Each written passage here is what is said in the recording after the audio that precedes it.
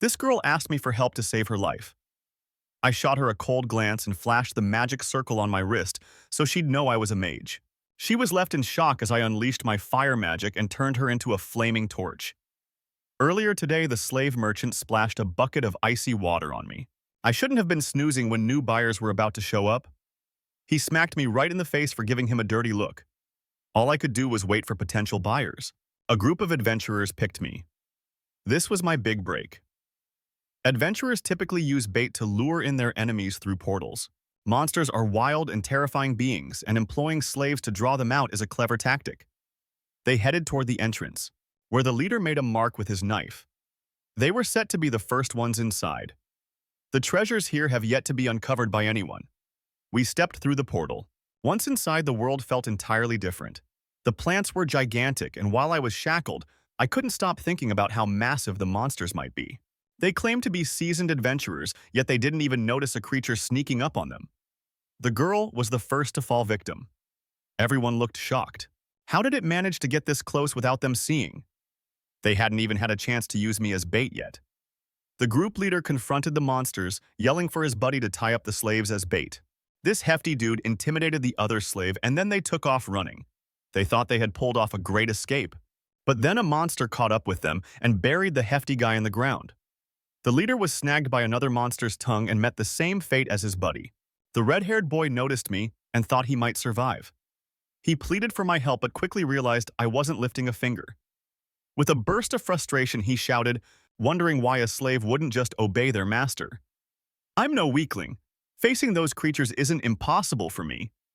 I snatched the mage's staff from one and the magic ring from another. Monsters swarmed me from every direction.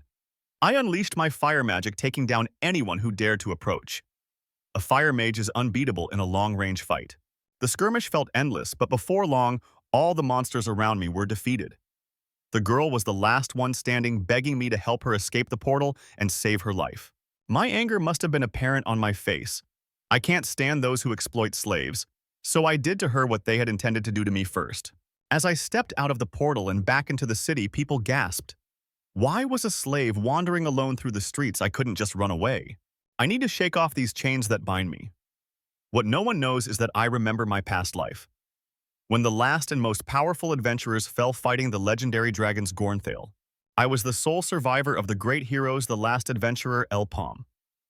I fought until my last breath, but even all my strength couldn't conquer that disaster alone. I trembled in frustration as I witnessed my allies perish. My girl was taken from me right before my eyes. This is beyond frustrating. Perhaps my hatred, as vast as the infinite universe, brought me back, as I surely should have died in that final strike. Yet, I woke up in that slave prison 6 years in the past. Soon word about me reached the Chief Lord Abbis. His staff member noted that the slave returned without a scratch, which was unusual since the bait typically takes the first hit. Abbis found this very peculiar. How did all the adventurers perish while he survived? People utilize this tactic to draw monsters, and if the group dies, the slave falls too. Besides, a slave remains a slave unless they pay off their debt or breathe their last. Then the man shared something else with Abbis. The slave possesses a magic circle. To Abbis, that sounded like a nightmare. Every slave harbors negative feelings toward the merchant union, so having someone like that freed poses a risk. The next part of the report made Abbis' jaw drop as the slave came to confirm his identity as an adventurer. Abbis leaped over the table when he learned Lord Raken himself was involved. If a bigwig shows interest in this slave, then this just got serious. After the employee left, Abbis pondered how things stand. Slaves are those who owe debts to the Gafoor market. If you don't pay your debt on time, you become a slave. That boy is a slave because his parents had a debt and sadly didn't pay it off before they succumbed to a disease. His parents purchased the black moss on credit. So when the merchant union hiked the prices several times, the debt piled up to 10,000 meso-ar currency. Elpom was accused of not settling his parents' debt and ended up working like a slave until he could pay off the hefty amount. Now a guy with plenty of reasons to loathe the Gafoor market finds himself here. Palm was sitting in the office ready to negotiate. He knew the man across from him was Abbis, Rakin's right-hand guy. The bearded man casually mentioned he was willing to switch the contract from slave to F-rank adventurer. Palm grinned, then said he believes he should be E-rank. Abbis countered that only the most seasoned individuals qualify for E rank. A slave has zero experience at all. Palm replied that in the past 3 years he had been baited countless times, and since the ultimate skill of an explorer is survival, his very existence speaks volumes. Not even Abbis could argue with that. As he looked at the boy, he felt a strange vibe. He then suggested a challenge. If Palm was willing to join a group for a portal that has a 5-person limit, which currently has 12 markers from groups that had entered and met their end there, Palm would prove his value. The following day, Palm met a group of 4 seasoned adventurers ready to take on the mission. The group's tank introduced himself and said all the others were tough as nails. Our main character had been a slave for a couple of years until his memories of a past life came rushing back. Therefore, to the group he was seen as naive and unseasoned. Their goal was to go through the portal and retrieve the belongings of the other 12 groups that had entered and perished. The reward depended on that. Inside, they felt the atmosphere was pretty gloomy. They figured it was better to set up camp first before venturing out, and being up in the trees was a smart move.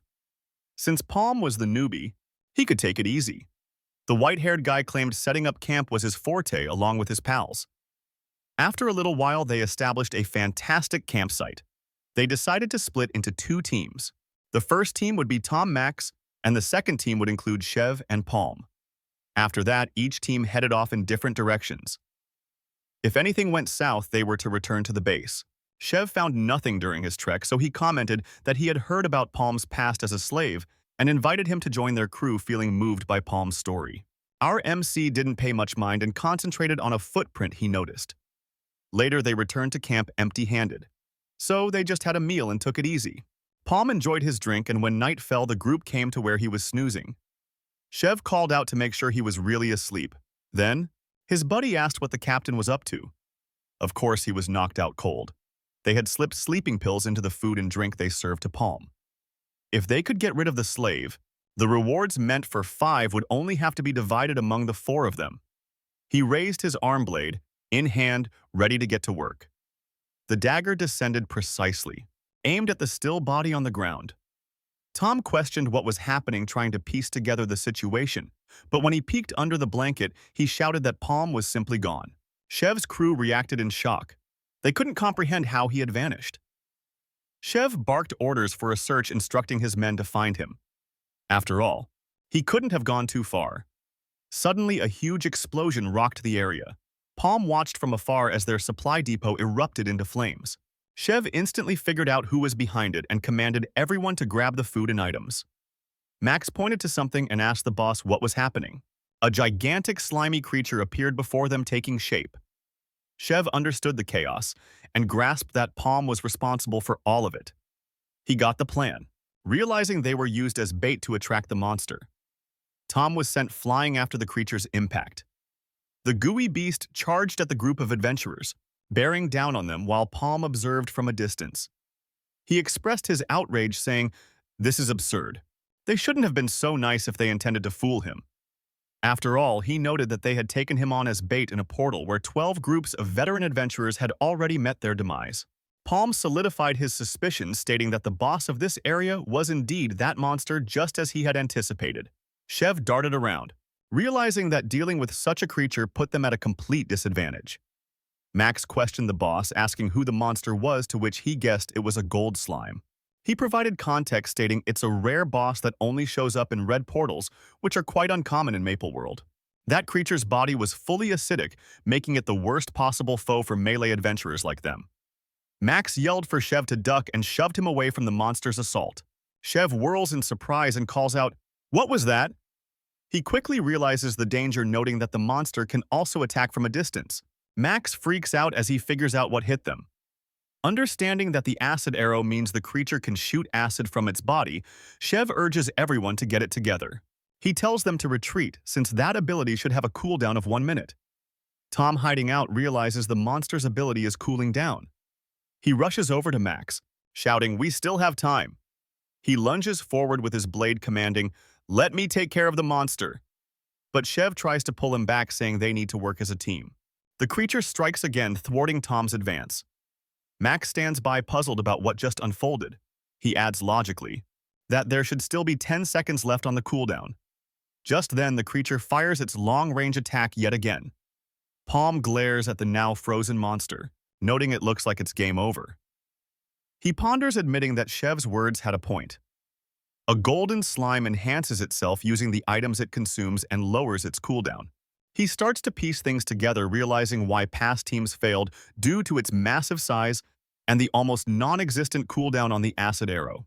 The creature has already grown to the level of a yellow portal, making it far too tough for a novice adventurer to handle. Palm is convinced that there are no more items left in the dungeon and calls the mission a flop. He flashes back to Abbis, who waved a scroll challenging him to prove himself. With a small smirk, he decides to move forward. The gooey creature swivels towards the newcomer, locking its focus onto him. The slime monster takes a direct hit, absorbing the full force of the attack. From a distance, Palm wonders if his direct hit did nothing due to its high resistance, sizing up the situation and thinking he'll need at least 5 more shots. But he brushes it aside, claiming it doesn't matter. With a grin, he resolves to prove everyone wrong by hitting the same spot again. No mistakes allowed. Taking on a challenge even a typical mage wouldn't consider. But he's not just any mage. He's the top telekinetic this world has ever seen, one of the titles he rocked in his past life. He launches a fire arrow straight at the creature. The monster quickly dodges, showing an impressive speed for its size. But he merely scoffs and sets up another shot. The projectile strikes its mark perfectly, creating a huge explosion. A core becomes visible at the center of its body, exposed. Palm leaps toward the vulnerable area, gearing up for the final strike and focusing all his might. But he remains unaware of the slime launching a counterstrike. Smiling, Palm prepares to unleash his attack. He lets fly the fire arrow and releases the shot. Then he pulls back the string, transforming the tip into a massive spear and flings it forward. Palm uses the momentum to grab onto a tree, keeping his gaze fixed on the target and tracking its movements. The monster disintegrates, its body falling apart. Smoke rises into the air, revealing an empty battlefield. Palm lands amidst the debris. Suddenly, he spots something coming his way. The monster's core glides effortlessly toward his outstretched hand. He grabs onto the item, his fingers curling around it. The absorption kicks in, energy rushing into him. Palm conjures a protective barrier, raising his defenses. In a different room, Palm sits at a table with a man and simply states, "I'm back." The man with the eye patch stares at him silently from across the table. He dryly remarks that Palm wasn't merely showing off. But Abbis asks why Palm returned alone and without the item. Palm explains that the group of newbie hunters tried to swipe his stuff. He recounts the events. Palm distanced himself to dodge them, but they ran into the boss and, needless to say, came to a tragic end. Abbis cautiously asks, "Did they fall to the monster?" Palm reveals the truth. It was a golden slime. The man quickly grasps that such creatures are no joke. All the items in the portal melted down. He seethes at the thought of the loss, admitting that the items borrowed from the merchant guild were destroyed, declaring it an unforgettable blow. But now the issue is that this guy came back alive. There are a few unwritten rules for portals, the first being the limited number of people allowed inside. The second rule says there are limits on entry based on how tough the challenge is and the circle level. Then the third rule mentions that you can only use the portal once, since it gets destroyed if someone manages to survive and leave. The man gets the picture, realizing the portal is already hopeless and only Palm managed to escape alive. Let's be honest. He concludes that no matter the excuse, the truth is Palm didn't succeed. Palm calls him impatient and insists he hasn't finished explaining yet. He tightens his fist and brings up the gold slime. The man with the eye patch stutters in disbelief before it dawns on him what went down. With a smile, Palm shares, "I devoured the monster's core." The man gasps in disbelief. He absorbed the gold slime's monostone and reached 2 circles. He boasts that it's proof enough, emphasizing his point. As Palm requests his promised E rank, Abbis interrupts him immediately, offering a D rank instead, leaving Palm utterly speechless. Abbis leans across the table and shouts, "I'll give you D rank, and if you work for me, you'll be treated like a C rank adventurer." Palm signs the contract, sealing the deal. Abbis thinks to himself that normally giving a C rank to someone not even at the first circle is quite a leap. After all, he recalls that adventurer ranks heavily depend on circles, which represent each person's power. Abbis wraps up his thoughts, concluding that this guy is anything but ordinary, since you can't just zoom up the circles by absorbing a mana stone. He remembers Palm's words, reflecting on when he said it was merely instinct for survival. Abbis smirks at the thought, imagining someone who barely became a first circle mage, completely crushing a second circle one. Now that's a clear sign of massive growth potential. With a greedy sparkle in his eye, Abbis decides he needs him. Palm senses the shift, realizing his treatment improved faster than he expected, and that the guy seems really eager. Meanwhile, a portal opens somewhere else, signaling that something exciting is about to happen. They prepare to take action. The first portal raid, consisting of 100 Red Rank members, is on the verge of starting. With that, the first significant event that Garmat's Merchant Union and the guilds have been eagerly anticipating is finally about to kick off. Palm reassures there's no problem, mentioning he's also in a rush and that it's smart to push their plans forward. He turns to Abbis and declares he needs a little help. Abbis responds, "Just say what you need." With an outstretched hand, Palm requests, "Lend me some cash." Abbis lights his cigar and ponders the request, thinking about the audacity, and concludes that this guy is really going beyond his limits. Some say the portal era started with the adventurers, but it was actually a trap set by the Black Mage who caused the loss of many lives in the portals and ruined Maple World's future prospects. After that, the remaining monsters got stronger, which is why they faced defeat. The doom of Maple World is looming in exactly 3 years. Abbis watches from the window as Palm leaves the grand building. Walking towards the exit, he pockets the cash, realizing that while it's not a lot, it's a decent start.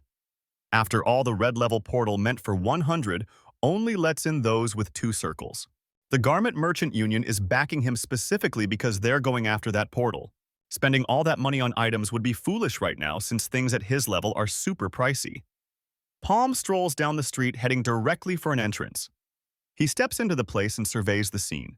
A man warmly greets Palm, welcoming him to the Lith slave market and offering to show him around. The seller casually asks what kind of companion he's after, like a mechanic or a warrior.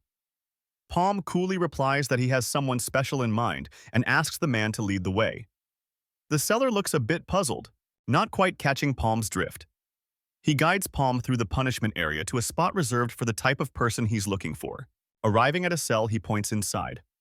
The man asks with some hesitation if the client truly wants that guy, and Palm simply confirms that yes, he's aware. Palm gazes at the prisoner chained to the wall, quietly observing him. He confirms his hunch. The chained man is exactly who he was searching for. In his past life, the death of a particular individual sped up the world's demise. That individual was the axe heroine Erin, and the one to blame was none other than the only apprentice she ever had. Debo, the hero killer, played a key role in the incident that signaled the beginning of the end, an astonishing display of might. With a fierce gaze, the prisoner asks, "You came for me." Then, in a bone-chilling tone, he tells Palm to scram. "I don't know, you just get lost."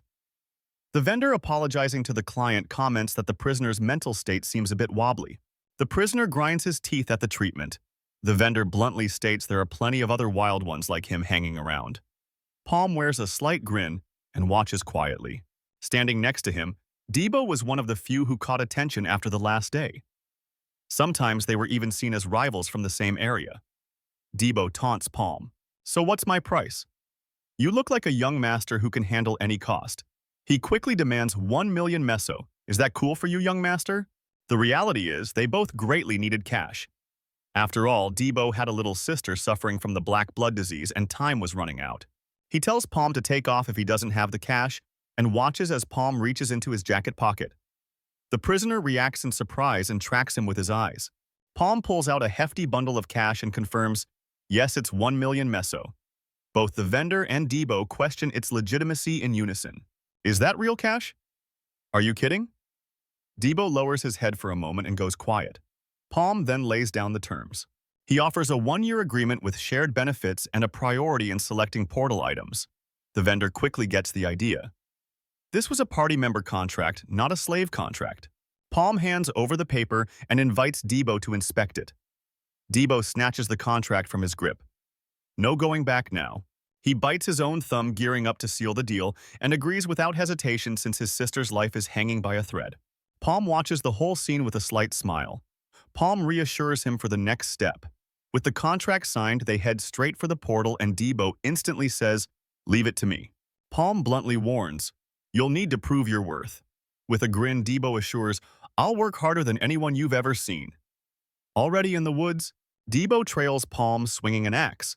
He calls out to his boss, "Thanks for the new weapon, but I'm more of a longsword kind of guy.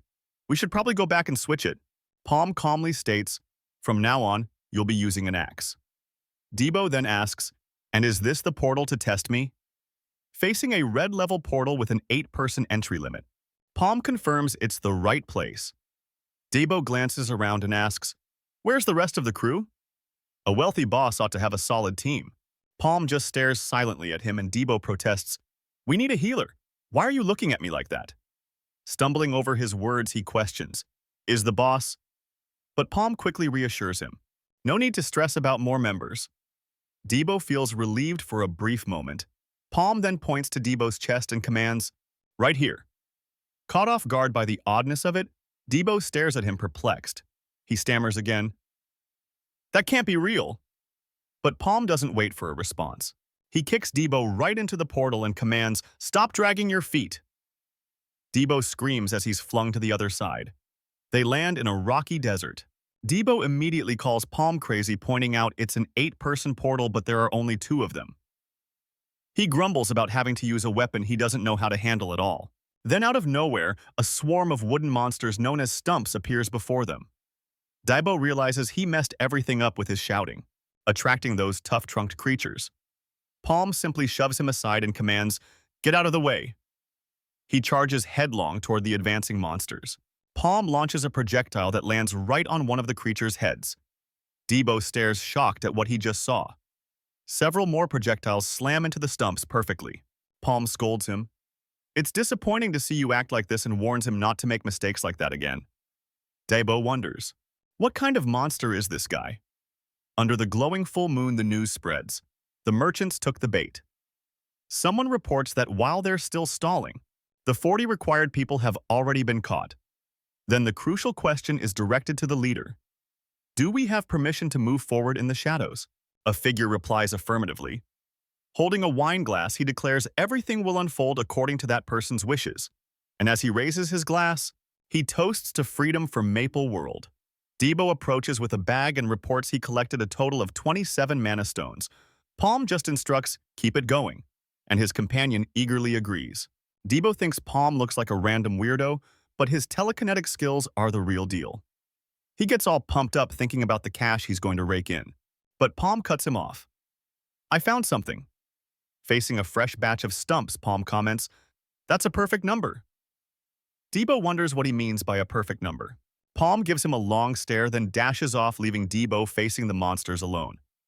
Debo starts to panic, realizing he's got to fight solo with a weapon he's totally unfamiliar with. He gets ready for battle against the incoming swarm. From afar, Palm watches Debo and how he handles the weapon. He knows his buddy will soon figure out that the axe is the thing that's going to up his game.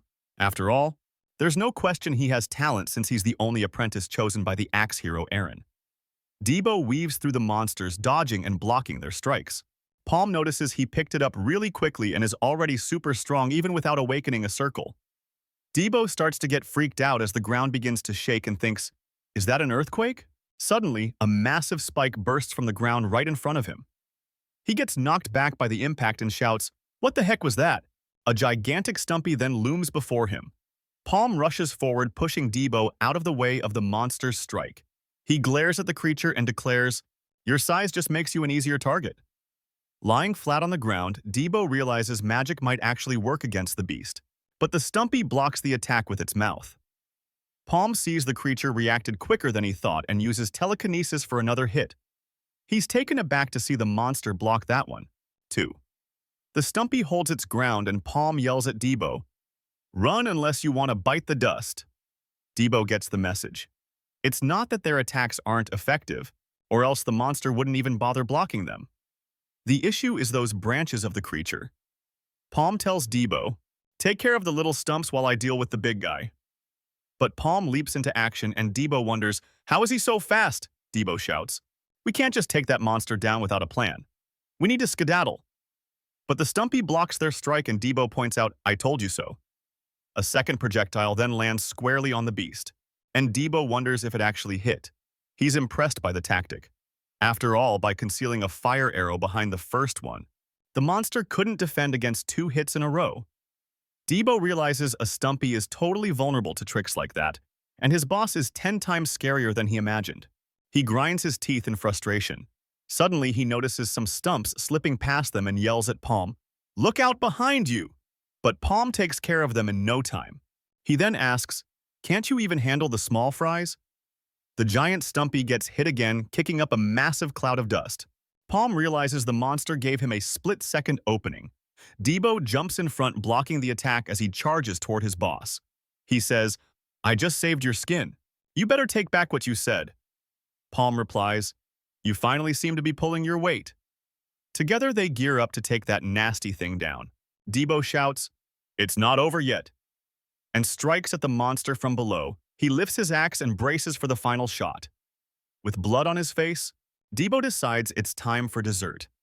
He charges in without a second thought, taking down the last few approaching stumps. As Debo prepares for his attack, the giant Stumpy readjusts and aims for him. Palm then unleashes a massive fiery spin attack, shooting flames right at the creature. The monster takes a direct hit, screeching in agony engulfed in flames. Worn out, Debo drops to his knees. Palm approaches and says, "Nice job." Debo replies right away, "You did great too." Then they walk past the creature's charred remains and keep on moving. As night blankets the city, everything falls into darkness. Sitting at the dinner table, a young woman thinks it's best to hurry and eat before heading to bed since it's getting late. She brings her hands together and says a prayer for her meal. Suddenly, she hears a knock at the door and spins around. When she opens it, she asks, "Who's there?" The young woman gazes at the figure in front of her, observing in silence. Soon she realizes who it is. It's her brother. He's holding a pouch of coins and announces, "I'm back." Then she hugs him and responds, "Welcome home." In another place, a small house sits quietly in the forest, cloaked in the shadows of night. Palm steps into the dwelling, gripping his staff firmly. He strolls past a picture on a piece of furniture and ventures deeper inside. Palm notices a body on the bed, lying still, but he doesn't show any feelings at all. Then Palm quietly steps back, leaving the forest house to go up in flames. Abbis catches on. This situation is bound to stir up some trouble. He needs to get the 100 gates under control or Sir Raken will take charge, and that'll be the end of it. All 10 of the major merchant unions have their sights set on clearing the portal because epic or even legendary items are almost guaranteed inside. But Abbas puts out his cigar in the ashtray and warns that it won't be an easy task. Not by a long shot. He lays it all out. The 3 Natasha sisters from the Goldrich Union are such a formidable trio that Gafor's second circle adventurers don't stand a chance against them. All the unions will send their top teams and the Gafor Merchant Union will be easily overrun by them. Abbis holds up a poster with Palm's face and admits to himself. He feels a bit unsure and for good reason. Suddenly, the office door flies open and Abbis barks. "Who dares to enter without knocking?" He spins sharply in his chair and faces the figure who just walked in. Abbis recognizes the newcomer right away. It's Sir Raken, already seated. Raken asks if the list of groups to clear the portal is prepared, then inquires, "What do you think about that little buddy of yours from last time?" Abbis explains that Palm has his reasons, but Raken interrupts him. The demise of Shev's whole crew is what makes him skeptical, and he won't budge on that. Raken motions with his hand and suggests Abbis needs to put him to the test again. He quickly mentions a perfect spot for that, advising that to be practical, Abbis should round up all the groups he's considering. With a grin, Raken adds, "This time we'll have plenty of witnesses." Down by the portal, Debo arrives with a partner and states the obvious. Way too many folks are showing up. A stranger walks over and asks, "You guys are the 5th group, right?" The leader of the front group takes a good look and comments, "There are 2 guys over there with a background of servitude." Other adventurers are already whispering that the duo isn't very friendly. But one of them snaps back. It's typical for seasoned groups to think like that. It's the way of the jungle. Palm feels the vibe and understands. Everyone here is a real pro. They don't need bait. Quite different from Shev's crew. An adventurer scans the clearing and shouts, "That's it! Everyone's here." Abbis introduces himself and gets right to the point.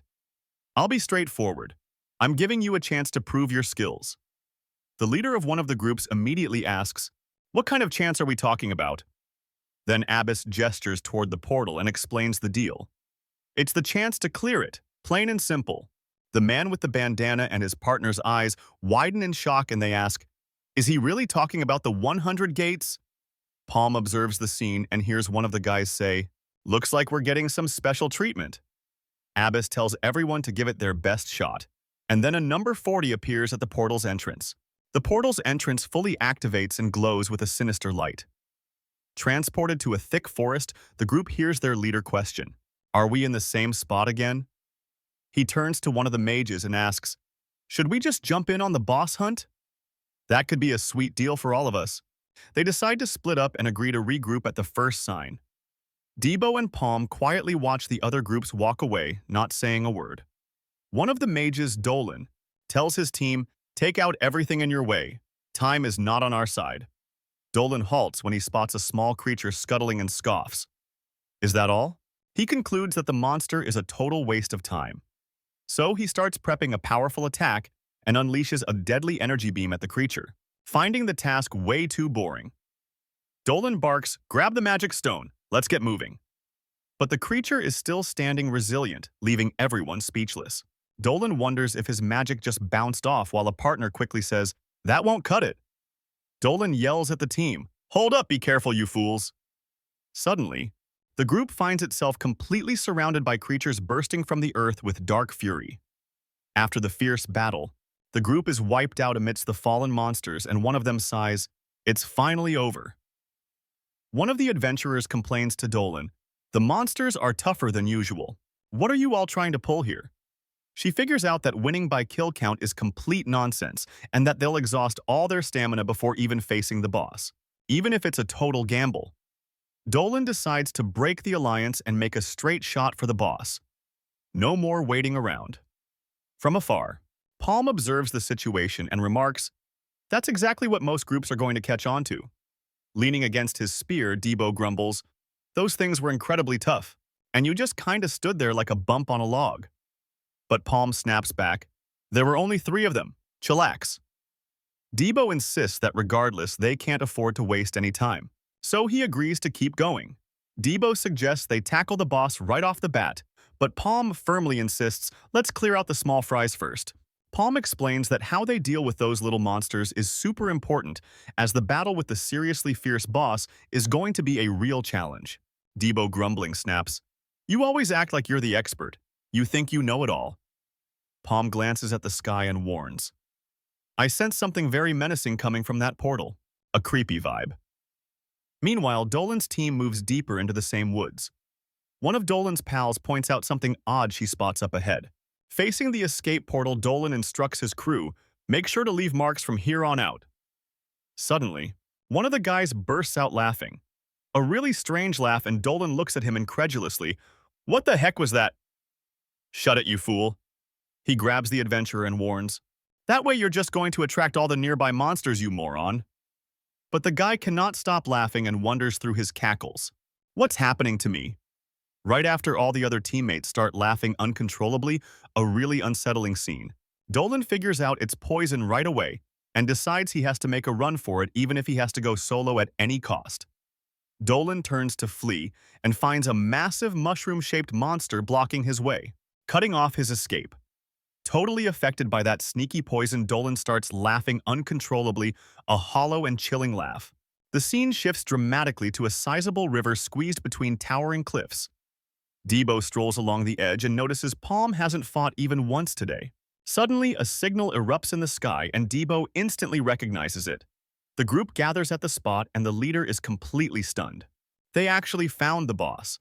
Only then does he realize one of the groups is absent. Even so, he decides to start explaining. After all, everyone else seems to have already shown up. An adventurer warns that the wizard Dolan's group still hasn't arrived, but the leader cuts her off. No reason to hang around. So he announces to all that they found the boss. And the moment they ran into it, they saw Dolan's group getting absolutely annihilated by the poisonous mushroom of madness. Stunned, the adventurers' eyes widen just from hearing the monster's name. The adventurers quickly understand they need to give up on the boss hunt and look for the escape portal. But Debo turns to Palm and asks if the monster is really that dangerous. Palm gets right to it. "This is the worst kind of boss we could encounter in a dungeon at our level." "Can you hear it, Debo?" He calmly explains that because of the spores, they must stick to ranged attacks. But here's the catch. That won't do any damage since the monster is super resistant and really fast. The leader then drops a bombshell. Unfortunately, the boss is smack dab in the way of the escape portal, making it impossible to leave without facing it. Debo immediately starts boasting, claiming the monster is nothing and he can go wild with his unstoppable fire arrow. But Palm tells him to be quiet right away. Annoyed Debo gives back talk, but Palm warns, "We're toast if we jump into this without a plan." Then he firmly asks, "Why do you think your fire arrow wouldn't even touch the monster?" Palm explains that even the little mushrooms around that portal are super tough, so it's safe to say the boss is a tank as well.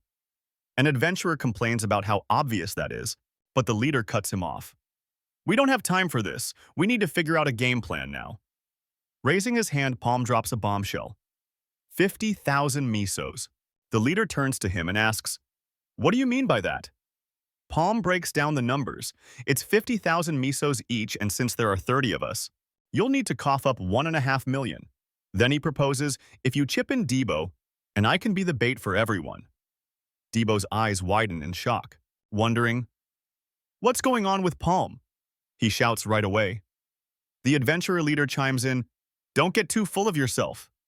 He keeps explaining, saying that this boss isn't an easy catch and Palm shouldn't think his sneaky tricks will always work. If you don't manage to get its attention, everyone's in trouble because slaves just get in the way in higher-level portals. Plus, he points at Debo, teasing, "What can a two-circle adventurer and a slave who doesn't even look fully awakened do?" Huh? Debo, annoyed by the guy's bragging, thinks, "This fool is looking for a fight and I'm not about to be the bait." Palm asks, "So what's your genius plan then? Because if you had a way to deal with the boss, you wouldn't have fired that flare, right?" Palm makes it clear that their group has 1 second circle and 1 first circle, causing Debo to look at his own hand and wonder, since when did that happen? In disbelief, the adventurer leader asks, "Doesn't your group only have 1 or 2 second circles?" But before he can finish, one of the adventurers interrupts, saying, "Wait a minute." Ready to negotiate, she offers to pay if they really act as bait, but admits they don't have all the cash right now. Palm replies, "No worries, you can settle up once we're out, and if we don't make it, treat that as a sacrifice." But he adds a condition. Everyone present needs to agree. So Palm commands, "Decide now." Near the escape portal, the mushroom boss with an ominous aura feeds on the fallen adventurers' bodies. A fierce attack hits the monster squarely. Palm instructs Debo to move the instant the boss notices them. And Debo complains, "Why do we have to do this?" The boss whips around with lightning speed toward them, leaving Debo's eyes wide with shock. The adventurer yells, "Everyone run and activate the portal before the bait gets eaten." The rest of the group bolts towards the escape portal like a whirlwind. Debo runs straight into a pack of smaller monsters that spring up to attack him, shouting that they don't seem so easy to take down. He quickly readies an attack and warns the monsters, "Back off." He then unleashes a powerful explosive slashing attack that wipes out all the creatures surrounding him. But the mushroom boss suddenly appears right behind him, ready for a fight. From a distance, Palm shoots a fire arrow to hold back the advancing smaller monsters. Then he hits the boss again with another arrow. Debo steps in front of Palm and shouts, "The monster is closing in on us." Palm then yells for him to jump, and together they take an incredible leap off the cliff. The massive monster doesn't hesitate and leaps right after them in a furious pursuit. In midair, Debo turns to the beast and gives it the finger. Palm's attack strikes the boss perfectly, causing a huge explosion as the three of them plummet downward. The fall continues, and they head straight for the river winding below between the cliffs. Debo resurfaces from the water, cursing that pesky mushroom almost took him out. Then he turns and asks what that thing's deal is. While wringing out his clothes, Palm bluntly explains, "That's the boss, and we need to prepare better if we want to take it down." Debo watches silently. He questions the situation, filled with doubt. "Are you serious that we're actually going to kill this thing?" Palm confirms he heard him right. Then Debo bursts out yelling, "Are you joking? Don't you remember the plan was just to act as bait and bounce?" He continues to rant, saying the bait part is done, so it's time to skedaddle. Even the fire arrows didn't seem to work. But Palm explains, "The circumstances have shifted. The competition is out, so now we're free bait and might even score a bonus. What's the issue? Are you backing out of the deal?" Debo quickly denies it, but insists that Palm still owes him a bonus for this. Palm simply agrees. Debo then asks how they're supposed to take the creature down since neither melee nor ranged attacks worked, and he certainly doesn't want to throw his life away. He insists, is there at least some way? Meanwhile, outside Abbis and Rakan keep an eye on the portal. The adventurers start coming out and they wonder, wasn't that a bit too quick for a portal with 40 people? Abbis approaches one adventurer and hears the chilling update. They failed. The man explains that Dolan's group was wiped out and Palm is still inside, serving as bait for them to escape. The adventurer concludes, his voice cracking, that it's impossible to defeat the portal boss with just their group. Abbis just stares at him without saying a word. The woman defends her actions, explaining that the boss was that infamous poisonous mushroom of madness and there was absolutely nothing they could do about it. But Abbis interrupts her, accusing him of running away like a scaredy cat.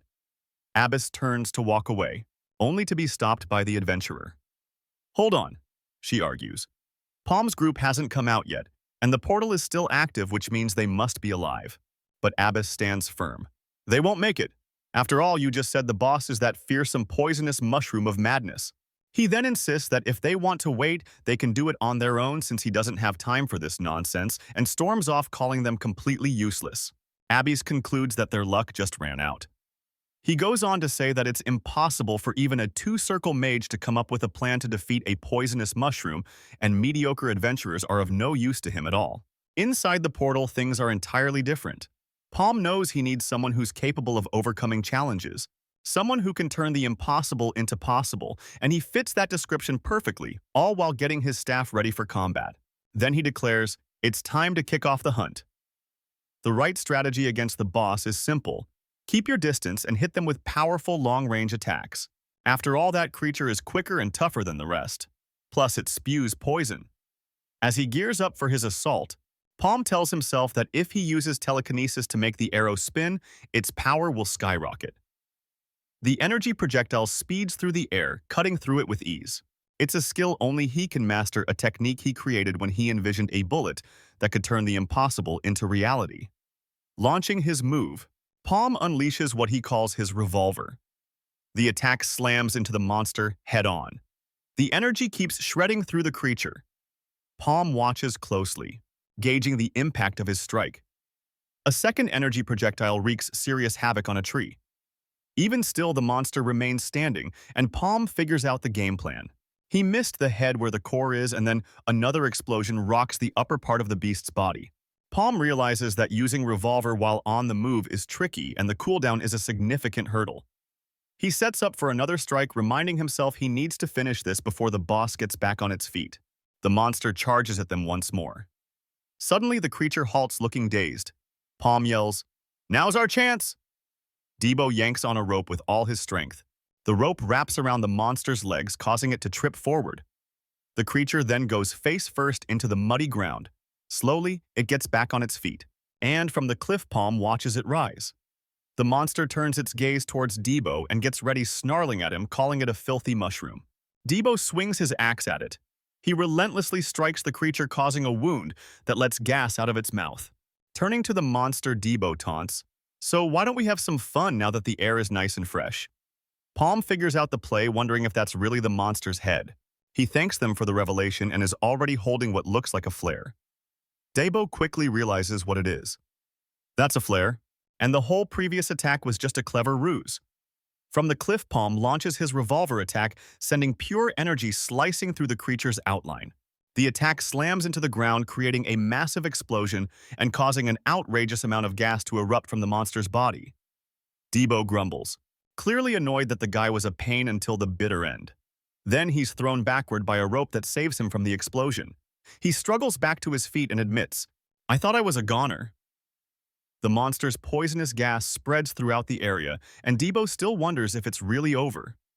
Palm assures him, it's definitely over. And Palm even gives a nod to Debo. "You did great." He states they'll grab the mana stone as soon as the poison clears, but he fails to notice the monster approaching. Palm quickly tries to spin around to face this new threat, and the poison starts to fade from the creature's body. But then, a small sphere of energy bursts forth from the creature's remains. In the midst of all the chaos, Debo can't help but smile. Meanwhile, back at the office, Raken bursts into laughter and immediately asks Abbis, "So did you come back empty-handed?" He adds that his buddy's temper hasn't changed a bit. Abbis expresses his regret about what went down and mentions that the Cygnus Knights should have handled it. Just then there's a knock at the door and Abbis, feeling annoyed, shouts for them to scram since he had given clear orders not to be interrupted. The door swings open without ceremony and a voice chimes in. "I'm coming in." Abbis, fuming, asks, "Who in the world is it?" He quickly turns to see who is barging in. Standing at the entrance is Palm, who straightforwardly declares, "I'm back." Rakan, observing the drama, can't help but grin and says, "This just got interesting."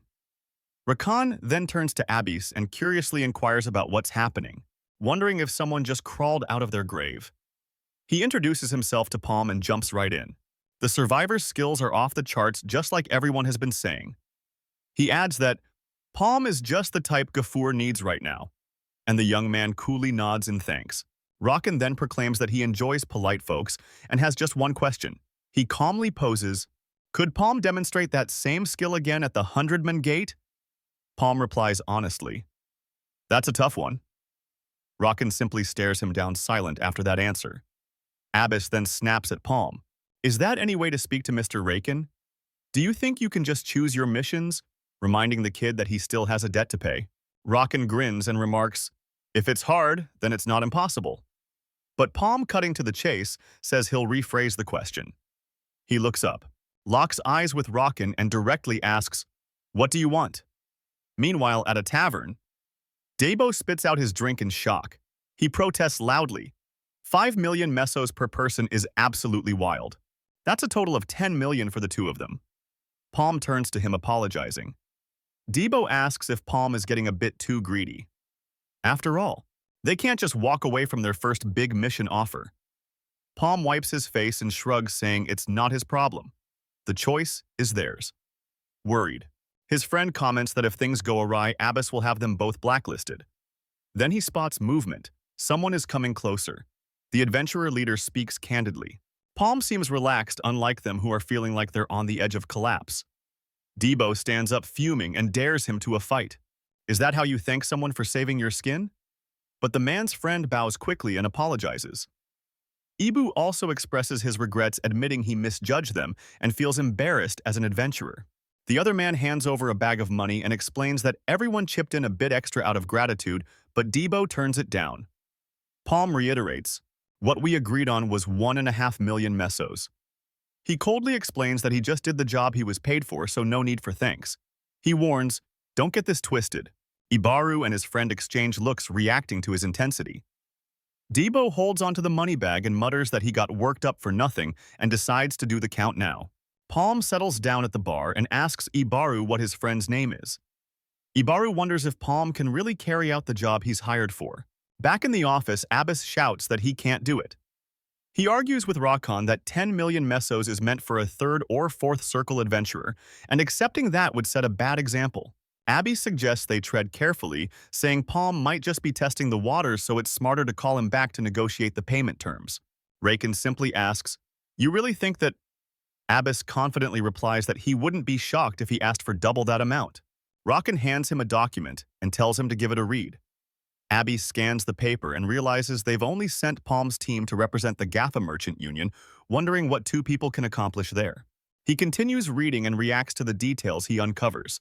Shocked, he exclaims, "Is that for real?" Rakan clarifies that he paid a hefty price for that information and would be in big trouble if it wasn't true. The document mentions the name Dark Lord Jin, and Abbis understands the implications. They are dealing with unbelievable danger.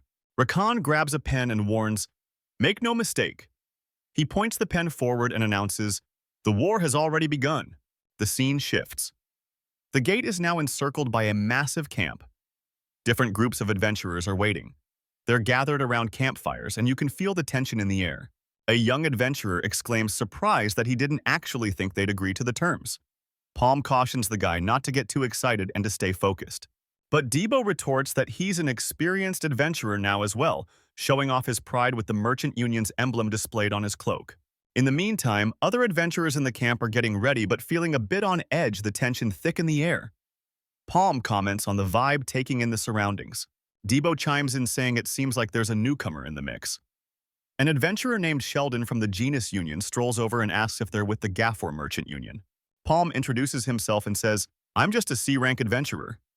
Sheldon looks shocked and replies, mentioning he thought only 2 circle adventurers were allowed in because of the restrictions. Still in disbelief, he can't fathom how a C-ranker even made it through the portal. It just doesn't add up. A blonde woman approaches the crew and tells the guy to give them a little breathing room. She firmly states she has business to discuss with that person. Sheldon steps back, feeling annoyed that he wasted his time as the woman and her crew inch closer to Palm. In a flashback, Palm witnesses a scene unfold in an office. Inside, he questions, "Why do I have to do this?"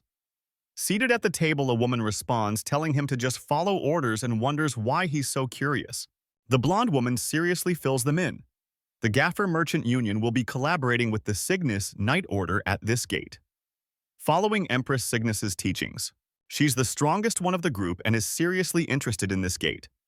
Abbis reveals the situation. The quota for the gate is already filled. So they've decided to team up with the Knights, and even though they're just trainees, the chance of success is looking good.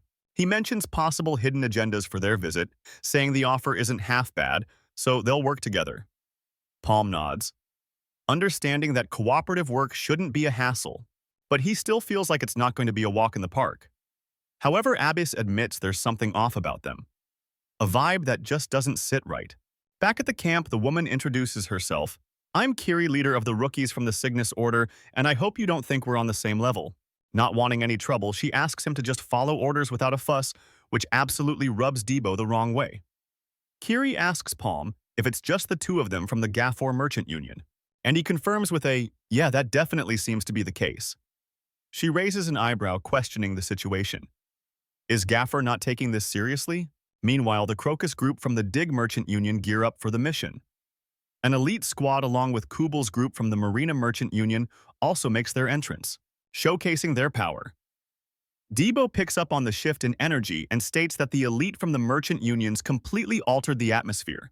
Suddenly, the entrance of a new group steals everyone's focus. There's quite the impact. It's the 3 Natasha sisters from the Goldrich Merchant Union. One of the Natasha sisters strides forward, proudly displaying the Goldrich Merchant Union emblem, their powerful aura unmistakable. Kiri eyes the trio and remarks that they're all just for show, full of themselves. Then a red-haired guy steps up and positions himself to speak to everyone present. He introduces himself as Longro, explaining they're part of the invasion guard assigned to help everyone exit the gate. Longro chooses to go over the rules one more time, just as a refresher, even though everyone already knows them. Clarifying the terms, Longro states that the legendary item belongs to the merchant unions, not to whoever finds it, but everyone will be compensated per their agreement, no exceptions. He warns the group, stating that if anyone gets caught trying to swipe an item, they won't just face their B-rank adventurer group. It's about to get a whole lot worse. Debo spots a mark on one of the men's arms and asks, "Does that signify 5 circles?" He glances at the rest of the group and wonders if they're all that powerful, unbelievable. Longro wraps up the warnings and gives everyone the green light to enter the gate. Kiri turns to Palm and tells him to stick close because she'll be leading the way. She declares, "We will be the champions." Debo quietly wonders what Kiri's deal is and if Palm really needs to team up with someone like her. Palm just looks straight ahead and says, "It's finally begun." Spotting the number 100 at the entrance, he realizes that all his efforts have led him to this gate. 1. He didn't conquer in his past life, but absolutely needs to prevail over this time.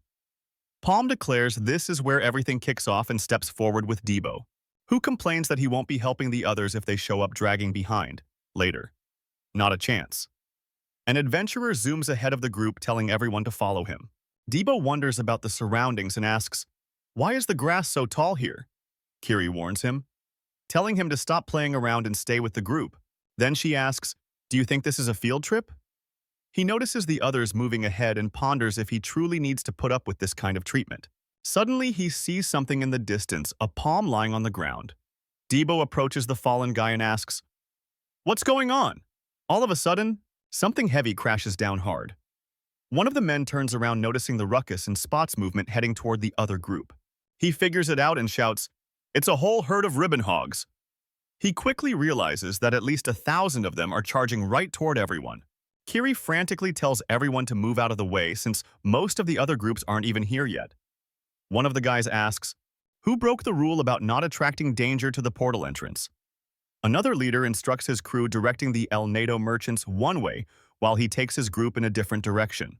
The creatures create a chaotic path of destruction. Kiri decides it's time to act, thinking of luring the monsters to a place that has some obstacles. But one of her men warns her of a problem. She reacts in surprise, finding out that the Gaffer Merchant Syndicate crew seems to have disappeared. Debo says they can chill now, asking Palm, "How did you know the ribbon hogs would get stirred up?" Palm casually explains that based on his experience, tons of herds of beasts roam across plains like this. An info sheet describes ribbon hogs as 2-meter-tall monsters with fierce personalities that act in huge groups. He adds that the merchant groups could handle the creatures but would probably dodge a fight to save energy. Since no one knows what kind of monster they'll face, he states that it's impossible to complete the portal just by taking down ribbon hogs. Palm remembers when the last attack at the Sleepywood Gate was a total disaster, with all the adventurers meeting their end. Debo comes up and asks, "What's got you so deep in thought?" Just then, a rope snags Palm's foot and Debo instantly looks down. Next, a giant log trap is triggered, launching both of them into the air as Debo exclaims, "What's happening?" The trap reveals its massive size, a colossal contraption. Palm manages to catch Debo, wondering who could possibly pull off such a thing. A sword appears, slicing through the trap's rope, and a bald man lands with a thud. He demolishes the wooden structure with a single blow, showcasing his incredible strength. The newcomer remarks, "That trap's pretty silly." Then his companion reminds him, "That must have been the last of them." The bald guy named Babel cautions Crocus not to drop his guard. Crocus remains quiet, arms crossed. He comments on the trap's design, noting they imitate human tactics, which means they're dealing with clever enemies. He concludes they're ogres, tough foes comparable to a red portal boss. Crocus acknowledges the seriousness of the situation, declaring this indicates the portal's difficulty. Without someone of his caliber around, everyone would have been history. He decides to take advantage of the moment and commands, "Follow me." While moving, he warns his buddy to stay alert and leave nothing behind. Crocus looks back only to find his ally taken out. In an instant, two more comrades meet the same fate in one swift move. With no chance to escape, someone else swoops in and finishes off Crocus. A man shows up, calling him a fool for acting like he knew everything. He explains the scheme, saying they use the ribbon pigs to distract people entering the portal. Relaxing on a rock, another person jumps in, saying the plan worked, and now's the perfect time to strike. This same guy finds it all irritable and mutters. As he stands up, he tells the Natasha sisters that time's nearly up, so they need to get going. The Natasha sisters stay silent, frozen by the whole situation. The older guy fills them in on their predicament, saying there's no use trying to move since his magic will keep them stuck for 30 minutes. The woman then asks, "Why are you doing this?" He is impressed, commenting on her ability to talk even under his magic's influence, just as expected from Anaria. He prioritizes, stating he'll deal with her first, considering her the most dangerous of the group. The other two sisters watch the scene unfold. Crouching beside the warrior's body, he reflects, "That's a tough question to answer." Suddenly, he lifts his gaze and scowls at the group. He points his staff at them and asks, "Maybe this will help you get it." With a grin, he announces, "All of this is for the Dark Mage Lord." One of the sisters observes his actions and watches as he conjures a fire arrow. The attack hits her squarely. Her body collapses and he remains unfazed. He soon remarks that it feels like this will never end. He shuts his eyes and says he just wanted a quick break. In a flashback, a lord calls for William and he steps forward. The lord explains that they've been lurking in the shadows for way too long, growing and expanding their power for this very moment. He proclaims this the peak of their efforts and declares it's finally time to enjoy the fruits of all their hard work.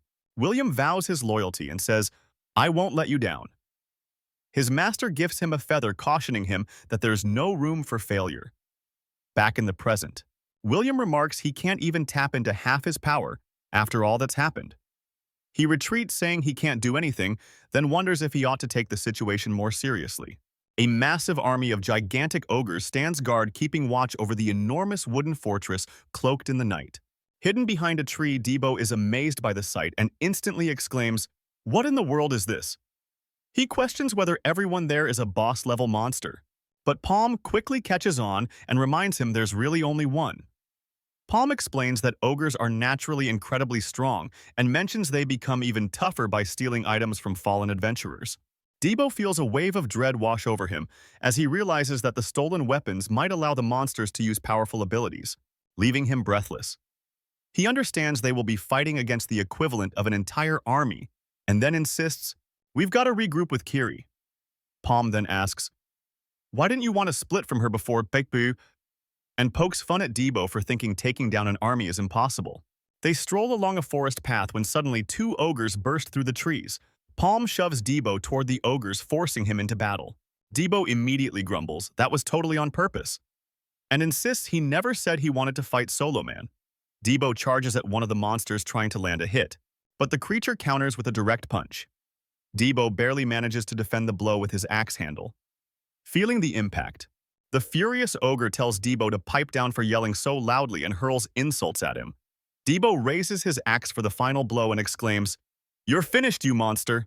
But the ogre dodges the strike with surprising agility and sidesteps. Debo catches on and intercepts the monster midair with a powerful swing of his axe, ruthlessly preventing its escape. He pours all his strength into holding the creature and indignantly questions, "Damn it, why won't this thing just die already?" But the creature simply bites the blade, and Debo stares at this unexpected turn of events. Surprised, Debo leaps and delivers a mighty overhead attack on the second ogre. The second monster simply drops lifeless to the ground, done, and offering no more resistance. Debo turns to Palm and comments, "I thought you were going to help out, man." Palm remarks that now Debo realizes monsters aren't invincible, but Debo shoots back that it only makes him question the whole mission even more. Suddenly, Debo jerks his head around. Something odd catches his attention. He discovers several dead knights littered like trash across the forest and immediately wonders, "What on earth is this?" Debo recognizes the bodies. They're from the Cygnus Knights, and then wonders, "What the hell happened here?" But one of the knights is still alive on the ground. Debo calls out to Palm and points to the survivor. Palm watches the injured man resting against the tree and questions, "Is he really a survivor?" Palm approaches and asks the knight what happened, wanting to know, "Were you attacked by an ogre?" The knight weakly denies it and explains it wasn't an ogre, it was an assassin. Meanwhile, in a room, Abbis reflects on the chaotic situation. He concludes that it makes no sense and tries to clear his mind. Assassins are individuals who invade portals to wreak havoc on other adventurers, and the intel indicates that the evidence vanishes with the portal. Abbis believes it would be a fight with no winners in this scenario. They'd exhaust a lot of energy and still raise suspicions from the outside. He figures that a mercantile union wouldn't take such a dangerous risk, so he suspects there's another player in this game who has something to gain. Back in the forest, Debo turns to Palm and calls him boss.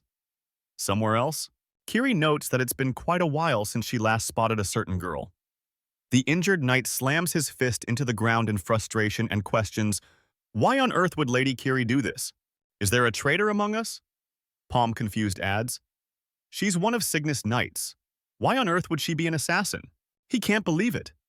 Debo agrees it's hard to accept and realizes that her orders at the portal entrance now seem to be part of some shady plot. The knight catches his breath and reveals that before she finished her task, she revealed her true identity. She claimed to be a follower of the ominous Black Mage, making her dark intentions clear. Debo reacts with shock, asking, "Black Mage? Did I just hear that right?" The ancient legend rushes back to him. 800 years ago, a powerful and evil entity known as the Black Mage threatened the entire world. 6 heroes banded together in a huge effort to take him down, facing an epic battle and trapping both him and his dark horde. With the Black Mage's minions thrown into utter chaos, the Allied forces launched a relentless assault, wiping out all his followers. Debo comments, "Any resident of Maple World knows that man." He thinks it's hard to believe she could be a follower. Palm, deciding they can't waste time worrying about ogres, insists they need to pursue her immediately. He then asks the knight, "So are you coming with us?" and warns, "Be ready for some serious payback when we catch her." The knight instantly replies, "That's exactly what I'm after," accepting the challenge without a second thought. Meanwhile, Kiri dashes across the rocky landscape, skimming the ground. She reaches a clearing and spots William, who greets her calmly. "I was expecting you, Lady Kiri." Beside him, a white-haired woman silently watches everything as William speaks to Lady Kiri. William deduces she took care of the ribbon pigs and states that now that everyone is scattered, the plan can move forward. He asks, "Did you receive the present we sent?" and tries to bait her into a response, but Kiri remains silent. Holding her sword with confidence, she simply asks, "Who the heck are you guys?" Back in the forest, Debo assists the injured knight, who reassures him that Palm will track her down in no time. The knight clutches a dagger and announces, "This is great." Kiri steadily advances, clashing swords with an assassin. William observes the duel and praises the amazing performance of the Cygnus Knight's captain. He then wonders how much longer she can sustain the fight, noticing every move. Kiri gears up for her attack and declares it's time for the rising sun. An assassin leaps at her, proclaiming, "It's your time to go." But Kiri unleashes her solar strike, sending the enemy flying. She demands, "Reveal your purpose if you want to avoid meeting your end right here." Kiri stands her ground, and an irritated William shouts orders to his men, "Get in there and take her out." A group of assassins charge at her, yelling, "Time to die." Kiri keeps battling, but then she sees someone unexpectedly take down one of their foes. William is taken aback by the sight. Kiri turns to confront her next opponent. Meanwhile, Debo remains with his back to the action. He aids the wounded knight, assuring him that the boss will find him soon, but the knight pulls out a dagger and asks Debo, "Please tell Kiri I said hi when you find her." Then in the scuffle, his hand gets severed. Flung aside, the knight asks, "What just happened?" Palm watches him on the ground, nursing his injured hand, staying alert. Debo turns to Palm and asks, "What's going on?" Palm simply states it went just as he imagined and keeps his composure. He looks at the knight and points, "Your lie was weak." The knight apologizes and tries to defend himself, but Palm insists he doesn't trust anyone, and that's that. From a distance, William observes Debo and Kiri together and feels something's off. He contemplates the unexpected guest's appearance and tries to figure out their angle. Then he hears his ally recognize the kid from Gaffer's Merchant Union, and William responds, "I'm already aware." He confronts Pitten and says, "You messed up. Was it a blunder to give you another shot at losing Kiri?" Kiri glares at them and remarks that since they seem strong, it's time for the elite to join the fray. William's group charges forward to attack and springs into action. Kiri warns Debo, "Keep an eye on these guys," and he replies, "It's time for the elite to step in." William's group charges forward to attack, springing into action. Kiri warns Debo, "Keep your eyes open for these guys," he replies. "I know," Debo says with a grin. "They're total pervs." Kiri chimes in, "What do you mean by that?" As William rushes ahead with his crew, he proclaims, "Let's wrap this up quickly." Kiri nudges Debo, encouraging him to take on at least one of them. She gears up, but Debo cautions her, "Keep your guard up." Debo lunges at one of the foes with a wild swing, charging in fiercely, but Sheldon steps in, blocking the axe mid-strike. Debo readies for an attack, aiming to pierce, and shouts, "Your opponent won't last much longer." But suddenly he's interrupted by something flying through the air and turns to see what's up. One of the enemies releases an arrow from her crossbow, pinning him down. An assassin sneaks up from behind, making him curse both of them as scoundrels. Hit straight on by a stronger charge, Debo stumbles back. Debo kneels down, muttering that the cut wasn't deep enough. The assassin closes in, stating, "I'll put you out of your misery right now." He jumps into the air for an attack, but Kiri intercepts him just in time and asks her ally, "What do you think you're doing?" One of the guys is shocked by the sudden intervention and tries to react, only to find Debo sneaking up behind him. Debo tells Kiri to chill and says he was just toying with their enemy. He then strikes the man, sending him flying with his axe. Another opponent calls him a jerk, and Debo prepares for the incoming attack. He dodges skillfully and stays sharp. With a swift slash, Debo takes down the enemy in one fell swoop. One of the knights watching the fray wonders, how can he be this tough? He shakes his head, clearly let down by his fallen comrade's floundering performance. Kiri slams Sheldon down with a single blow, standing her ground. She glares at him, asking, "Is this what you call elite?" The knight watches, muttering curses under his breath. Taking a deep breath, William decides he needs to jump into the fight. He readies his staff and declares, "You've wasted enough of my time." Debo looks up just as a fire arrow comes flying in. A giant arrow hurtles toward him, slicing through the air. He realizes the attack is faster than the boss's, narrowing his eyes. The arrow hits the ground, creating a massive explosion. William scoffs, "My fire arrow's on a whole different level. There's no way anyone could dodge it." Palm jumps through the flames, landing right in front of Debo. William glares at him, asking, "Who the heck are you?" Palm points at them and steps forward. Palm tells them to hold that thought and warns, "We've got more guests." A gigantic beast bursts from the trees, charging toward William's crew. The two men instantly jump back at the sight of the monster. A whole herd of ribbon pigs comes charging in, swarming the battlefield. William stood there staring at the gigantic creature left in the wake of that battle. He thought that thing was such a nuisance, and the other guys just bolted after tossing it at the squad. Gerald approached, immediately apologizing to Sir William. One of his men reported he was just wrapping up over there. William said there wasn't time to regroup, so the orders were clear. They were going after them.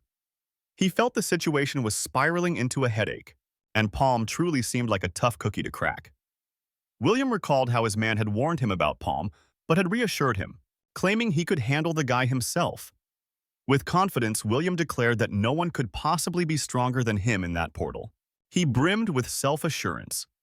Kiri asked if Palm had gotten a good look at the enemies in the end, and Palm cautioned her to be careful because those guys wouldn't go down easily. Debo was curious why Palm hadn't taken out the enemies earlier when he had the chance. Debo pieced together Palm's strategy and was shocked to learn the enemy was stronger than him. Palm remembered the foe's fire arrow, and the scene replayed in his mind. He explained that his own fire arrow had barely managed to redirect the attack and didn't even really faze him. Debo wouldn't believe it, saying the guy couldn't be stronger than the boss, and told Palm to stop joking around. Debo asked if they really just ran off, and Palm confirmed. Palm showed Debo a ring, who just stared confused about what was going on. He revealed that the circle on his arm had reached its limit, and that really stressed him out. Palm elaborated that being at the top of the second circle, they should be at least equal to or even tougher than the opponent.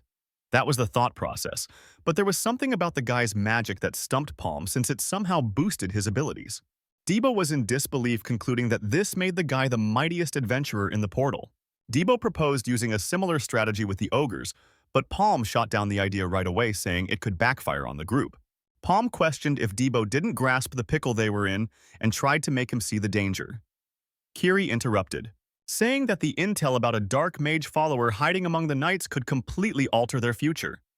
She insisted they needed to head outside first and attempted to lead the way. Kiri suggested they should abandon the idea of clearing out the portal and expressed her worries. Palm countered that it was pointless, leaving the other two utterly baffled. Kiri asked if he was still hung up on that little reward and reminded him about his past as a slave. Palm inquired about the aftermath of alerting everyone and pointed out that the followers had been lurking for centuries. He explained that exposing them would be like chopping off a branch because they would just hide again and become parasites. Kiri gritted her teeth in frustration, displaying her annoyance. Palm held her back and insisted that wasn't going to work. Kiri then asked him, "What do you want us to do?" "We're being chased and we've got to get out of here." Palm simply replied, "We should let them know." Then he finished the thought and revealed who the real hunters were. Sheldon was racing through the woods at breakneck speed, carving a path among the trees. He mentioned they needed to find them quickly because if they escaped through the portal, their necks would be in danger. Suddenly, Debo appeared right in Sheldon's path. Debo grinned and asked, "What's up?" His axe struck against Sheldon's weapon, forcing the knight to stagger back. Debo called Sheldon foolish for searching for them and swore he'd take him down this time. Palm intercepted the blow, hurled Debo aside, and Sheldon shouted Andros's name. Kiri broke free from the vines that held her. Debo asked Sheldon, "Do you really think you can afford to get distracted in the middle of a fight?" An enemy charged at Sheldon with a dagger, screaming for his demise. Debo evaded the attack with sheer agility. Sheldon reacted to the move and asked, "What is he up to?" Debo landed a punch on another foe and knocked Sheldon down alongside them in the chaos. He followed up with a powerful hit to the enemy's face. An archer was firing her crossbow, aiming at one of the foes in the distance. Kiri dashed past her, leaving the archer wondering what was happening. Kiri intercepted an attack from another sister, initiating the first strike and blocked their advance. Kiri's sword clashed against her opponent's. They were locked in a stalemate, pushing against one another. Kiri warned her, "Don't take your eyes off me because I'm already fed up with how things are playing out." Nearby, William observed that it seemed the battle had begun, but he was still curious about one figure. He spotted a silhouette in the distance and asked if they were waiting for them. The figure revealed itself to be Palm wielding his staff. William decided they should jump into the fray there, and both readied their weapons. William grinned and conjured a fire arrow. Palm raised his magic focus and prepared to unleash his own fire arrow in response. The two fire arrows collided in a massive explosion and sent Palm flying backward. William watched the scene unfold and saw his opponent launching another fire arrow his way. He found the guy's skills amazing and just went with the flow of the attack. The two shots collided mid-air, resulting in yet another explosion. Palm raised his arm to brace himself and shielded against the blast. William conjured a colossal stone stake and hurled it at Palm. Palm stared at the projectile and recognized it as just a simple rock. William seized Palm right afterward and asked, "Is that all you've got?" Palm spun his staff and got ready for another fire arrow. The blast hit Palm squarely, but he blocked the impact with his own staff. William's eyes widened, amazed that Palm managed to avoid the hit. He acknowledged that the result was unexpected and commented that he was sure his opponent lacked the power to block that strike. William inquired how he had done that, but got no answer as Palm remained tight-lipped. William let out a brief sigh and admitted it wasn't like they could have a chat in the middle of a fight. He decided he would uncover it for himself and charged ahead. Palm stood firm against the charge, not backing down. He let loose a revolver attack, sending a magical spiral flying. William wondered aloud, "What's that?" and took in the technique. He realized that Palm was using telekinesis to whirl the arrow, which was drilling straight through his magic like a pro. William noted he had never seen anything quite like it and let a comment slip. The two magics crashed together in an explosive collision, creating a crater between them. William finally got it. His rival had enhanced his power with telekinesis and took stock of the situation. He observed Palm across the crater, dubbing him a genius. With a cheeky smirk, William confessed that he couldn't stand that type the most. William challenged him to spice things up a bit and asked to see what else he could do. He declared he was done fooling around and shifted his strategy. He shot a fire arrow in his direction and launched the attack. Palm readied his own revolver strike and countered. The clash hit him full blast, causing a huge explosion. William grinned and exclaimed, "Finally!" He questioned if the guy had already fired off his two shots while showing off a ring on his finger. William unleashed his toxic breath, releasing a hazardous mist. The attack struck Palm squarely, enveloping him completely. The explosion broadened, spreading across the whole area. The poisonous vapors swirled through the woods, eventually losing their potency. William explained how he forced his rival's fire arrows to cool off and laid out his game plan. He boasted that Palm wouldn't be able to do anything for 30 minutes, all while wearing his confident smirk. Since his own fire arrow was on cooldown, William decided to wrap things up with his dagger. He moved in, declaring that this part was his favorite because he couldn't wait anymore. William imagined the desperate look he'd see on his opponent's face and pictured the moment. Palm stared back completely unfazed. Clenching his fist tightly, he summoned all his determination and landed a solid punch square in William's face. The impact sent William flying back. Meanwhile, Ibu was scratching his head, perplexed by how Palm managed that. At a tavern, Ibaru offered to cover the tab if he could find out how they defeated the madness-inducing poisonous mushroom. Debo chuckled and said, "It'd be pointless to explain since it wasn't something you could just will into existence." He reminisced about the moments they thought they were done for, and pointed out that Palm had used a telekinetic ability to draw all the poison out of the area. Ibu questioned whether that wasn't a bit unfair, to which Debo agreed, calling it exactly what he meant. Debo mentioned that with his skills, his boss was a total cheat, simply shrugging it off. Back in the heat of battle, William started gagging on the poison. Then Palm delivered a swift punch to his jaw. A barrage of punches pummeled the knight, and Palm capped off the combo with a blow that hurled him into a tree. Palm readied his next move, his eyes glued to the target sticking to the tree. William could hardly respond. Just like that, his fire arrow struck its target perfectly. William crawled on the ground, utterly vanquished. However, he unleashed one final burst of energy towards Palm, trying a last-ditch effort. Palm narrowed his eyes, sensing that despite William's erratic behavior, he actually had a plan in mind. Palm figured it out since the poisonous breath didn't pan out. William must be trying to reclaim his staff. Palm adjusted his posture, resolving that the moment to snag the weapon would be once he finished William off. He gathered his magic and launched a fire blast toward the fallen staff. The explosion hit William directly, completely engulfing him in the impact. Suddenly, William revealed an orb in his hand, vowing to shatter Palm into pieces. A colossal wave of fire swept over the entire forest. Its power was astonishing. Palm crashed to the ground, admitting he'd let his guard down. He didn't see his foe having a flame orb up his sleeve and recognized this as a mistake he wouldn't have made before.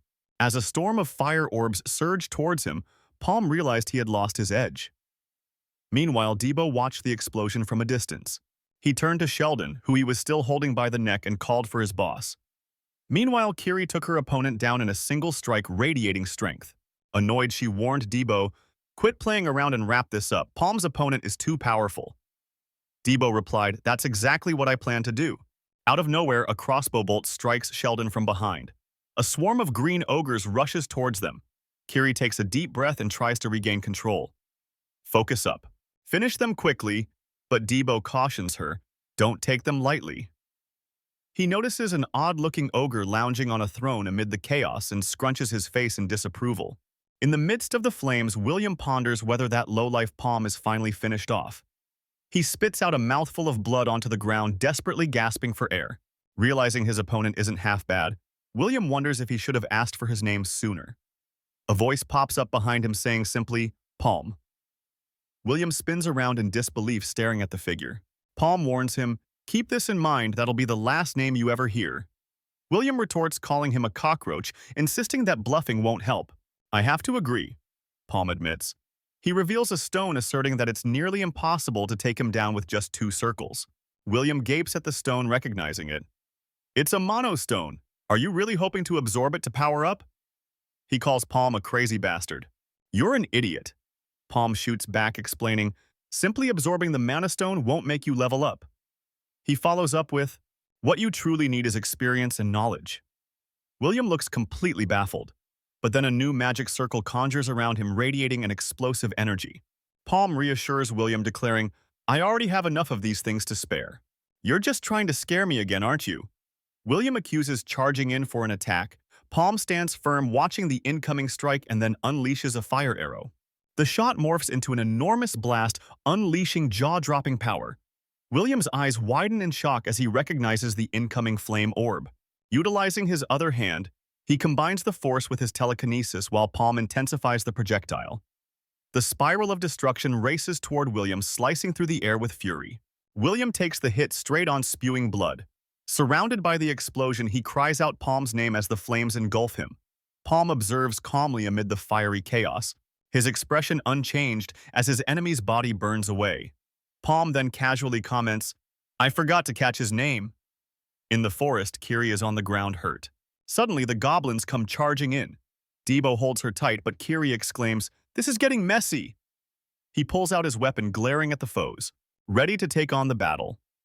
Debo leaps in, taking down monsters one at a time, counting out loud 16-17. Kiri can't figure out how he's dealing with the enemies so well. She wonders what the heck is happening. He confidently declares he can now see their movement patterns, easily adjusting his stance as he dispatches another creature. Debo rips through his 18th foe. Then he pulls off a mighty strike against a goblin, putting his entire strength into it. The blow lands with tremendous impact, causing massive damage. Kiri is left astounded at what she's seeing. A goblin shaman pulls out an orbital flame, and Kiri's jaw drops. She can't believe a monster could wield something like that. Crouching low, she groans, realizing she never anticipated a monster would use an item. She questions whether they should stay hidden until finding Palm and prays he's still all right. But just then, a gang of goblins rushes towards her and Debo. Kiri engages one monster, raising her sword to strike back. She counters a goblin attack, but Debo gets knocked away. Kiri catches him, saying, "I can't leave you behind." But Debo insists, "I can handle them one by one." Then a colossal explosion rocks them with a force beyond imagination. The goblin shaman materializes, asserting, "He won't be your opponent." Another attack is hurled their way.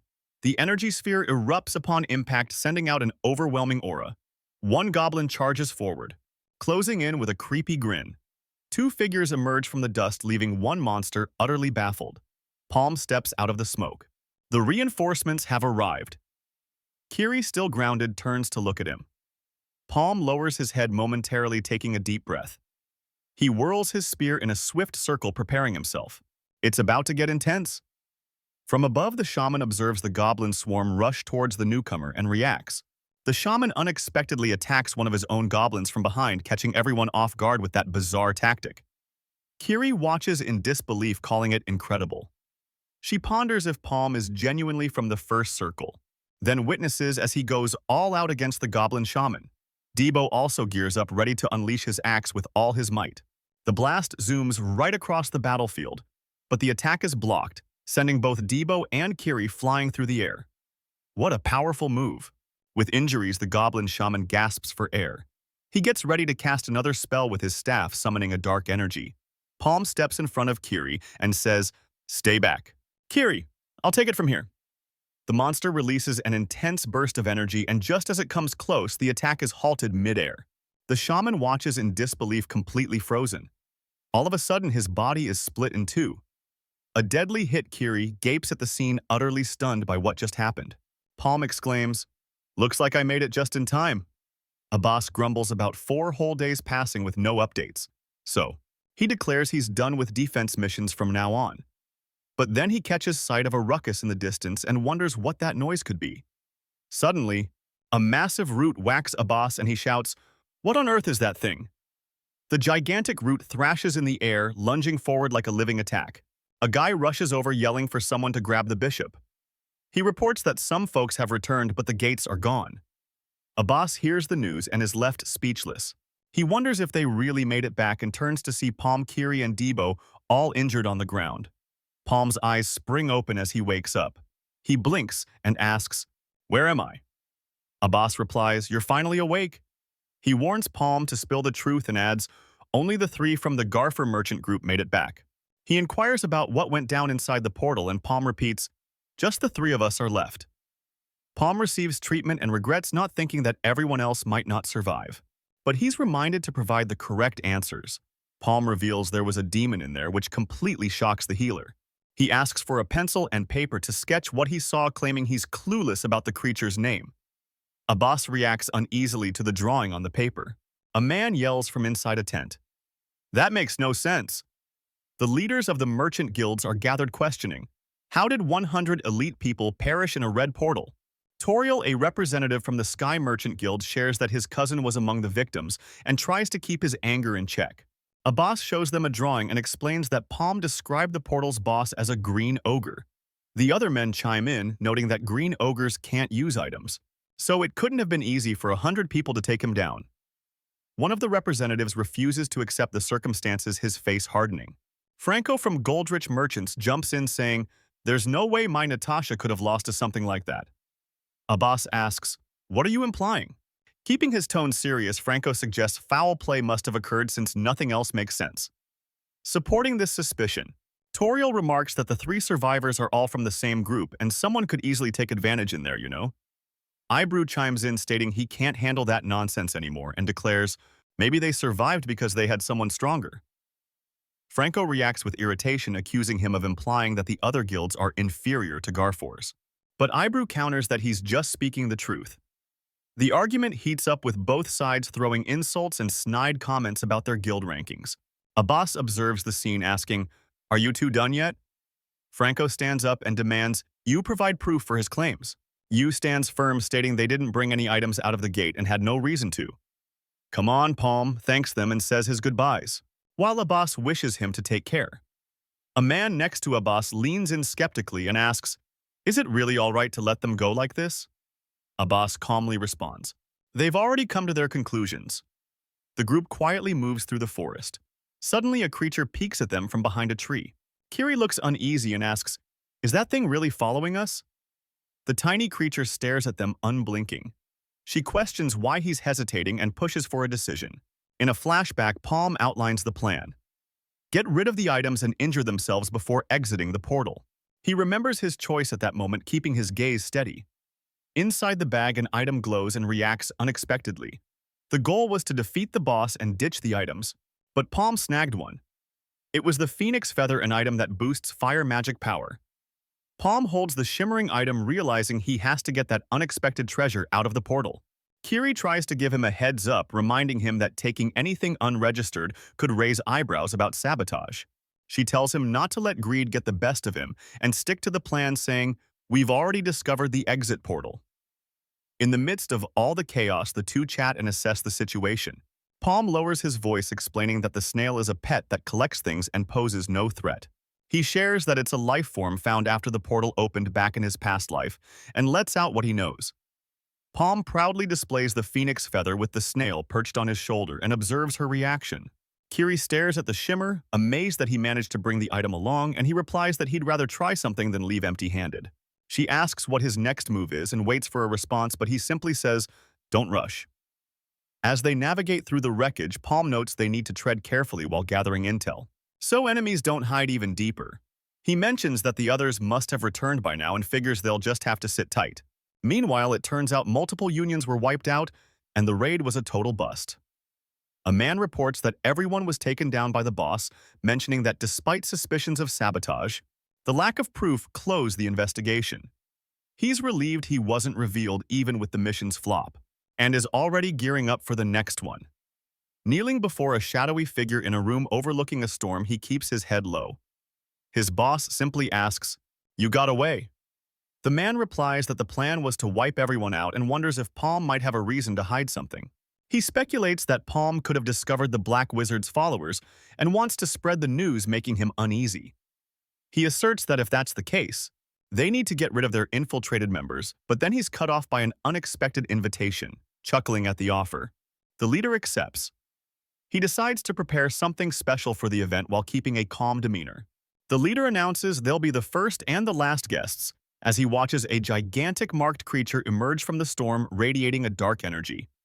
Debo remembers his past life was a nightmare and finally confronts his own history. He endured poverty, unable to stop his sister from succumbing to the blood disease.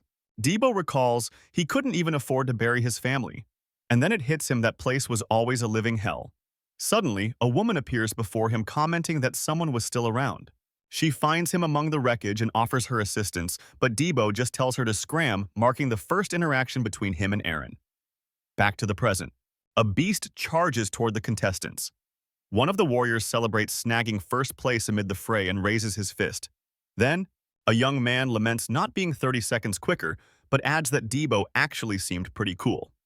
Aaron approaches and declares that with everything wrapped up, they can finally get going. Debo watches Aaron standing victorious on a pile of defeated monsters and takes a deep breath. That year had been more than enough to completely shift his perspective on life. His sole mission now was simply to assist Aaron. Later on, someone jabs at Debo, calling him Aaron's pupil. But Debo quickly shoots back, telling them to knock it off. Someone starts to get jumpy, questioning if a place like that could even exist in the Elm Mountains. From inside a house, a voice practically begs for help. It's a young woman sharing that she desperately needs to locate her brother in the perilous abandoned mine within the Elm Mountains, practically pleading for rescue. But Aaron brushes her off without a second thought, saying she'd only be a hindrance, and he doesn't do personal requests. Aaron tells the girl to seek out another adventurer, even adding there's no assurance her brother's still alive. Debo steps in, telling Aaron they may be the young woman's last shot. He insists on helping her, promises she'll be safe, and asks his buddy to think again. The group enters a cave, greeted by a desolate sight, and moves forward on high alert. The girl spots a body on the ground, says it's not her brother, but points out that he wasn't killed by monsters. Someone notes that the body has been there for a week, then suddenly seems to recognize him. Then a massive explosion rocks the cave floor.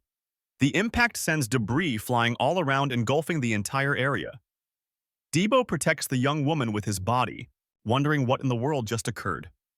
Suddenly, a creature with glowing eyes bursts out from the debris, revealing itself to be a Zakum.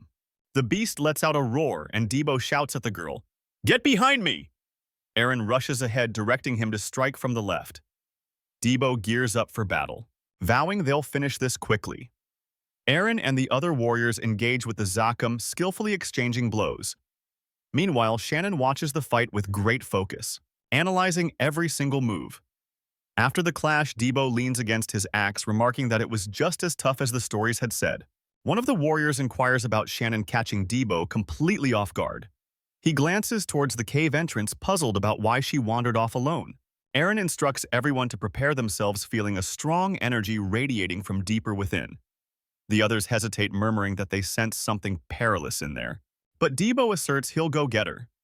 He turns to advance, but is called out by another warrior, reminding him that his duty was to keep her safe. Debo insists he's going with her, his voice firm. Aaron insists that facing the threat is her responsibility and keeps his attention sharp. But Debo says he's made his choice and charges ahead alongside Aran towards the cave entrance. The two discover a lava pit inside and slow their pace. Deep down, they spot a massive chain tree and two figures at its base exchanging glances. One figure gestures towards them, signaling them to follow. Debo rushes to Shannon, who stands beside a body, calling out to her. Shannon confirms the lifeless body on the ground is her brother, her voice shaking. Debo shouts at her to stay put, promising to retrieve her. She smiles, saying she knew he would come because he's such a good person, but now there's no going back. Shannon reveals Zakum means demon tree, explaining that the giant tree is the true monster. Debo asks what she means and steps closer. Aaron expresses gratitude for the information and eyes the tree. Debo tells Shannon to relax while he takes down that creature getting closer, advising her to hide unless she has something else to do. Aaron narrows her eyes, questioning if she's using her brother as a sacrifice. Shannon pulls a jewel from his body, stating they still don't understand. The girl claims everything started the instant they entered this place, raising the jewel. The jewel cracks in her hand, vibrating as Shannon explains, Zakum utilizes mediums, and they aren't just limited to statues. At that moment, her brother's body lunges at Debo from behind. Aaron turns startled by the abrupt attack, adjusting her stance. Then another body leaps from above to assault Aaron, dropping down like a shadow. Debo gets injured, turns around, and questions Mia about what she's doing. Mia accuses Aaron of having killed her friends, raising her voice. She continues, saying they see them merely as targets for revenge. Mia proclaims that now's the moment for the grand finale and smiles menacingly. The woman declares she has to give her all to complete this performance, raising her hand, stating this is the way it needs to go for the Dark Mage Lord, and Mia concludes everything with determination. Debo silently wonders to himself, doubtful whether Aaron can take on Zakum. But then Aaron yells at him to stop acting childish. She makes it clear that's not Mia anymore. The possessed warrior stands tall, preparing for battle, and Debo catches the drift. With adrenaline pumping, Aaron charges toward the enemy, delivering a crushing blow, hitting the target without a moment's hesitation. Down and hurt, Aaron regrets her decision. Then Debo charges at the possessed Mia. He strikes at her, guilt clear in his voice, claiming it was all on him. Debo flings his shield forward, apologizing to Mia. The possessed warrior's hand hovers near Debo's face, closing in. But then attacking from behind, he surprises the opponent. The warrior, his voice tired, thanks him and asks Debo to watch over Aaron. Debo grits his teeth, striving to remain steady. With effort, Aaron gets back on her feet. Then she prepares to charge. She heads right for Zach's main body, confronting the danger head-on. Suddenly, one of Zach's tree-like hands lashes out fiercely at the warrior. Debo yells, determined, "Together we'll take that thing down." Joining forces, the two surge forward to strike at the enemy as a flurry of blows rains down on the statue from all sides, accumulating. Debo strains to hold the creature's arm, fighting against its weight. Mia offers her life to the Almighty, then completely gave in to the control. Someone shot an energy arrow, launching the attack at the creature. Ain spun around swiftly, realizing Debo was becoming corrupted. She stated that only the statue was left, trying to keep her mind focused. Debo fell to his knees, his weapons slipping from his grip. Crying out in agony, he commanded, "Aaron, put an end to me." He pleaded with her to hurry, terrified of committing an unforgivable act. Aaron braced for the strike, her hands shaking, and asked Debo for forgiveness. Debo managed a smile in his final moments, staring down his fate. He remembered his friends one last time, and Debo accepted his end. Pleading once more, he requested, "Aaron, don't hold back." He saw his sister in a daze, completely lost in the vision. Debo noticed her fallen, wondering why she was there and who had brought her. A mysterious figure appeared, and Debo demanded, "What did you do?" Snapping back to reality. Aaron pledged to finish this quickly. Debo shouted that he wouldn't forgive her for involving his sister, then completely lost control. He charged forward, axe raised, and attacked Aaron, who blocked his strike. She remarked, "His senses are incredibly sharp." Aaron prepared for the final move, gathering all her remaining strength. She focused intently to end the fight, holding her breath. Then, Aaron unleashed the final strike. The Zakum statue stared down the approaching attack but remained still. Rushing to block the strike, Debo threw himself in the way. Erin realized this was her only chance, understanding she couldn't stop now. With Debo's body obstructing the creature, she struck him and apologized. The powerful hit struck Debo and the statue head-on, resulting in a massive explosion. Lying on the ground, Debo struggled to comprehend what was unfolding. Erin smiled in relief, saying, "Looks like you're finally back." Severely wounded, she felt grateful to be able to say goodbye. Debo shouted her name, asking, "Was it really you all along?"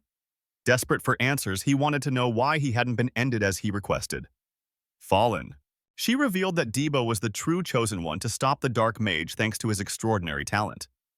Regretting his own weakness, he lamented, "I can't get stronger like you." With a faint smile, Erin handed over the world into his care. She expressed her belief in his success, but her breathing became labored. In her final moments, she called him her only disciple, and Debo tried to rouse her. Erin closed her eyes for the last time and passed on. After revealing everything to the heroes, Debo left that place behind. He envisioned a Hella realm where he failed to protect his mission and redeem himself, reliving the burdens of his sins. In that twisted landscape, Debo fixed his gaze on a distant figure. Suddenly, a powerful attack filled with unimaginable energy was launched at him. The strike caused a massive explosion, engulfing everything surrounding it. Awakening in a bed, Debo jolted awake, his body shaking. His sister entered the room, remarking, "You finally woke up. How was the nightmare?" Debo wondered if it was all just a dream, trying to recall until his sister cautioned him. "Someone was here to see you." Slowly getting to his feet, he walked toward the door. Palm approached him, informing him that plans had been moved up and he should get ready to leave. Debo, however, asked, "Aren't we getting any holidays?" In a meeting, a man questioned Palm if he escaped by achieving another circle, and he quickly confirmed it. Then the man probed his intentions, trying to figure out what Palm was scheming. Ibaru tried to squeeze him for more info, promising a reward, but Palm flatly rejected the offer. Palm pulled out a wad of cash and immediately asserted he'd pay off his debts. Ibaru was taken aback by the money, thinking right then, Palm wouldn't have that much unless he had another trick up his sleeve, another escape route. So after congratulating him on his newfound freedom, the guy promptly informed Palm they needed to terminate the contract. Done deal. Palm asked how much he wanted for the sign-up bonus, and the guy replied, "That'll be 15 million mesos." Ibaru immediately lost his cool and snapped, "That's outrageous. Nobody would shell out that kind of cash for a C-rank adventurer." Palm stood up from his chair and boldly declared, "This conversation is finished." Outside, Debo promptly asked, "So how did the talk go?" Palm explained everything, informing Debo that Ibaru turned down the sign-up bonus, all 15 million of it. Debo was shocked by the amount and called Palm crazy, but Palm quickly denied it, not even flinching. Then Debo inquired, "How did we end up here? You familiar with this area?" Palm asserted he knew this slum very well and revealed, "This is where I grew up, and it's also where my sister passed away, dude." He explains, "This place turned into a hideout for bandits." Then he adds, "It's probably the worst area on all of Victoria Island." Out of nowhere, a guy gets thrown aside, crashing to the ground alongside his buddy. Palm and Debo stumble upon a gang of bandits watching the scene unfold right in the heart of the slum. The man on the ground cries about his luck, saying he thought things were going smoothly. Debo comments that the fight just kicked off and quickly suggests, "We should get out of here. Let's just take a different route." But the man gets up and pleads with the approaching group for assistance, claiming they attacked him. He grabs Debo, tightly imploring for help. But the young man can only ask, "What are you even talking about?" The bandit leader strides over with a commanding presence and demands 3 million mayos, declaring, "Your brother stole and sold one of my items." Dismissing any claims of theft, the man tells the bandit gang to hit the road. "Get lost." The leader bristles at the reply and threatens the accused right away. Then out of nowhere, a wad of cash slaps the leader in the face, which infuriates him as he yells, "Where's the 3 million mesos?" Palm steps up and says, "I'll cover the debt right now, just scram." Debo's completely baffled by his demeanor, unable to figure out what's going on. Palm turns to the man named Ralph and tells him to follow along. As they walk, Ralph asks if Palm is there to recruit him. But Palm replies curtly, "I don't have the money or the connections for that." Debo instantly gets mad and demands, "Give back the 3 million we just paid." Ralph responds calmly, "I didn't ask anyone to pay for me." Debo, even more confused, doesn't know what to think. Ralph tries to negotiate and puts forth, For my skills, I'll join the group for a 5 million miso deal. Suddenly, a man steps forward from behind. He introduces himself as Beiju from the Kana Merchant Union and asks, "Is Mr. Palm here?" Palm confirms his identity, and Ralph stands there speechless, utterly shocked. Beiju expresses delight in meeting him and immediately states, "Our union highly values the skills you displayed at the portal." Beiju then presents his offer, an advance of 3 million and a bonus of 15 million for Palm to join the group. Ralph is taken aback and immediately reacts to the sum offered to Palm. Palm accepts the deal right away, and Beiju tells him the raid will happen in 3 days.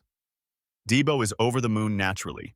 Beiju tosses a bag of cash to Ralph, putting an end to the negotiation. Palm explains that this is the bonus Ralph was asking for, which leaves Debo totally stunned by the stack of money.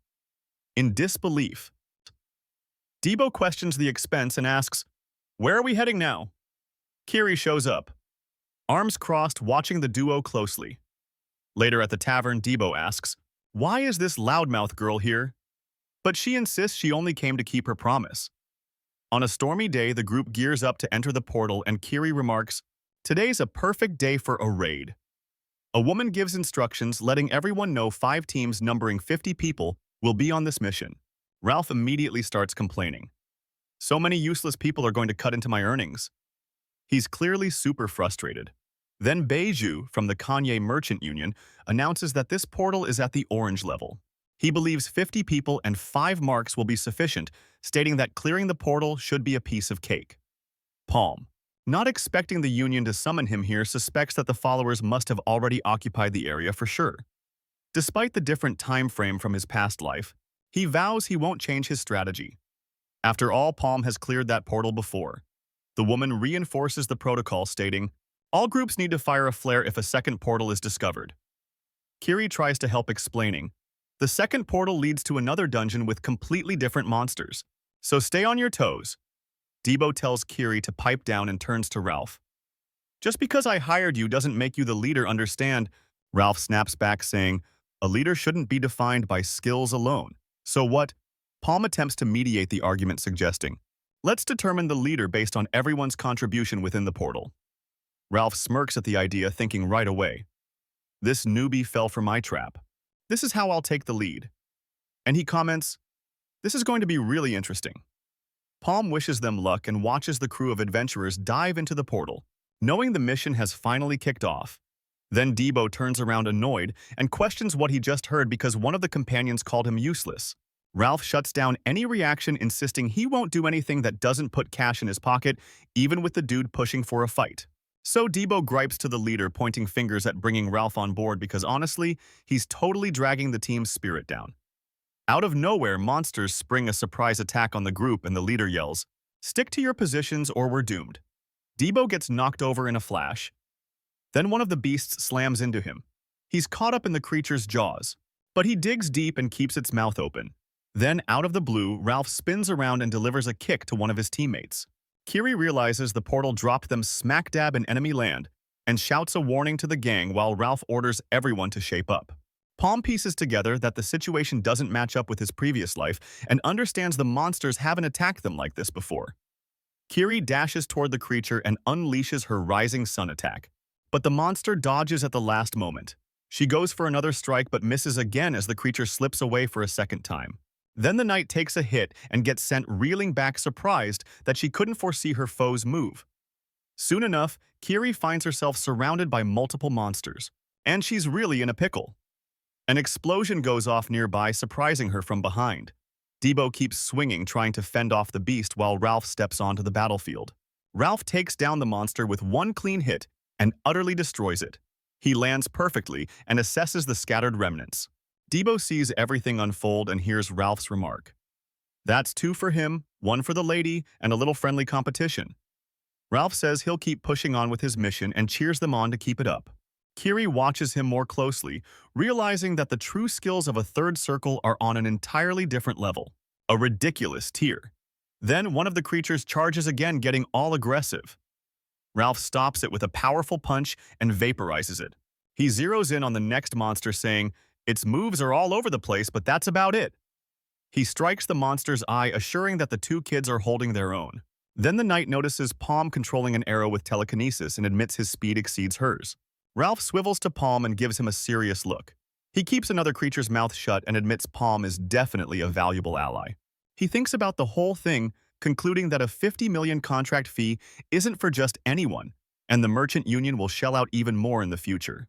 Ralph pictures himself chilling on a mountain of cash after taking charge of the group. Kiri keeps fighting, calling him a monstrous jerk because he's clearly loving every bit of this. Ralph gears up for another strike and comments on how exhilarating all this is, but suddenly he gets hit from behind by Palm himself. He takes another shot from a kick and Ralph asks, "You want to throw down Palm, monsieur?" Palm says he doesn't need appreciation and brushes off the challenge as monsters close in on Ralph.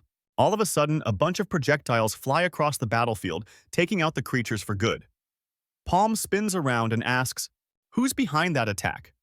Then swiftly, a swarm of tiny monsters rushes through the woods. Perched on a branch, a cloaked archer readies several arrows at once. He senses the danger and locks onto the target. He makes a dash toward two approaching beasts. The arrows loosed by the archer strike true, taking down both monsters instantly. He observes the action and notes how quickly the magic was cast. From a distance, the cloaked figure keeps a watchful eye on everything. A fire arrow is shot at the archer, who is surrounded by trees. The attack connects and triggers a massive explosion. Ralph is blown away and praises the strategy of using a monster to shield and counterattack. Debo shouts, "Look out!" Palm whirls around, startled by what he sees. Then several arrows zip toward his back. The attack detonates, and Debo yells for their leader. "Boss!" Palm wonders, trying to understand how the enemy appeared behind them so suddenly, since he was convinced he had hit it. Kiri warns, saying, "This area is risky. We need to retreat." Ralph questions the retreat order, asking, "Where are we heading?" Countless projectiles rain down on the crew.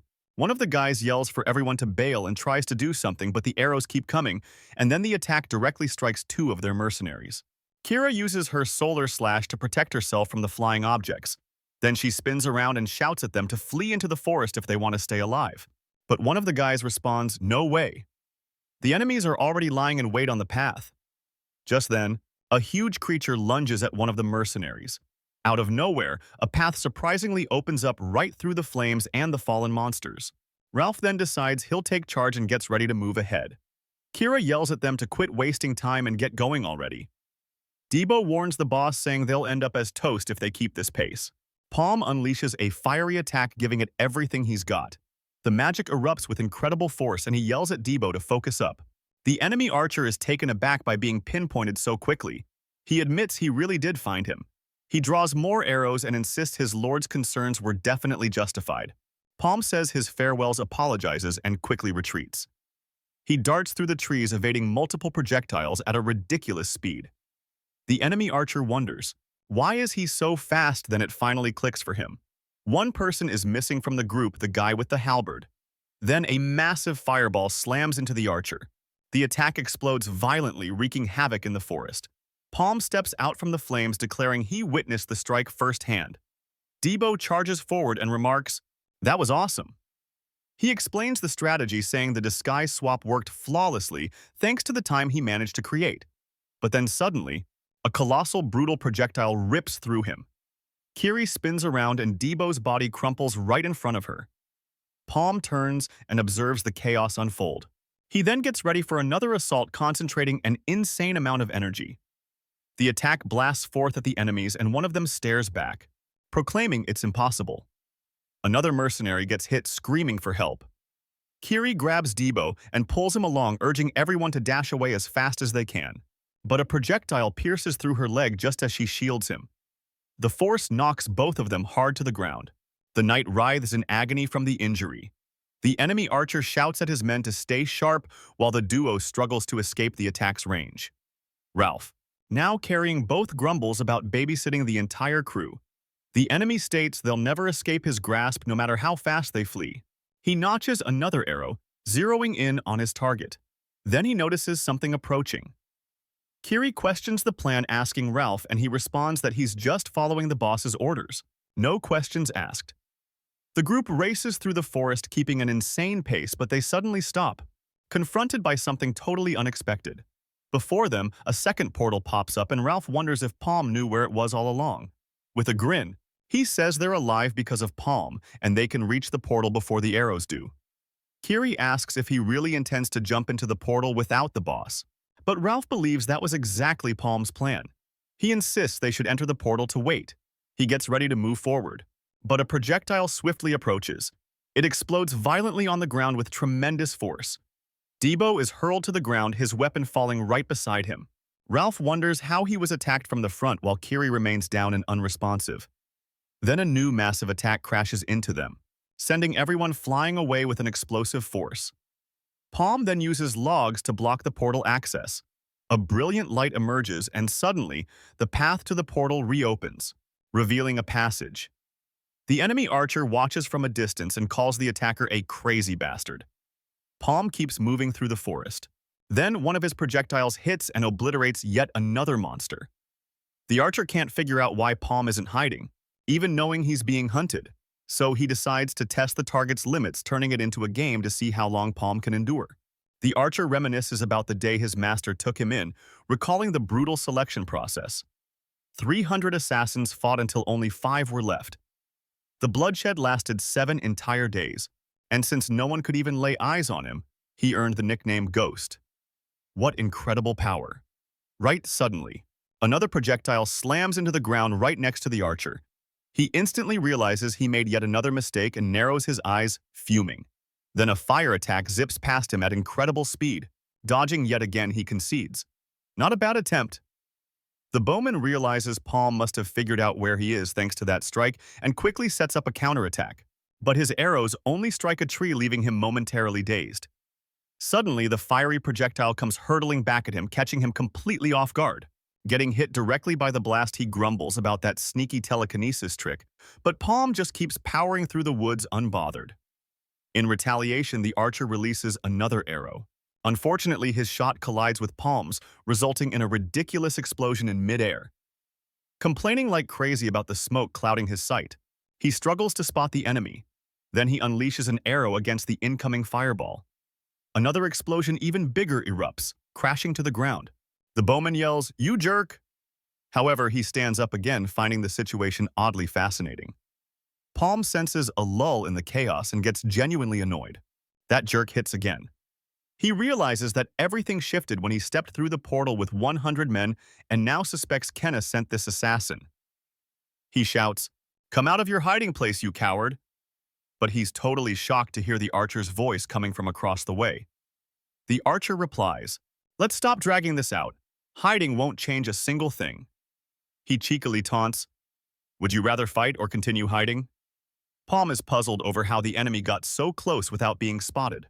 Teleportation, perhaps? Or maybe he has control over the waves of his own movement. Clever, yet annoying. The archer then declares, "I've found you." Then he gets ready to strike. A magical projectile with a menacing aura zooms straight toward Palm. The scene suddenly transitions. Now we're in a snow-covered mountain range. A blinding light erupts, hurling the group backward with tremendous force. Debo regrets leaving the boss behind, but Ralph quickly counters, insisting it was all part of his plan. Then Debo stumbles upon a gruesome pile of bones and skulls amid the flames, freezing in shock. He wonders about the number of corpses. There are far too many for just a 3-mark portal. Kiri figures it's all a trick from those pesky Ka people. How frustrating. A voice steps in, explaining that connecting the dots Ka is a follower of the Dark Mage. She concludes that Palm was right about the bait and that Kanye led a whole bunch of adventurers into the portal. Then the old leader cuts into the conversation, telling them to save it for later. Priorities, huh? He points ahead, commenting that the host of this place seems pretty furious. And from the shadows, a gigantic shadowy creature materializes, revealing itself with a bone-chilling aura. Kiri questions her instincts, trying to determine if that monster is truly the boss here. With an ironic smile, the old leader remarks that he'll have to repay the loan eventually, and that everyone should consider themselves fortunate. Ralph then pulls out a card stating he doesn't show it to just anyone, a symbol of authority. Known as a scumbag and a total fiend by others, he handles the insults without batting an eye. He couldn't care less. He's well known for doing anything for a paycheck, living amidst whispers. But when it comes to adventuring, he boasts top-tier skills. A true pro. Then he reveals he's a healing bishop at the peak of the 3rd circle and conjures his healing magic. An incredible power envelops Kiri and Debo, and the magic instantly mends their wounds. Watching their injuries close up, Debo holds his breath, stunned. He realizes Ralph's true battle class is Bishop. What a twist. Kiri understands he fought the whole time without revealing his real powers. A clever move. With a subtle smile, Ralph commands, "Prepare to earn your pay." The enormous creature roars impatiently, signaling the beginning of the epic showdown. Challenging the monster, they taunt it, "Show us what you've got, you beast," slamming its fist against the ground. The monster forces the group to scatter. Climbing up a rock to escape, Debo and Kiri try to get some distance while he curses the creature nonstop, opening its gigantic mouth towards the duo. The monster lunges forward, crushing the rocks in its jaws. The creature reduces their cover to rubble with no mercy. Striking the monster's face, Debo shouts, "What are you staring at, you fool?" Steadily advancing. Kiri delivers a fierce strike with her sword, leaping again at the enemy. Debo makes another all-out attack, but the monster slaps Debo with a catastrophic blow, sending him flying far away. As Ralph opens his book, he casts a mighty blessing upon them. Boosting Kiri, Ralph's magic triggers an instant reaction to the newfound power. An incredible strength surges through her veins. He warns that the ability will cost 100 mayos, and they both shout out simultaneously, "Go for it anyway." The giant monster takes a quick snooze, letting its guard down for just a moment. Ralph cheers for the achievement, stating it was a solid fight against a tough foe, saying they can now negotiate payment, but the creature lets out another roar. It wakes up impatiently. Debo complains about the stink and says he's going to make the monster take a nap. He and Kiri move in together, attacking the giant. Ralph watches the scene with a serious look and starts to sense that something isn't right here. The monster looms over the adventurers, showcasing its full, intimidating size. Meanwhile, Palm sprints through the forest, dodging a rain of projectiles. He keeps on running, but he's unsure where the enemy is firing from. Palm recalls that the archer's skill only allows them to return to a preset point. That's when it hits him, his movements are impossible to trace. The archer keeps taunting him relentlessly. "Palm's so slow, you're making me drowsy." He dodges a fiery projectile and asks, "Where's Palm even aiming?" The archer warns, "You'll be dealing with mana shock if you keep wasting your skills like that." An explosion erupts near the second portal, marking Palm's failed attempt to make a getaway, something the archer is quick to ridicule. Palm leans against the ground, realizing if he continues to fight an unseen enemy, it'll all be over. One of the projectiles finally connects, sending Palm crashing to the ground. He understands he doesn't have the luxury of calm reasoning, so he tries to react as the attacks keep coming. Palm decides to go all out and chugs a potion. He unleashes a fire orb, intercepting the stream of enemy arrows. The attack zooms through the forest, and the archer calls Palm a fool. The enemy leaps aside, dodging the magic's trajectory, but he's stunned by what he sees next. 6 fire projectiles break away from the main orb, pursuing him without mercy. Realizing the threat, the archer understands. Palm aims to sacrifice himself with a powerful skill capable of causing mana shock. Palm struggles to keep control of the magic, holding steady. He declares that if the enemy's secret is what he suspects, he's going to drag them out by sheer force. So Palm keeps his focus. The archer evades the attacks and questions, "How is Palm able to shoot without knowing where I'm hiding?" The projectiles chase him fiercely through the forest. Palm stands firm and proclaims, "I'm not finished yet." The chase leads to multiple explosions reverberating throughout the area. He tells himself he needs to stay on his feet and push through, so he tries to find his balance. The archer calls Palm a reckless fool and doubts, "You really think you can hit me with an attack like that?" Then he declares, Palm is doomed to be sealed, ensuring he'll perish from mana shock. But Palm rises up amidst a huge magical fire formation. The archer asks what's going on and flinches. He realizes the whole area is engulfed in flames and understands it. Palm planned this all along. Feeling the danger closing in, the archer admits he'll be scorched if he lingers there.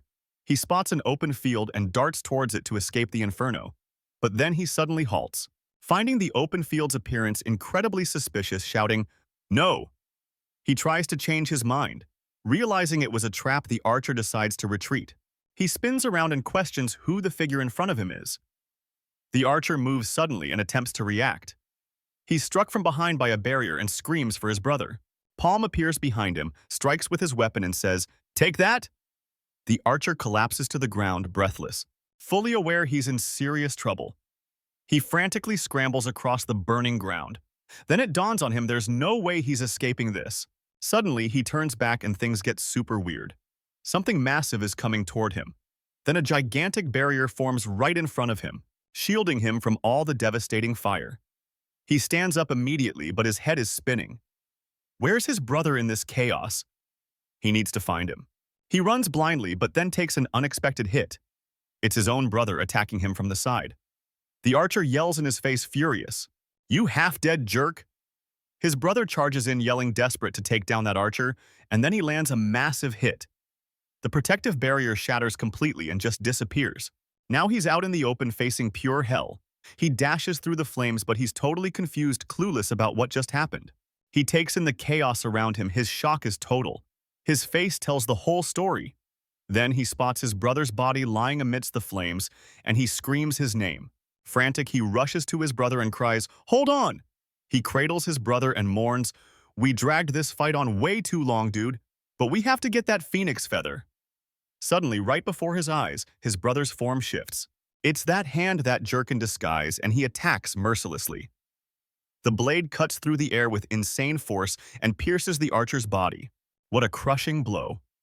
Palm breathes out a long sigh of sheer exhaustion, trying to regain his breath. That was intense. He takes in the fallen bodies in the fire and mutters, "Ugh, I'm so done with these archers." The massive ice beast looms over the group, dominating the cavern with its roar. Then the monster lunges in with a powerful strike, but Ralph is quick to intercept, calling the monster slow as he charges in with a punch. The punch lands square on the creature's face, sending shockwaves through the ice. Then Ralph pulls back his hand, puzzled about why this monster is so tough. Suddenly, the creature viciously grabs him and starts squeezing, earning some curses from Ralph, who finally gets the picture. Kiri swoops down from above, unleashing her solar slash to save her buddy. "Now we're even," she proclaims. Ralph gets hit with a healing spell, and the area lights up for a moment. The group pushes forward together, surrounded by a healing aura that hints at even more beatdowns to come. Ralph shouts for Debo to watch their backs and tries to coordinate their next move. Debo turns, looking puzzled, and asks where, only to be blindsided by a hit. The monster strikes again, forcing Ralph to tell Debo to grab its attention so he can sneak in for some hits. They target the great sword stuck in the ice, focusing on the monster's weak spot. Debo yells for everyone to charge quickly and leads the way. Kiri and Debo strike at the creature together, making it roar in agony. Debo runs up the side of the monster's arm and quickly realizes it's no ordinary giant. The beast lunges at them fiercely, trying to flatten the group without mercy. As it crashes its fists together, it creates a boom that shakes the entire cavern. Kiri shouts at Ralph to use his heal while losing ground in the fighting area. The creature smashes the ground with another punch, making everything shake with unbelievable force. Debo gets thrown back, launched by the devastating impact, and Kiri screams his name in sheer desperation. Ralph warns he only has 4 more heals left and insists they need to dodge now, promising to find an opening as he commands everyone to spread out. Ralph grumbles about having to heal right after telling them to dodge, but he casts the spell anyway because that's just how it rolls. The heal hits Kiri, who faints immediately, and Ralph laments the wasted magic.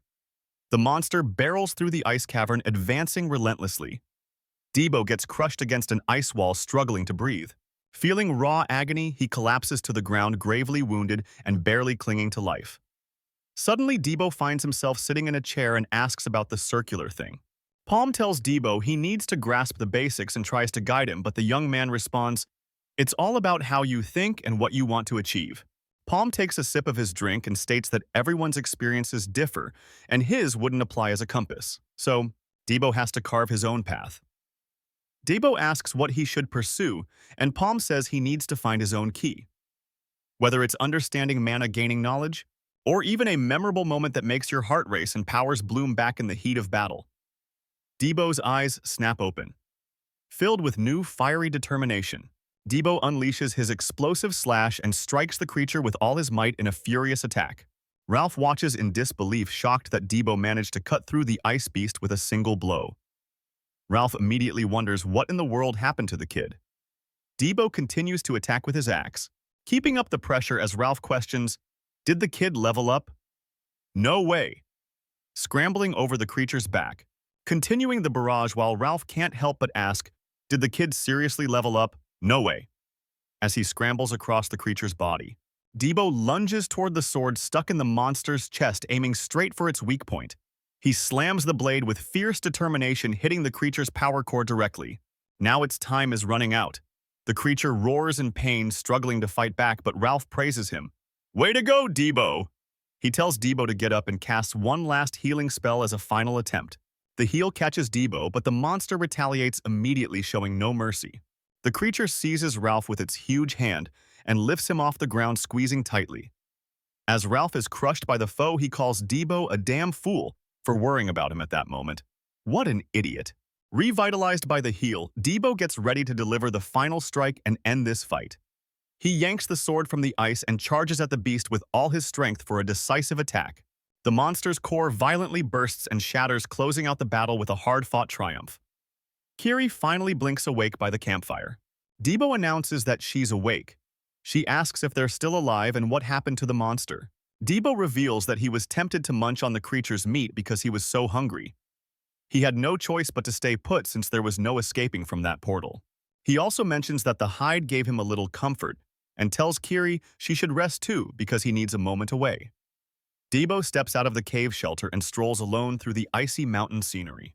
The heavy snowflakes fall all around him, but he trudges onward. He realizes that daylight has faded and feels like he's losing focus. Just then, he stumbles across a gigantic paw right in his path. A massive monster appears, roaring with wild ferocity. Debo simply remarks that he suspected this would happen.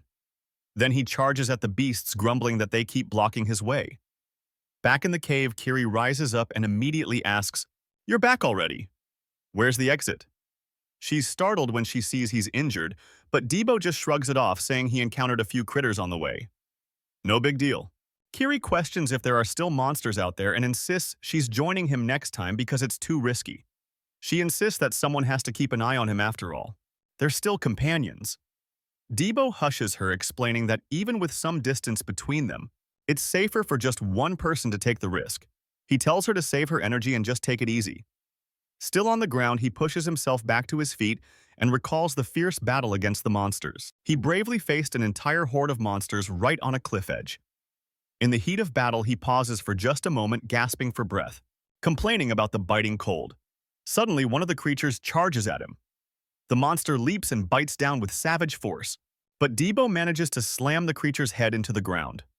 Collapsed over the monster's body, he admits it was way too risky and he honestly thought he wouldn't make it that time.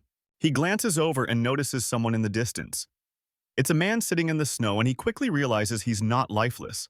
Debo takes the man's hand, who is clutching an item, and notices he doesn't seem to have been gone for long. The man hands him a letter he's been holding tightly. As a reward, he offers his gloves, saying they would be a great help for the warrior mastery class. The letter spills the details. They walked into a trap set by Kanye, and his comrade was taken down by the fearsome snow yeti. The letter continues to explain that the man found the exit portal. But here's the catch. It only activated after defeating the boss, and it even included a map to other portals. His last wish is for Debo to deliver the letter to his home. At his comrade's grave, a sword was plunged deeply into the snow. Debo starts to follow the tracks left behind in the snow. He finds the exit portal, and Kiri is already there waiting. With Ralph on his back, the young man approaches the portal by her side. He glances back one last time at the snowy landscape. Then they step through the portal and find themselves in a forest. Debo asks what the plan is now, since they need to regroup. Suddenly, a hooded figure appears, saying, "I figured this might happen." The figure examines the bodies left behind and questions, "Did the Phantom really lose?" Debo realizes they are from Ka and understands he can't take them on in his current state. One of the hooded figures warns, "Don't worry, we'll finish this in no time." Kiri charges at one of them with her sword, shouting, "Stay back!" The hooded figure responds by hurling several daggers that hit Kiri spot on. She recoils, feeling the sting of the blows. Debo yells her name as the opponent gets closer. Standing firm against the figure in front, he readies himself. A blinding, fierce light bursts forth. A blow shoots out, piercing the enemy right through. Kiri observes the strike just fly by her. That hit wipes out all the remaining foes in one fell swoop with jaw-dropping power. Another cloaked figure takes a direct shot. Debo and Kiri remain standing amidst the vanquished enemies. He grins and says, "Wow, I really didn't want to say that." Palm then lifts his staff playfully, asking, "Missed him much?" Debo proposes they just let it go. Suddenly, someone suggests that since they're already late, they might as well grab some beers. Meanwhile, in another place, Evoke lounges beside her enormous chained beast, noticing that a skilled person has emerged, but no one knows who they are. She senses a real commotion is about to hit the crowd, and she's already getting ready for what's next. Out of nowhere, Beiju bursts into the room announcing PM's return and inquiring about the contract. With a stern look, Evoke calmly commands, "Take him out." That order freezes Beiju, leaving him at a loss for words. Beiju argues that Palm isn't alone and tries to oppose Haas, but Ioke swiftly cuts him off. "We'll figure out an excuse later." Curious about this new information, Evoke insists. Beiju explains he's with others, and just in time, Palm steps into a new scene. Sitting at the table, Ralph complains that the food tastes terrible. Debo quickly retorts, telling him not to badmouth his sister's cooking, while Shannon even offers Kiri more food, who gratefully acknowledges the meal. Debo quietly grumbles, thinking to himself this is exactly why he didn't want to bring Ralph along. Kiri mentions that Kanye must have already caught wind of the news, and for her sister's sake, it's best they all stick together. Palm enters the room immediately, asking how everyone is, but Debo quickly fires back, demanding to know where he's been. Ralph jumps in, claiming this is the perfect moment since he wants to discuss the reward split. Ralph insists on the additional 7 million misos, but Debo quickly responds, questioning if he's out of his mind wanting to head to Kaya for cash in this kind of situation. Debo accuses Ralph of claiming he conquered the snow yeti all by himself, while in reality he just slept while Debo was searching for a way out. Kiri mentions she heard Palm also faced a pair of assassins. Ralph scoffs. Got any proof of that? Debo instantly calls him a punk.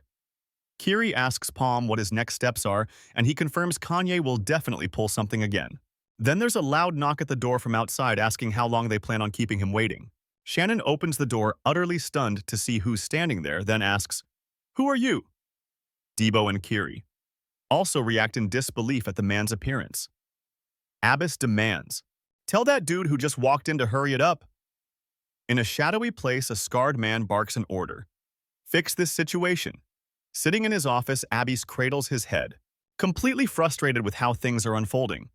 Then he hears a noise at his office door. Abbis comments that the negotiation with Kanye didn't go smoothly, but Palm drops the bomb that they offered him 15 million mesos if he passes the test. That information leaves Abbis visibly tense. So Palm asks, "Did you come here just to brag?" And with no reply, he stands up to leave. But Abbis finally submits and offers Palm a 6 million meso contract to sign. Palm flashes a subtle grin, revealing his strategy paid off. He signs the document and Abbis asks, "Are we officially partners now?" Then he suggests, "Let's be straightforward with each other." Palm opens up about the scheme. Ka is the real mastermind, and the test portal was actually a lethal trap for them. Abbis reacts in shock and quickly grasps the situation. Ka only reached out to them to eliminate the evidence. So Palm asserts with full confidence, "This time I'm going after Ka." Abbis asks, "Are you okay with that?" Palm states his testimony is the only evidence he has, and they can easily deny everything and make the proof vanish. Abbis reflects that he can effortlessly sway public opinion. After all, the other merchant unions need a scapegoat for the portal's failure. He concludes that even so, Ka can still be completely wiped out. So instead of just removing them from power, they can erase them completely from existence forever. Elsewhere, a shadowy figure is informed that the Dark Wizard's followers are starting to mobilize. A looming danger. Abbas chats with Toriel and Franco, and when they ask why he's there, he replies, "I'm here to make an apology." He clarifies there was a little mix-up and that Palm acted hastily because he's young and a bit impulsive. Abbas proclaims that Palm is officially Ghafor's business partner and apologizes for his theft. Beiju agrees to waive the promised payment in the contract, and Abbas reassures him it's all okay. No worries, Abbas goes on to say that this shocking incident made him realize just how precious human life is, and he's decided to treat people with the respect they genuinely deserve. He beams widely and confidently assures them that he'll have skilled guards stationed always to guarantee Palm's crew's total security. Beiju listens closely as Abbas praises their teamwork. It's genuinely impressive. Abbas declares with a serious tone, If anyone dares to harm Palm or his squad, they'll have to contend with the entire Gaffer Merchant Union as well. That's a solid promise. Faced with this declaration, Bijou stays silent, mulling over the surprising twist of events. Debo completely flips out. 16 million gold. That's insane. Kiri, catching on, turns to Palm with a question. What kind of magic did you use to get the Gaffer Merchant Union to send us bodyguards? Ralph, of course, is quick to praise Palm, saying he's a genius in business. But the kid just tells him to cut the theatrics. Spotting the guards outside, Ralph can't help but boast, claiming that no one in the Maple world can compare to him. He names himself the jack of all trades, skilled in healing, protection, and leadership. And Palm, naturally, sarcastically agrees that he's truly the cream of the crop. Ralph then points at Debo and exclaims, "Hey kid, you're a beast. What on earth are you?" Debo is completely taken aback, not understanding anything. Ralph clarifies, despite being out cold, Debo single-handedly brought down the boss. There's something about him that just can't be put into words. Kiri recalls the battle against the Hobbs and wonders, did he lose it while he was knocked out? Debo tries to piece things together, but only remembers an odd dream. He talks about a strange woman he met in his dream, and sometimes they even fought like they'd known each other forever. And the worst part is, he always forgets her face when he wakes up, only recalling that she uses a gun. That really throws Palm for a loop. The combination of the gun and the dream leaves Palm feeling uneasy. He tenses up visibly. It dawns on him quickly. Before the reset, everyone knew that Debo and Aaron were an item. Palm then starts to question what's happening, worried he messed up majorly by altering the past.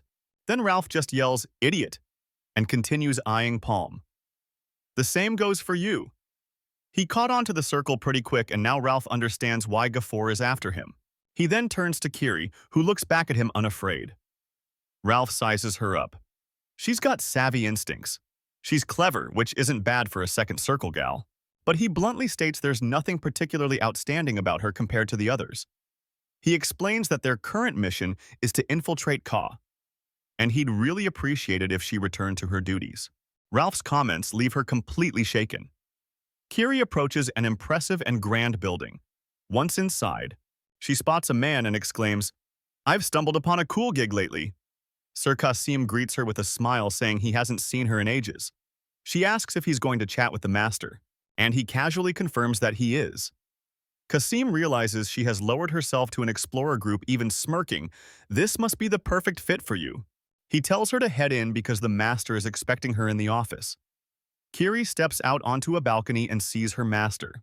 The man facing away from her immediately asks, "Are you planning to quit?"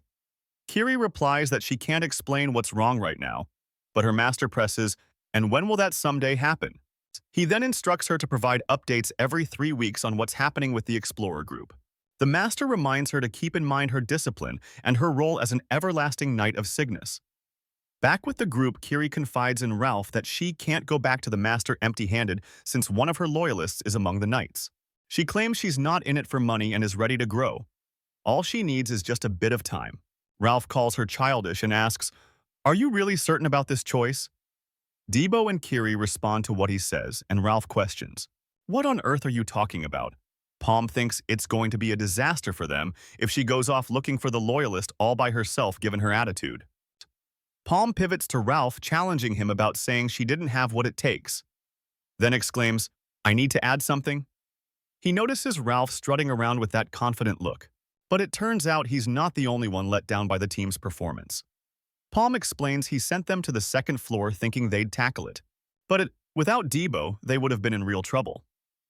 Ralph disputes that the snow yeti wasn't your average foe, but Palm glares at him and queries, "Oh, is that so?" Then Palm drops the jaw-dropping news on everyone. "I've tracked a snow yeti all by myself." The revelation leaves Ralph, Kiri, and Debo absolutely stunned, their mouths wide open. He clarifies that this happened before the regression, and had things unfolded as expected, he would have whopped that creature. Palm elaborates that he had to shake things up because Kanya's assassins were way tougher than he anticipated. Ralph immediately calls him a fraud, asking, "How could you do that as a slave?" But Palm just counters, "Don't believe me." Then he leans in and adds, "Want me to prove it?" Ralph steps back, saying, "No need for that." Then quickly quips, "So that means you don't need me either." The kid simply breaks into a grin.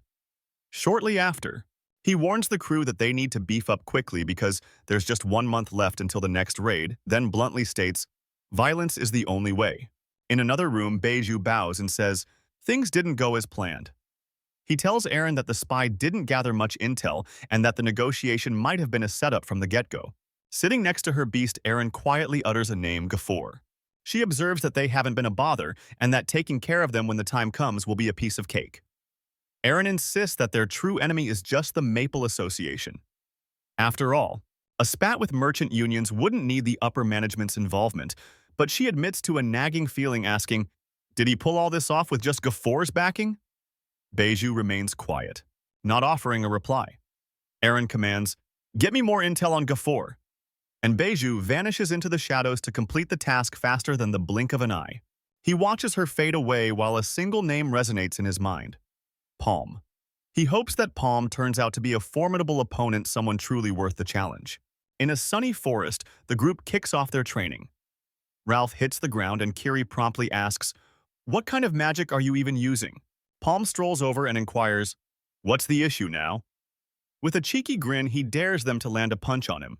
He jumps, evading their strikes, and proclaims, "Land just one punch on me and training stops immediately." Farther away, Debo is already fuming at all the noise. He yells, "I can't focus with all this racket." Debo punches a stone dummy, wondering why on earth he has to train like this. Palm explains he needs to consciously tap into the power that comes out when he blacks out, even if he's not sure if it's possible, but he adds, "It'd be pretty cool if he pulls it off, right?" Debo goes back to training but keeps questioning, "Is this really going to make me stronger?" Ralph, with a bruised face, asks if this is really training. Debo then chuckles at the situation and Palm straightforwardly explains he just upped the difficulty to match his circle level. Then Shannon asks if it's all right to leave her sister behind, but Ralph quickly assures her, saying there are guards watching over her. That said, Debo approaches Palm to chat about something. He then presents a letter with a ring explaining it's a relic that assisted in his escape, and now he wants to return it. Palm inspects the relic and instantly recognizes the cross ring. Debo then asks Palm what in the world that is. Palm takes the letter and states he has a hunch about it. He tells Debo he'll take care of everything and advises the kid to hit the hay early. Then Palm warns, "Starting tomorrow, we'll also join this training." Later in a forest clearing, Kiri trains solo, delivering powerful strikes with her sword. Worn out, she pauses momentarily to catch her breath. Out of the blue, Kasim shows up, surprising the girl and dropping a bombshell. She has absolutely no talent. But Kiri keeps pushing through her training, wielding her sword with even more intensity. In the dead of night, Palm quietly moves down an empty street. His shadow stretches across the door in front of him, swinging her sword with even more force. In the stillness of the night, Palm moves silently down an empty street. His shadow stretches across the door in front of him. He halts right before the entrance, gazing as the door swings open slowly.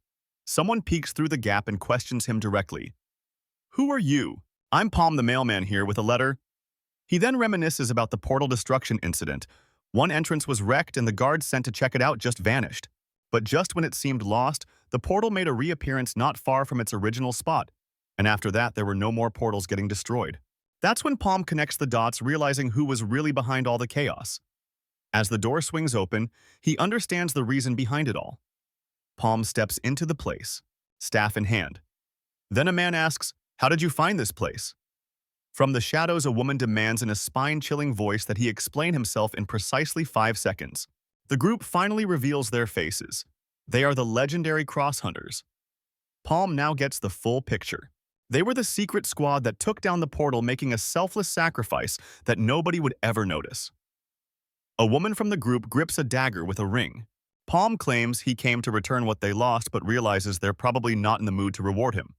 The woman starts a countdown beginning at 5. Keeping his voice steady, Palm reveals he's here to share a shortcut. After all, wasting time isn't great for him either, as weapons are aimed at him. Palm explains he can't just say how he knows about that place, but he drops a bombshell. If they take him out, the intel will go straight to the basement of the infamous Edelstein Assembly. Palm declares that's exactly where their leader is going to be exposed. The woman then angrily demands, "Who the heck are you?" With a grin, he responds, calling her Cheryl, then correcting himself. "Maybe I should ask, it's been a while, hasn't it?" He reminisces about the past, recalling they were friends in another life. After the Cross Hunters disbanded, Cheryl joined the resistance, and they fought side by side in countless battles. They stuck together until that fateful day when she sacrificed herself for him. Back in the present, Palm says he's determined to repay that debt and gets right to the point. He then requests Cheryl to pull out the cunning branch since it's already been exposed to the followers. Next, he discloses he snagged something rather important not too long ago, showing them a hand that belonged to the Kanye Merchant Union. He makes it abundantly clear what he discovered. Cheryl questions what it signifies, ominously saying, "If you're trying to play me, you won't like the results." Palm simply replies for her to check her own hand first. A symbol shows up on her skin and she instantly identifies it as a follower's tattoo. Someone from the group confirms that's indeed a Kanye follower's symbol. Cheryl realizes the follower's existence just went public in a big way. In a commanding tone, she asks, "What do you want?" And I expect a clear answer, nothing vague. Palm states that all he needs is information. That's it. After their chat, the hideout door slams shut. Ralph then asks Cheryl, "Do you trust him?" But she snaps back, "He's super shady and this could easily be a trap." Outside, Palm decides he'll first play along with the trap. Considering the situation, he recognizes he uncovered something unexpected on top of the information he'd sought. Palm wonders if Kanye is changing plans because he altered the future. With that settled, he announces their next destination, Nautilus. Suddenly, a gigantic ship surfaces from the depths. Debo couldn't believe his eyes taking in the sheer size of the port. He joined the group brimming with excitement for the action only to realize a whole month had zipped by. Abbis, seated with Palm at the table, cut straight to the chase. "Choose," he said, tossing down a list of coveted portals. Kanya raised a brow and asked, "Isn't it high time we made our move?" But Palm remained mute, simply assessing each option with a keen eye. Abbis, already irritated by the delays, shot back, "You're scared, aren't you?"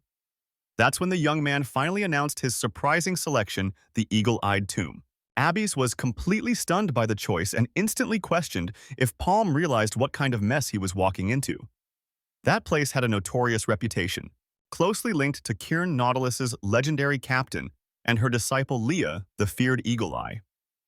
After all, the portal wasn't just any portal but a somber memorial to Leah, who met her fate right there.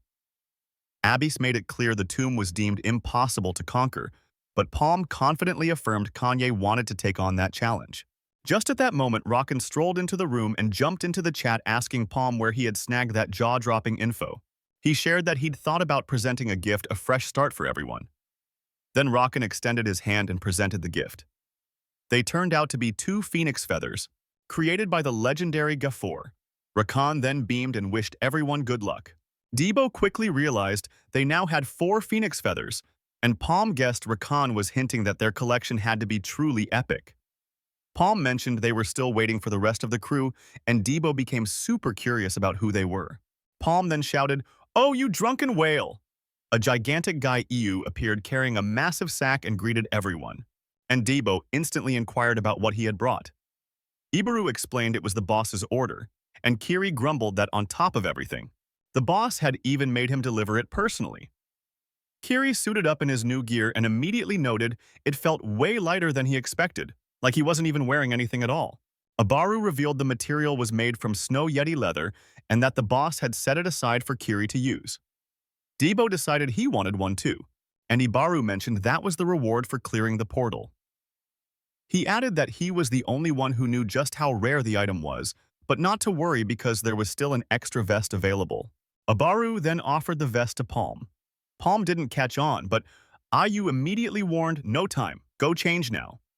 Meanwhile, a guy with braids was non-stop whining about how incredibly bored he felt. In the meantime, the legendary ship Nautilus was sailing towards a tropical island. On the beach, 2 guys spotted someone arriving and announced, "They're here." A crew member complimented Miss Manu for her hard work, and she simply remarked that the ocean air was the best around. Then someone yelled at the top of their lungs, "Miss Manu did it!" Everyone cheered for her amazing return. After all, she had taken on an orange-ranked portal all by herself and handled the chaos from the invasions. But the captain, with her back turned, just replied sharply. Monero questioned the decision, arguing they had cleared a portal for 200 people and a 74-person, one should be a breeze. She insisted she was way stronger than the eagle eye of that era, so there was no reason to say no. Kieran then asked if she was talking back to her and if that would be seen as total insubordination. The young woman then threw Leah's vengeance back at her, questioning how much Kieran had truly tried. The captain just repeated the order and told Manu to leave. Manu fell to the ground, defeated by the sheer weight of that command. At the tavern, Manu pondered whether she should just shake everything off, head over there, and rip down the wanted posters.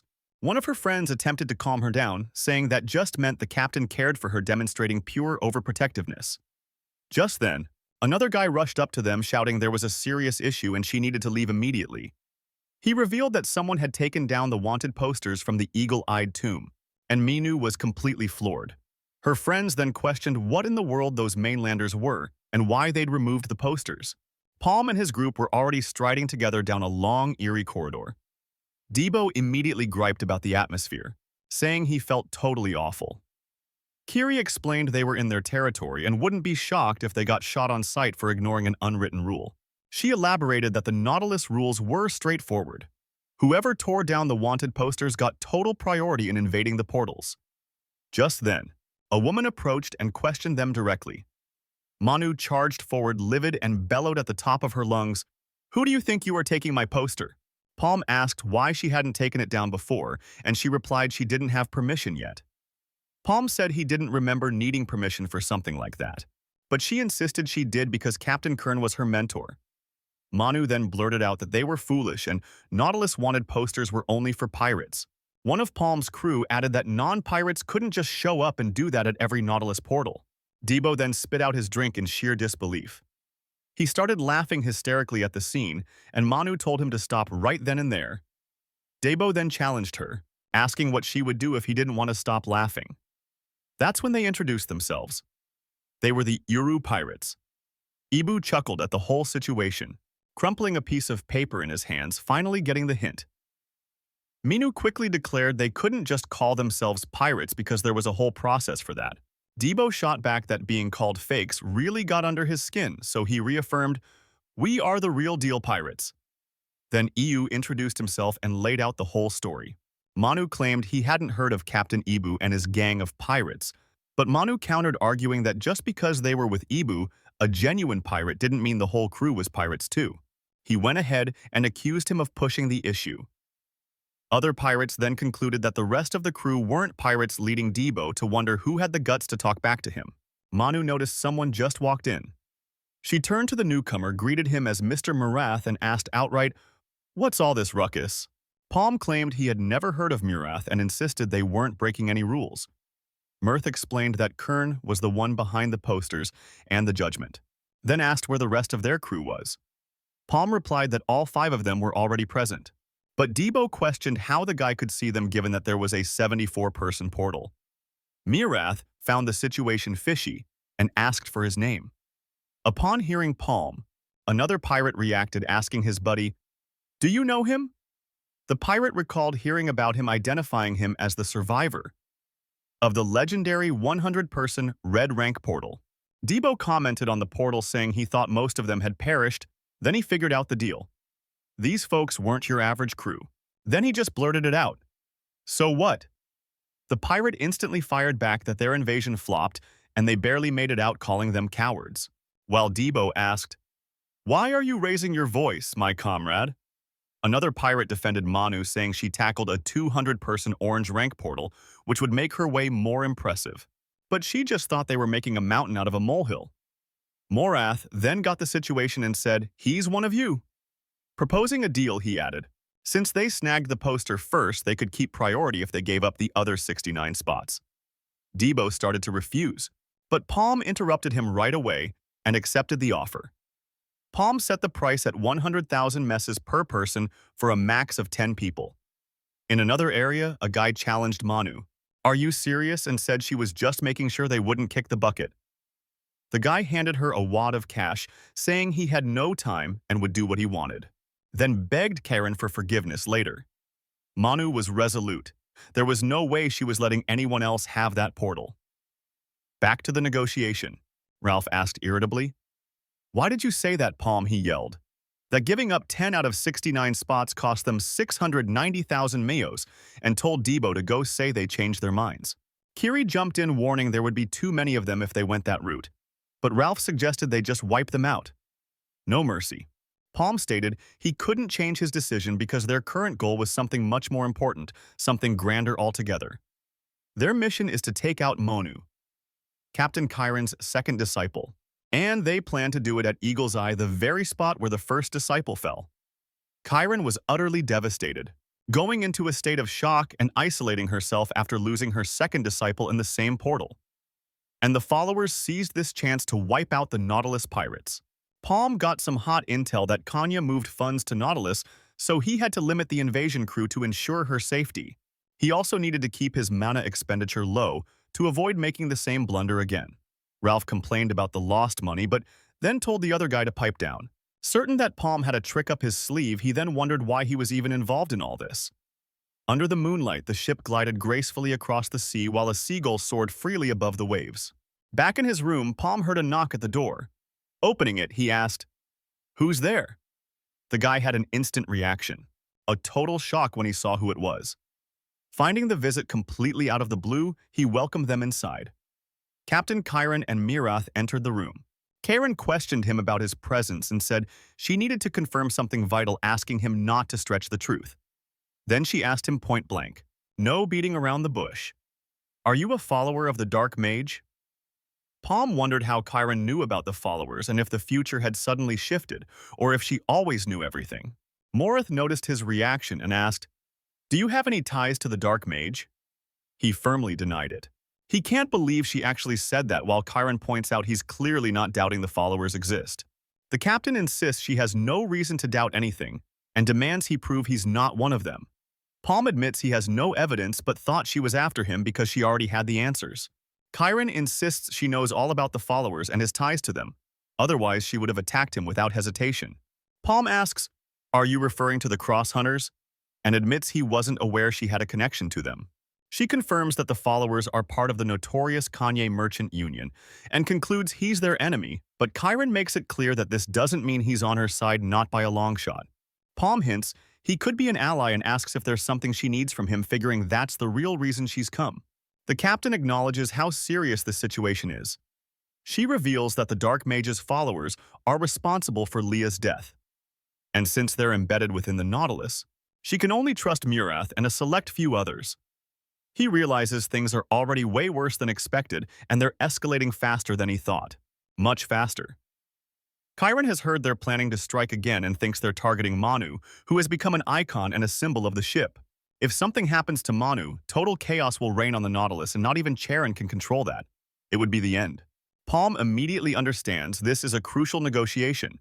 Chiron assigns him to protect Manu at Eagle's Eye Tomb, offering a rare item from the Nautilus treasures as a reward. Before entering the portal, Debo dramatically declares they're going in first and invites everyone to sit back, relax, and feel at home. Manu watches the group draw near to the portal. As they step through, Debo is struck by the scenery, expressing that everything looks fresh and unlike any place he's ever encountered in his life. Ralph grumbles about them only selling 10 spots, but Kiri warns him to pay attention, pointing out they aren't on a tourist outing. Encountering a small creature, Debo rates it as foolish and an easy catch. He offers to take care of it, but something suddenly interrupts him. A much larger creature looms impressively right behind the smaller one. With his tail between his legs and voice quivering, Debo asks, "Is the little one with its mom?" Manu keeps firing and commands, "Get rid of these creatures." One by one, Zoe quickly catches on, alerting everyone that the noise is attracting more monsters. A pirate tries to calm the others, saying, "Don't panic. We've dealt with much tougher portals, right?" But he doesn't finish his sentence before a creature suddenly leaps at him. The monster lands a hit, knocking 2 pirates down. One of the men tells Zoe to get back in formation, and he admits, "You had a point." Manu takes aim and declares, "I've got this." But another creature materializes out of nowhere and assaults the group, leading them to wonder, where are all these things coming from? Palm shoves Debo forward, urging him on as he says he has stuff to deal with. Debo fires back, fuming, "Where did you go?" Palm curses impatiently at the cave wall. Suddenly, another large creature charges straight toward them. Debo readies himself for action and confidently states, Now the real fight begins. Palm explains to the group that the chaos in their fighting style won't work if they don't get organized. He announces a radical new approach. From this moment on, we fight as one team and one family. This proposal catches everyone off guard, of course. Debo springs into action, launching the first strike towards the front lines, determined to create some havoc. He knows he won't land every strike immediately, but he focuses on damaging what he can. His eyes are set on the goal, and he charges forward without hesitation. Debo ignores attacks from behind and continues to advance. Ralph positions himself to guard Debo, saying, "Your old man is going to protect you." He affectionately refers to Debo as his cute little boy and insists, "Trust your old man." Naturally, Debo yells at him to be quiet. Palm had already given Ralph clear instructions, and the directive was straightforward. He would be Debo's shield and set aside his own selfish tactics.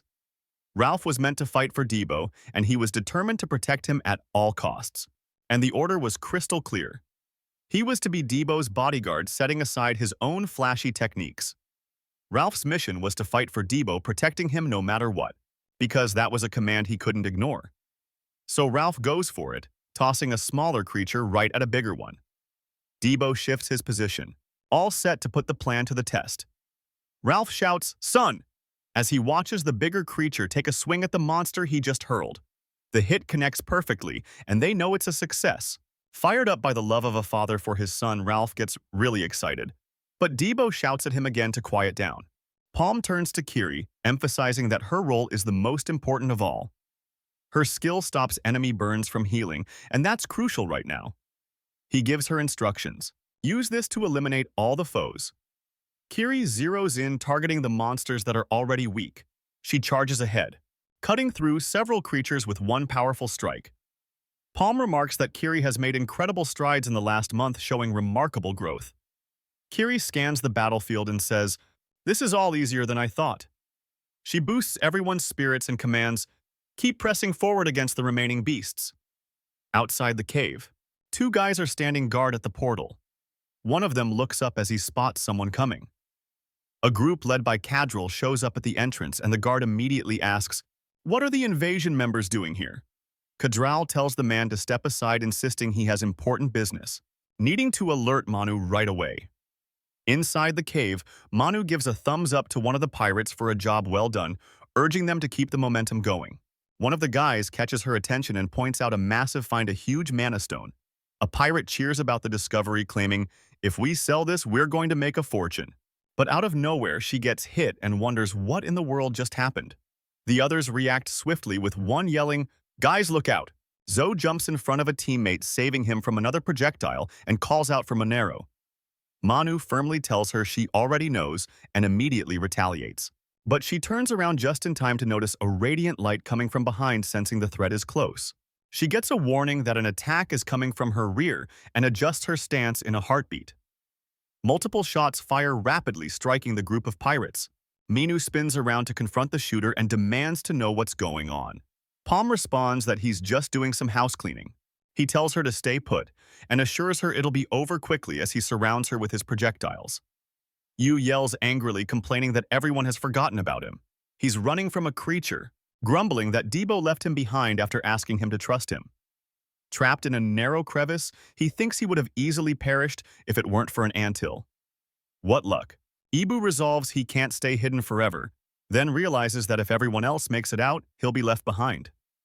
Standing on a cliff edge, he finally gets the message. Yu is a second circle adventurer after all. He refuses to meet his end here and takes a deep breath. No way. So, staring at a second portal, Yu wonders, what am I supposed to do just hanging out here? Suddenly, he feels a kick from behind and gets shoved into the portal. Yikes! Inside, he spots a little critter and instantly recognizes it. It's Palm's creature. "How long have you been here?" he asks, adding, "You nearly gave me a heart attack, buddy." Yu hears a familiar sound and freezes immediately. A blinding light appears, and he lets out a scream in despair. Wild. The little critter makes a short sound and simply disintegrates into sparkling particles. That's strange. Back in the cave, Palm lays it down. Nobody move. He says he'll wrap this up quickly while keeping the blades circling the pirates. The air is thick with tension.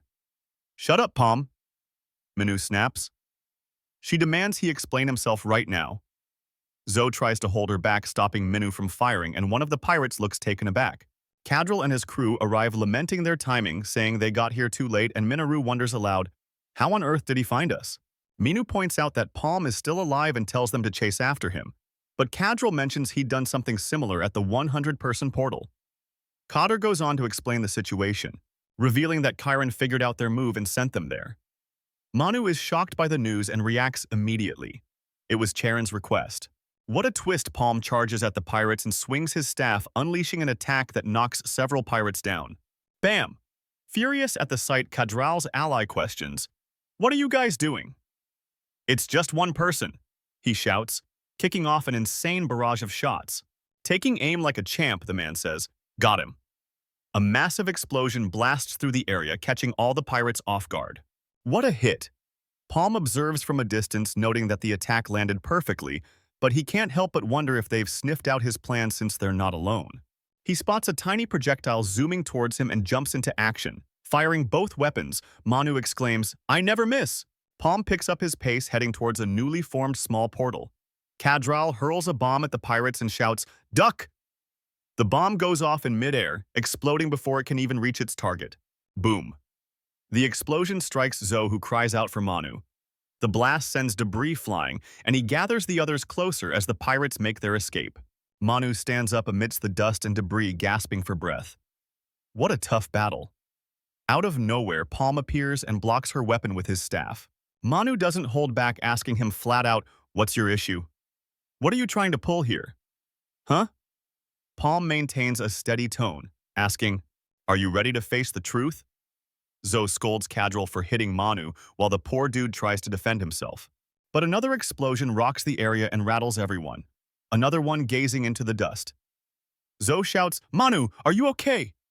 Just then he gets hit. A blade strikes hard. Monero's weapon is yanked from her hand. She loses her grip and Cadril can only watch in shock. Right after that, Cadril gets knocked down by a barrage of shots. On the ground, he weakly asks why this is happening. Minoru jumps at one of the fallen pirates and delivers a powerful blow.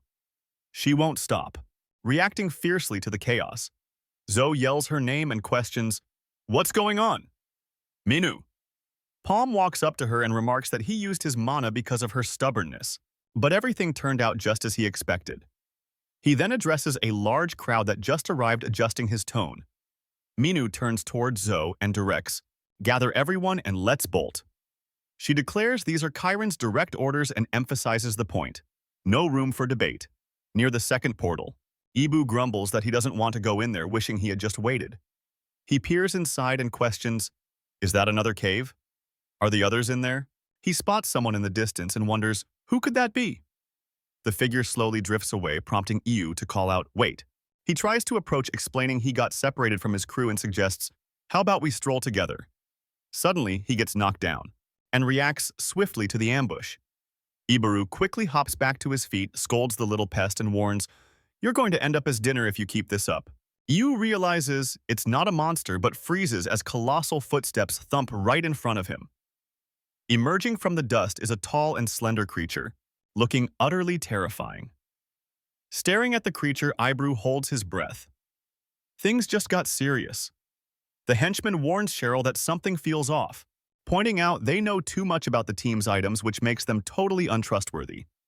He mentions the monlay of penetration and explains how the artifact reveals monoflow, allowing them to identify followers of the Dark Mage, but it drains an outrageous amount of energy. Cheryl then mentions that nobody has been able to use the item since Chorus's death, and questions whether the guy realizes it only works when paired with the user's element. She wonders, how did some kid dressed like a mage manage to use it? Cheryl admits she's not trusting him either, but figures that for now, their goals align even if it could all be a giant trap. The henchman asks what they should do, reminding her that he lent the item, then urges her to trust him. She concludes that if his mana runs low, he'll get himself killed before he can even use the monlay. So, they decide to wait and observe. From a distance, the duo watches curiously how Palm will deal with the crowd below. Palm turns to Chiron, monlay in hand, and announces, "Everyone here except for the three in front are followers." "No way," one pirate shouts, demanding proof and doubting Monero would take the kids seriously. Palm playfully taunts the crowd, "What if a certain kind of proof is more than enough?" He explains that the followers' tattoos only show up when the user infuses mana into them, and they can be found anywhere on the body. He adds that the tattoo is invisible to the naked eye, further driving home the message. But he insists that doesn't mean it isn't real. Palm tries to be courteous and gently places his hand on one of the men.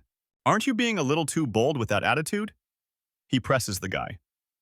The other pirates quickly recognize the Black Mage's mark and shout in unison, "No way, not at all." The pirate who demanded proof is now in a complete panic. The followers whip out their guns and kick off the showdown. "Take them out!" One of them roars, sparking chaos. "What's going on?" asks the pirate holding the biggest weapon, completely losing grip. He fires his scatter cannon and starts the onslaught. Manu readies her weapon with fierce determination and braces for action. One of the followers gets hit square in the chest and collapses lifelessly. Palm warns his friends that he's exhausted too much mana tracking them, so they're at a disadvantage. One of the enemies notices a second portal nearby and suggests, "Let's slip through that to hide. Quiet down." Monero immediately cuts him off. She announces, "I'll take them all down myself," and charges ahead. "Step back if you don't want to get hurt." Someone warns, trying to restrain her. Suddenly, the bandit appears and declares, "Time to hunt." He lunges at one of the pirates in the fray, striking his mark. "What's going on?" Monu asks, struggling to make sense of the chaos. She realizes she's caught in an illusion and can't see a thing, sending her into despair. The pirate wrestles in the surrounding darkness, desperate to break free. "I wouldn't expect anything less from you," says the guy who ensnared her, immediately cautioning her to be ready. Minu, one of her friends, yells, saying that he similarly can't see anything at all.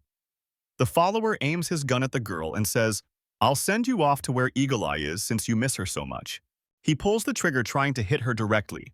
Palm jumps in front of the projectile and tells the shooter, "Send her my regards." He deflects the shot and yanks Monero away from the looming threat. "How is that even possible?" the follower exclaims, completely losing his cool. Palm keeps the pirate steady as the man yells, "He should be totally blind." The follower demands fire Palm, claiming he's too unpredictable. All the followers unload on the young man, attacking at once. Palm raises his hand, conjuring a strong barrier that deflects all the shots. He uses his wizard staff and takes down several thugs in the blink of an eye. "Will this get the job done?" one of the pirates asks before firing a cannon shot. The man gets hit directly and wonders, "How is this even real?" "What kind of power is this?" one enemy remarks, noting that they're just firing arrows. "Everyone back off!" he shouts, launching multiple projectiles. His attack collides with the enemy shots, causing a massive explosion. The pirate realizes he redirected the fire arrows with the blast and sees the bigger picture. Palm seizes the opportunity, charges ahead, and slashes one of the followers. The man is struck mortally and falls without a fight. He presses forward relentlessly, assaulting the remaining foes. The illusion shatters and Monero shouts, "I can see again."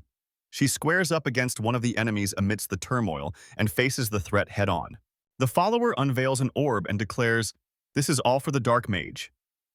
Several followers activate similar orbs and hurl them at the group. The spheres explode together, triggering a chain reaction of chaos. Monero is flung back by the blast and loses her balance completely. Shielded by a shockwave barrier, someone yells, "El Palm." Palm strides toward the portal and mentions he's at his limit, needing to get through before his mana runs dry. He dashes toward the exit, with Monu pushing on as one of the enemies lunges at them as well. The girl takes a hit and is thrown back, causing her friend to cry out her name in panic. Palm turns around, extending a hand to her.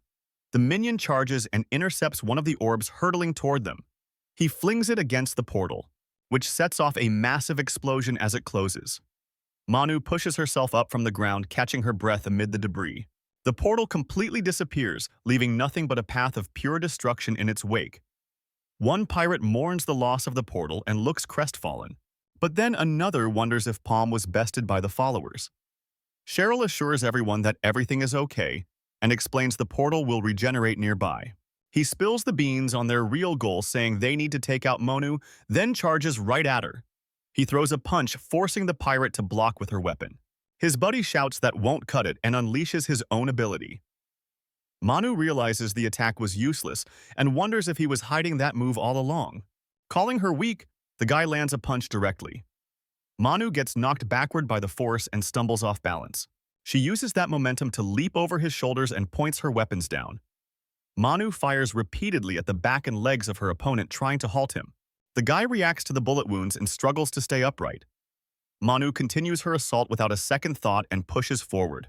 But then she gets hit by a distant shot and has to fall back. Even though she's hurt, the pirate turns and fires back at the shooter. His pal mocks her, calling them little rats. Manu sneaks up from behind and plunges her weapon into his ribs. Then she fires point blank at the guy's head, finishing him off instantly. The other pirates watch from a distance, shouting Pedro's name. Manu says there's no time to waste and dares them, "Come at me, all of you!" Meanwhile, Debo is puzzled about what the portal is. Kiri notices there are several other smaller portals. Ralph explains they must be special portals linked to different spots in the second region, and mentions he's heard about this before.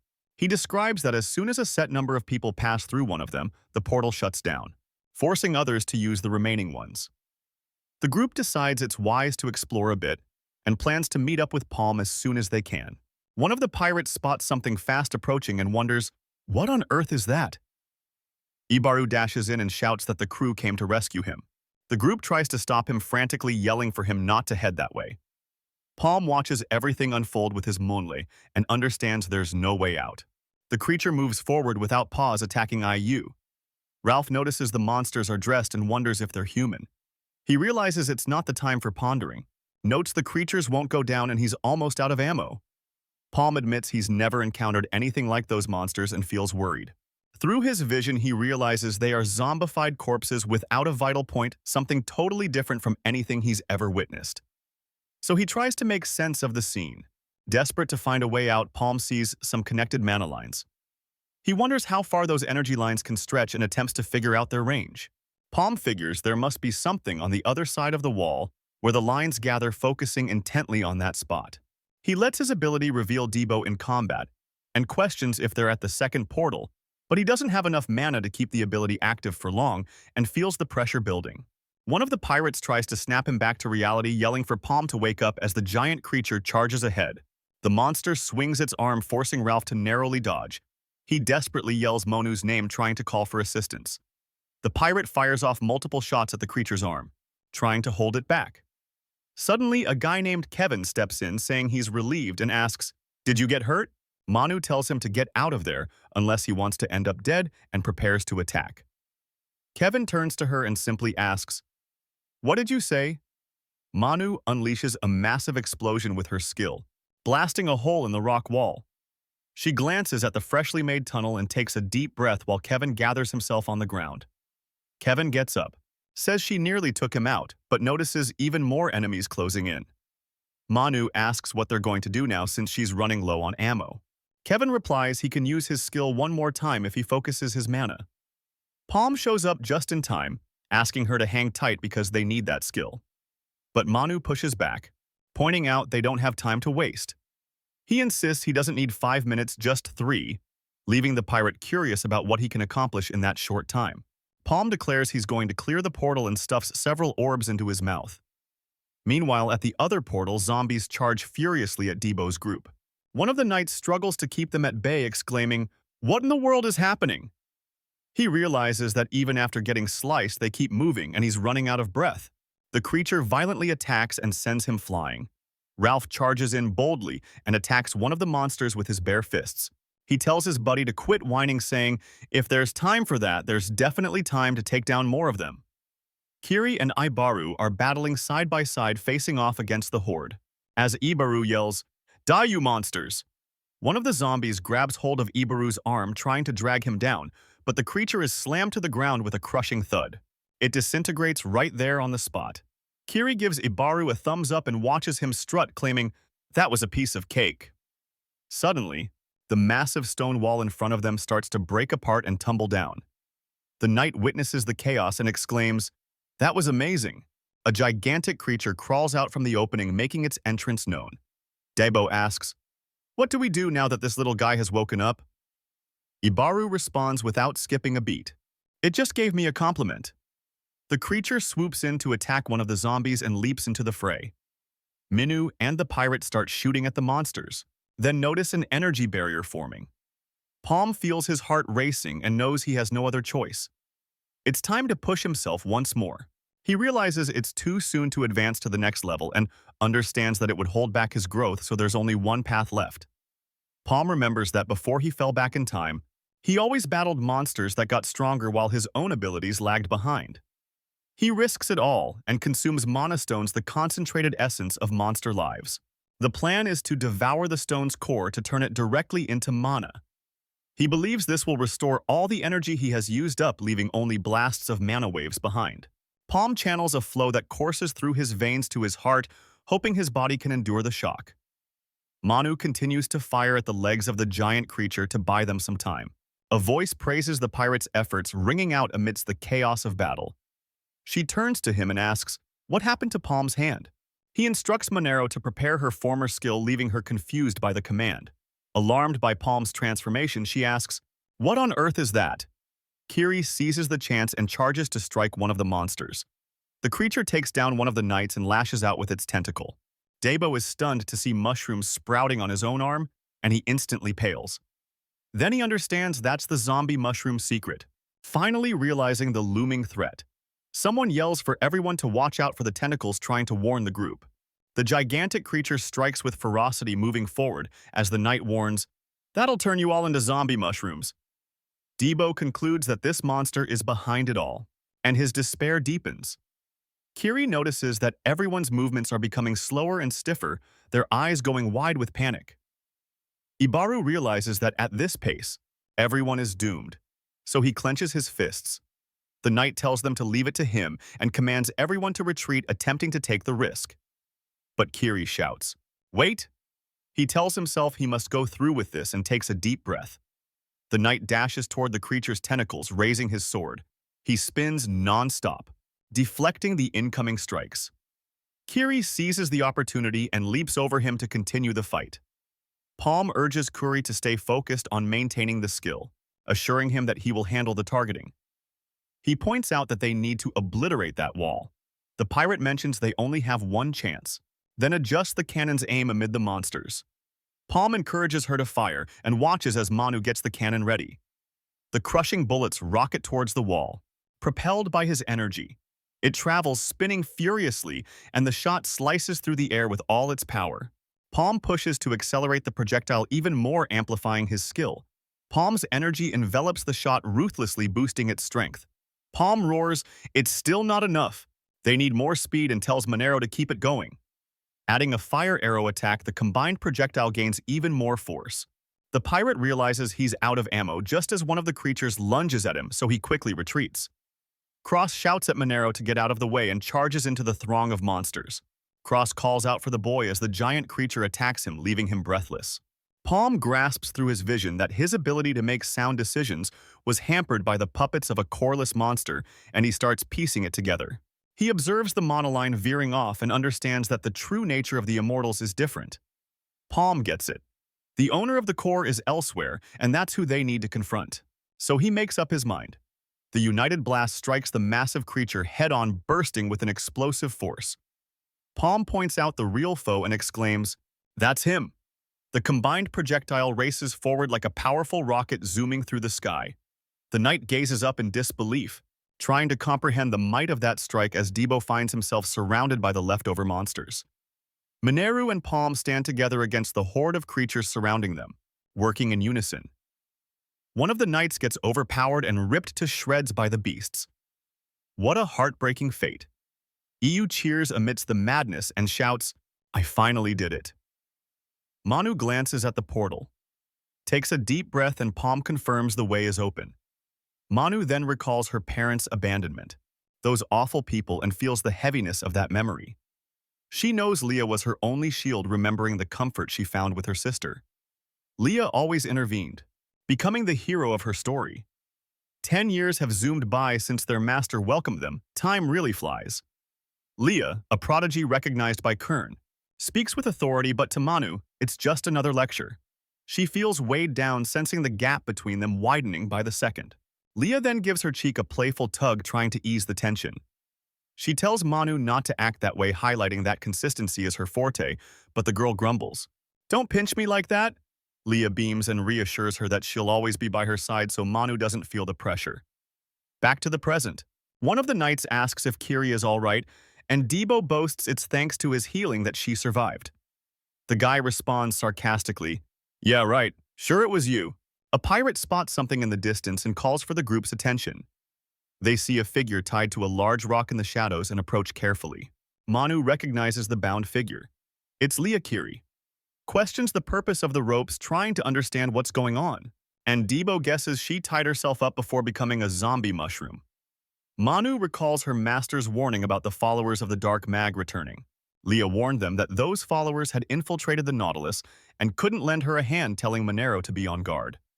She left one final message, saying goodbye with a heavy heart. Leah revealed that the traitors had planned everything meticulously and half the crew were followers. She concluded no one could be trusted and figured this might be her end. Speaking with regret, Monero weeps for failing to keep her promise to her sister, letting her sorrow spill out. A portal tears open on a beach, appearing among numerous fallen bodies.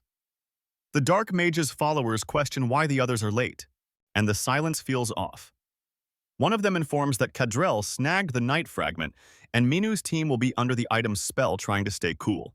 But he witnesses one of his buddies hit by a sudden strike, falling into shock.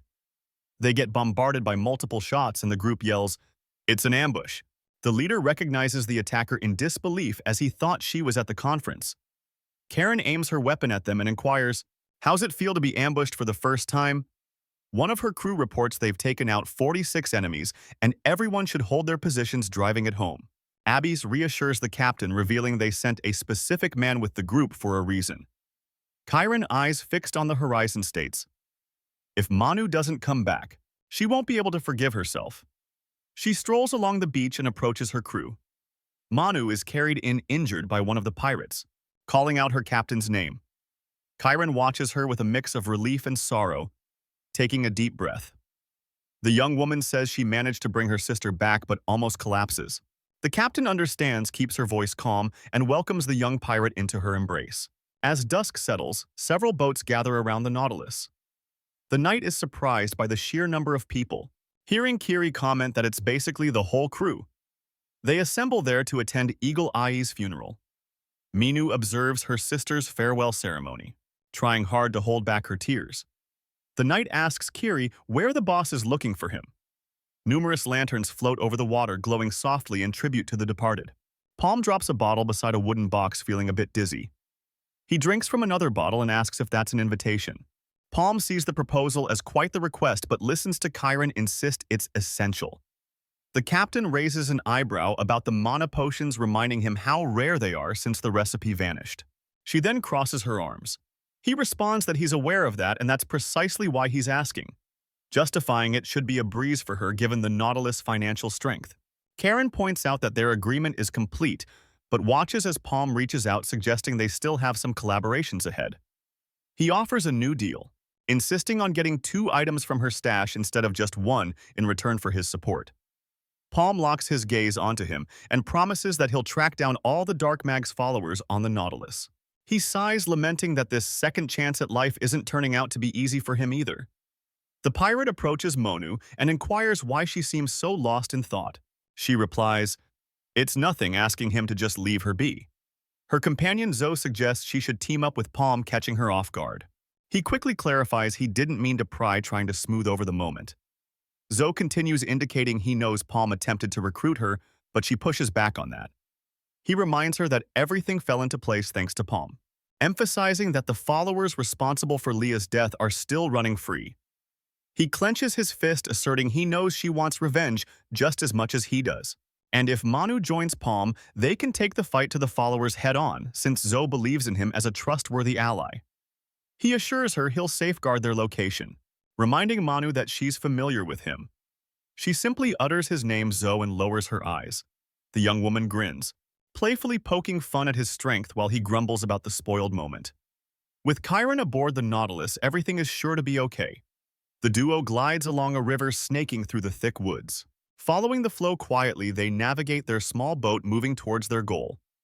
They soon near a massive golden gateway, and the hull slides through without a hint of slowing down. From atop the structure, several individuals keep a watchful eye, weapons in hand. Then Chiron raises her staff toward the entrance and triggers the concealed mechanism. The enormous gates swing open with dramatic flair, granting the boat passage. Palm is taken aback as recognition dawns, his eyes widening. He instantly understands. This is Chiron's treasure. And then it clicks. He asks Chiron to clarify the worth of the item, seeking answers with eager anticipation. But the captain puts it plainly. He must figure it out for himself. She reminds him she only committed to 2 items, which leaves him pondering. Palm scans the riches and quickly spots the onyx dragon wand and the Dominator's pendant. He sees the angelic guardian ring of dawn and ponders his choices. Then he turns with a firm look and charts his path. Chiron keeps her eyes on the young man sauntering off toward another section of the treasures, following him with curiosity. He reaches out and states confidently, "That's what he's after." Palm recalls that on the final day, a follower was slaughtering association members at the front lines, and he flashes back to the scene. His name is Reek, a turncoat to humanity who left a trail of devastation. He managed to sneak into the association's upper ranks and betrayed them at the moment of truth, delivering a crippling blow. Palm remembers how many he lost because of that lowlife and wonders, is this where he got that item? He resolves to claim that item as his first pick, making it his top priority.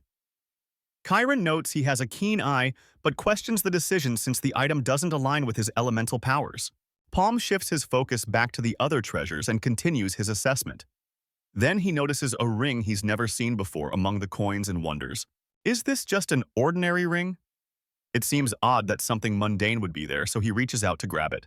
But something entirely unexpected occurs as soon as he touches it. Chiron asks what just happened, trying to figure it out, and Palm questions, "What is that thing stuck on my hand?"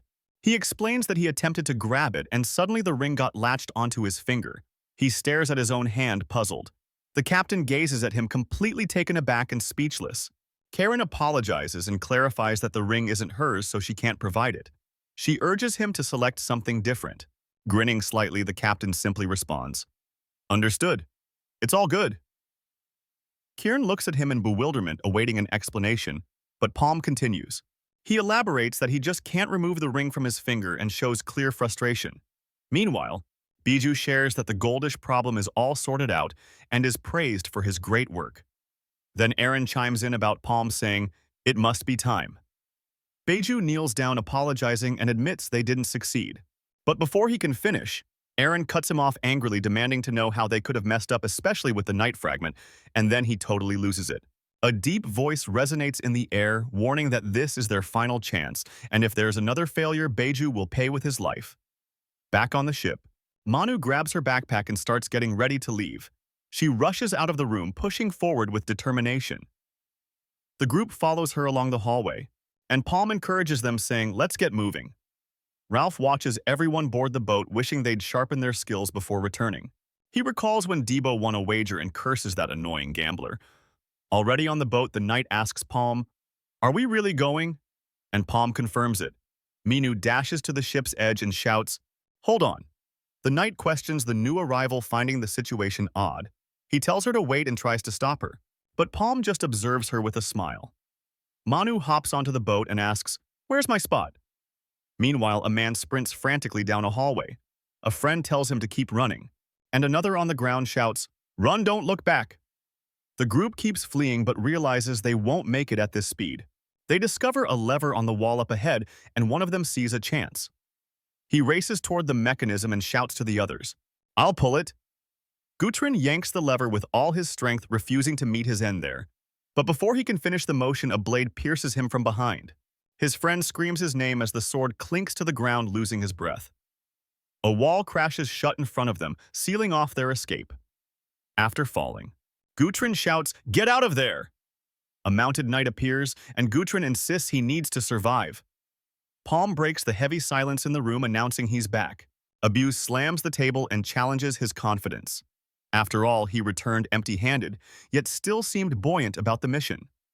Palm scatters papers across the table, noting that it's not quite enough, but it'll widen their stage a bit. He divulges that Manu, the target of the followers, has joined their team. So now they're set to lure the enemies into a trap. Abbis asks how long he has to be part of these games, but Palm decides he can't share everything just yet. Palm realized that if they descended into chaos divided by Kanya's motives, they'd never reach the followers' roots, so he sticks to his choice. He concludes that he needs to move quickly, stating it won't take long. Ralph is steaming with rage. Palm added more members to the crew without informing anyone, meaning he'd have to spend more money on the whole lot. During a meeting, Kiri and Monu watch Ralph argue about Palm's temporary command. Palm places a glass on the table, proclaiming that if there are complaints, they can settle them with skill. He looks directly at Ralph and says he's always up for duels. Ralph hesitates and backs down from the challenge. He storms out, slamming the door and grumbling that it's his money, and Palm didn't even discuss it with him. Ralph asks where he's going, and Palm responds that he has somewhere to be and training is off. From the terrace, his guards watch the group members dispersing to different spots. Followers grouse that the group acts like they have multiple lives and wonder why they always venture out solo. Ralph strolls down the street and keeps going. The men decide to split up to follow him. Chiron questions if the item chose Palm as its owner because the ring wouldn't budge from his finger. He realizes that's not a good sign and recalls who the ring's real owner is. Palm accepts the situation without any surprise. Karen advises him, saying he'll need to ask the item's rightful owner for permission. As they step into a room, Cheryl greets them, confirming she's alive and well. Palm then inquires if she is the ring's owner. He shows her the ring, mentioning he can't get it off, and asks if she's okay with that. The woman stares at the item, surprised, instantly recognizing it on his finger. She turns to her companion, a concerned look crossing her face, revealing her anxiety. She states she can't give him the ring since the real owner isn't present. Then Cheryl hears Palm ask her to bring the owner for clarification. He claims the situation is fantastic, leaving her even more perplexed. Cheryl then requests something from Palm regarding the ring's owner, trying to clarify her needs. She urges him to rescue Fur, the hero tracker. With that, Cheryl shares her deep concern. Humanity was cornered on its final day, facing dreadful monsters. Out of nowhere, 6 heroes rose to battle, once more returning to the fray. Among them was Evan, the successor to Fried, and Luminous, the challenger of destiny.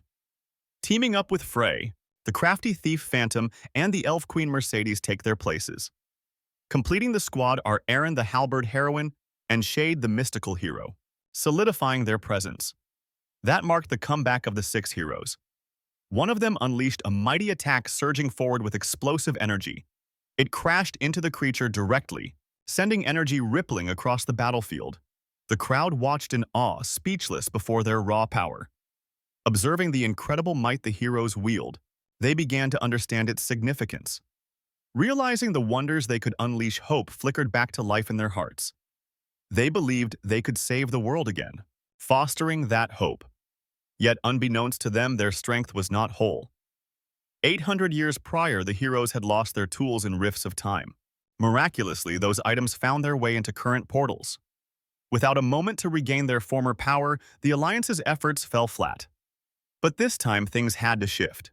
The heroes had to be outfitted with a solid shield, relying on it to block their followers from reaching them. In the meantime, Palm's team acted as bait to lure the followers in. The objective was to unite all factions of the Maple World, requiring a strong alliance so they could finally rewrite history. The knight gazed at the landscape and expressed his admiration for the stunning view. Before a vast canyon, the group took in the scenery. Palm declared they must be around here and pointed toward a specific spot. He handed out some papers, asking everyone to attach them to their bodies, leaving the knight feeling puzzled. Following orders, the knight placed the paper on his chest. The paper shimmered with energy that radiated, making him wonder, what on earth is that? The energy spread across the ground, crafting a sizable circle. Suddenly, a portal materialized, forming right in the center of the circle. Minu was taken aback, stating they wouldn't have found the portal without this. Palm recalled Fur, the hero tracker, who figured out how to trace the items, connecting all the clues. He understood. Palm pondered if the ring adorning his hand was a hero item, quietly contemplating. The team got ready as they watched Palm step forward, proclaiming, "We're set to save him." In the void, a colossal structure loomed. Debo proudly bragged, announcing they had cleared the first portal in a record time of 5 hours. He boasted about how the fire boars were a piece of cake. Then Kiri told him to clean his ash-covered face. Manu was taken aback and asked Debo about his strength, who boldly called himself a genius and stated he would reach the 4th circle. Ralph observed his excitement and commented. Then the young man asked if he was scared.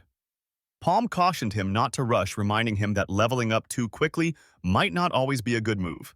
He explained that rapid advancement could overwhelm the body and stall evolution, trying to help him see the bigger picture. Debo snapped back, questioning why Palm jumped 2 circles at once. But Palm insisted he had no choice back then. Manu noticed how casually Palm addressed circle advancements and watched him in fascination. Palm recalled that before his regression, perilous situations held him back from truly evolving. Then he contemplated. Now aware of what lies ahead, he resolved to grow only at the right moments in order to hit the 8th circle. Kiri expressed her concern that they had moved too quickly and feared they might have lost track of their target. Palm reassured her, promising they hadn't lost them, and mentioned he had already checked.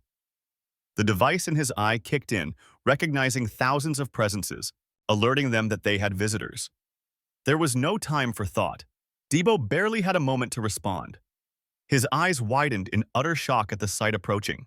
A wave of skeletons with a wicked aura surged forward like a tide leading the charge, and he screamed, having no clue what those things were. He shouted that there were too many, ordering everyone to get out of the way. Manu rushed forward, realizing bullets were useless against the skeletons. Kiri despaired, asking if this was the only type of monster they would face from now on. Ralph decided there was no choice but to prepare for battle. But an unknown voice shouted, "Everyone duck!" Debo found himself surrounded by the advancing monsters, losing ground. The skeletons attacked fiercely with swords and shields, pushing forward mercilessly. Out of nowhere, a mysterious force sends these creatures flying. A hunter steps forward, sporting her stylish manhwa of penetration, and reveals herself. Debo sighs in relief upon seeing her and reacts. But before anyone can catch their breath, Fur the newcomer urgently pleads for something. He's practically begging for food. Showing his frail state, he promptly collapses to the ground, leaving Palm and Debo in shock. Fur goes on to explain that while trapped, he learned the skeleton's movements and the local mechanisms. He shares his story, bragging about his outstanding infiltration skills, trying to shake off his exhaustion. As Manu forms a barrier, Fur reveals that the real issue was going 5 days without a bite to eat. He complains about almost starving. Palm interrupts him to ask for a favor. Seeing him stuffing his face, she throws her hands up and tells him to just finish his food already. Monero smirks slightly and adds that either way, it's a bit of a relief. She casually remarks that since they found the exit portal, they don't need to take down the boss anymore. But Fur cuts in, insisting he has one more favor to ask. He bows deeply and pleads, "Please, will you be my bodyguards for 3 days?" He then explains his reason. He claims there's a special item he's searching for and he can't leave without it, or his friend's efforts would be for nothing. He confesses he struggles with combat, making exploring alone quite the challenge, so he asks for their help, promising he'll locate the item in 3 days and will reward them handsomely. Palm raises an eyebrow at his proposal, questioning how he plans on finding something in 3 days when he hasn't managed to in a month, noting he doesn't have time to waste. The hunter responds that he hasn't searched the perilous areas yet and has a feeling where the item might be. Meanwhile, from a distance, a white-haired man watches, wondering if things are kicking off. He curiously wonders if the great hero will manage to break free this time. But before he can even finish that thought, a chilling voice responds to him asking, "Are you really that sure?" As he turns around searching for the source, a multi-eyed creature looks at Evoke, disappointed that he can't finish off such a small bug. Kneeling, he hears a tiny spider ask, "How much longer will you embarrass yourself?" He knows excuses won't cut it. So, he accepts whatever punishment is coming his way and states that his plans are already in play. His only option is to beg the Spider Lady for another shot. The Spider Lady agrees to his request and insists he take full responsibility for his scheme. Back to the skeleton battle. Debo takes down quite a few skeletons and thinks this is fantastic. As they continue, he comments that now the path is blocked, everything should go smoother. Not so fast. Ahead, they come across a device. One opens while another closes. Palm agrees with the plan and states they must locate the item before they get discovered. He spots an impressive knight statue and reveals that this statue is the great hero's item Fur has been hunting for. Debo looks around, asking if they are in the right place since he doesn't see many items lying about. Palm steps forward, pointing out that the area feels different, so they need to dig deeper. While Manu tries to ponder who built this thing, Debo wonders if the statue will just up and start moving. Then Kiri calls everyone to come closer. She shows them a stone slab with an unreadable inscription but insists it feels super important. Fur peers at it and identifies a riddle in an ancient tongue, suggesting it's the clue to the item's whereabouts. The translation hints at musicians, a performer behind a curtain, and the clear instruction to follow the light.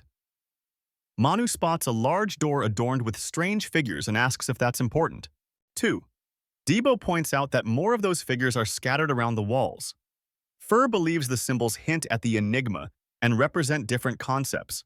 He recalls the part about following the light connects the dots and realizes they know what to do. Following the instruction, Debo places his hand on the symbol resembling a sun on the door. It swings open, and he exclaims how easy that was. But a fiery blast erupts from inside. Kiri screams Debo's name as the flames engulf him.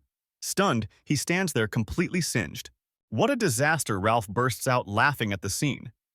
Meanwhile, Fur laments thinking the answer lay with the sun, but then a sudden idea sparks in his mind, helping him regain his focus. Reflecting on the phrase hidden behind the dark and deep curtain, Fur confidently declares that the answer is the moon. He points and says, "Now it all makes sense." Ralph agrees, thinking that sounds right. Suddenly, a trap activates and a rock whacks Ralph right on the head. Injured, both friends are in a bit of a pickle. Fur apologizes, vowing to get it right next time. The group stands in a nervous silence in the middle of the room. Kiri comments that it seems whenever they get the answer wrong, a trap linked to the symbol goes off. Debo pipes up saying he understands, but the real issue is they have no clue how to crack the riddle. They gaze at the other doors, scratching their heads at what the lightning bolt and X symbols could mean. Debo suggests Fur give one a poke, but the hunter hesitates, worried about making another mistake and taking another hit. Palm thinks aloud that maybe they're misreading the symbols and that they should tackle the enigma first. He explains that while Fur's interpretation wasn't far off behind the dark curtain, might actually be the night sky with the musicians being crickets. Palm goes on saying that the despising us part could point to the moon and stars as they are supposed to follow the light. Finally, Fur figures out the riddle, shouting, "The answer is the stars." He points out that unlike the moon, stars are always present even if they seem to move. Thus, he reaches his conclusion. Realizing what the correct symbol is, he gets ready to act. Fur walks up to the door and touches the symbol resembling an X. Manu finally has the light bulb moment. The drawing wasn't an X, but a star instead. With his hand on the panel, he gets set to push, hoping for a win this time. The hefty stone door slowly creaks open. Relieved, Fur peers into the dark passage and confirms they got it right. He beams and invites the group, saying, "This way, let's go." But a voice interrupts, asking, "Are you sure?" Then out of nowhere, a figure leaps to attack. A man named Shade steps forward, declaring, "We'll take it from here." Shade charges at Palm, who is caught off guard by the sudden onslaught. He just barely blocks the strike with his staff at the last moment and stands firm. Then he swiftly counterattacks with his staff, calling the intruders rats. He lunges forward, shouting, "Gotcha!" But the opponent teleports away, leaving Palm in shock over the enemy's agility. He spots the new challenger, realizing it's Beju, and tries to decode the situation. Debo and Kiri watch as the new foes approach. He wonders who in the world those hooded figures are and makes an effort to stay sharp. The group now finds itself completely surrounded by adversaries. One of the newcomers hesitates and questions, "What should we do?" A woman chimes in, saying they should have attacked sooner and that they need the hero's item to atone for their earlier mistakes. With a grin, she reassures everyone that it'll all work out one way or another. Fur wonders how they were located, while Palm admits he's stumped too, as he thought no one could track them. A voice from behind comments, "You all seem quite curious." The same voice suggests, "Why not ask someone else?" Then something drops from above toward Palm. He gets slammed to the ground with a violent crash. Debo turns around, stunned, asking Ralph, "What in the world are you doing?"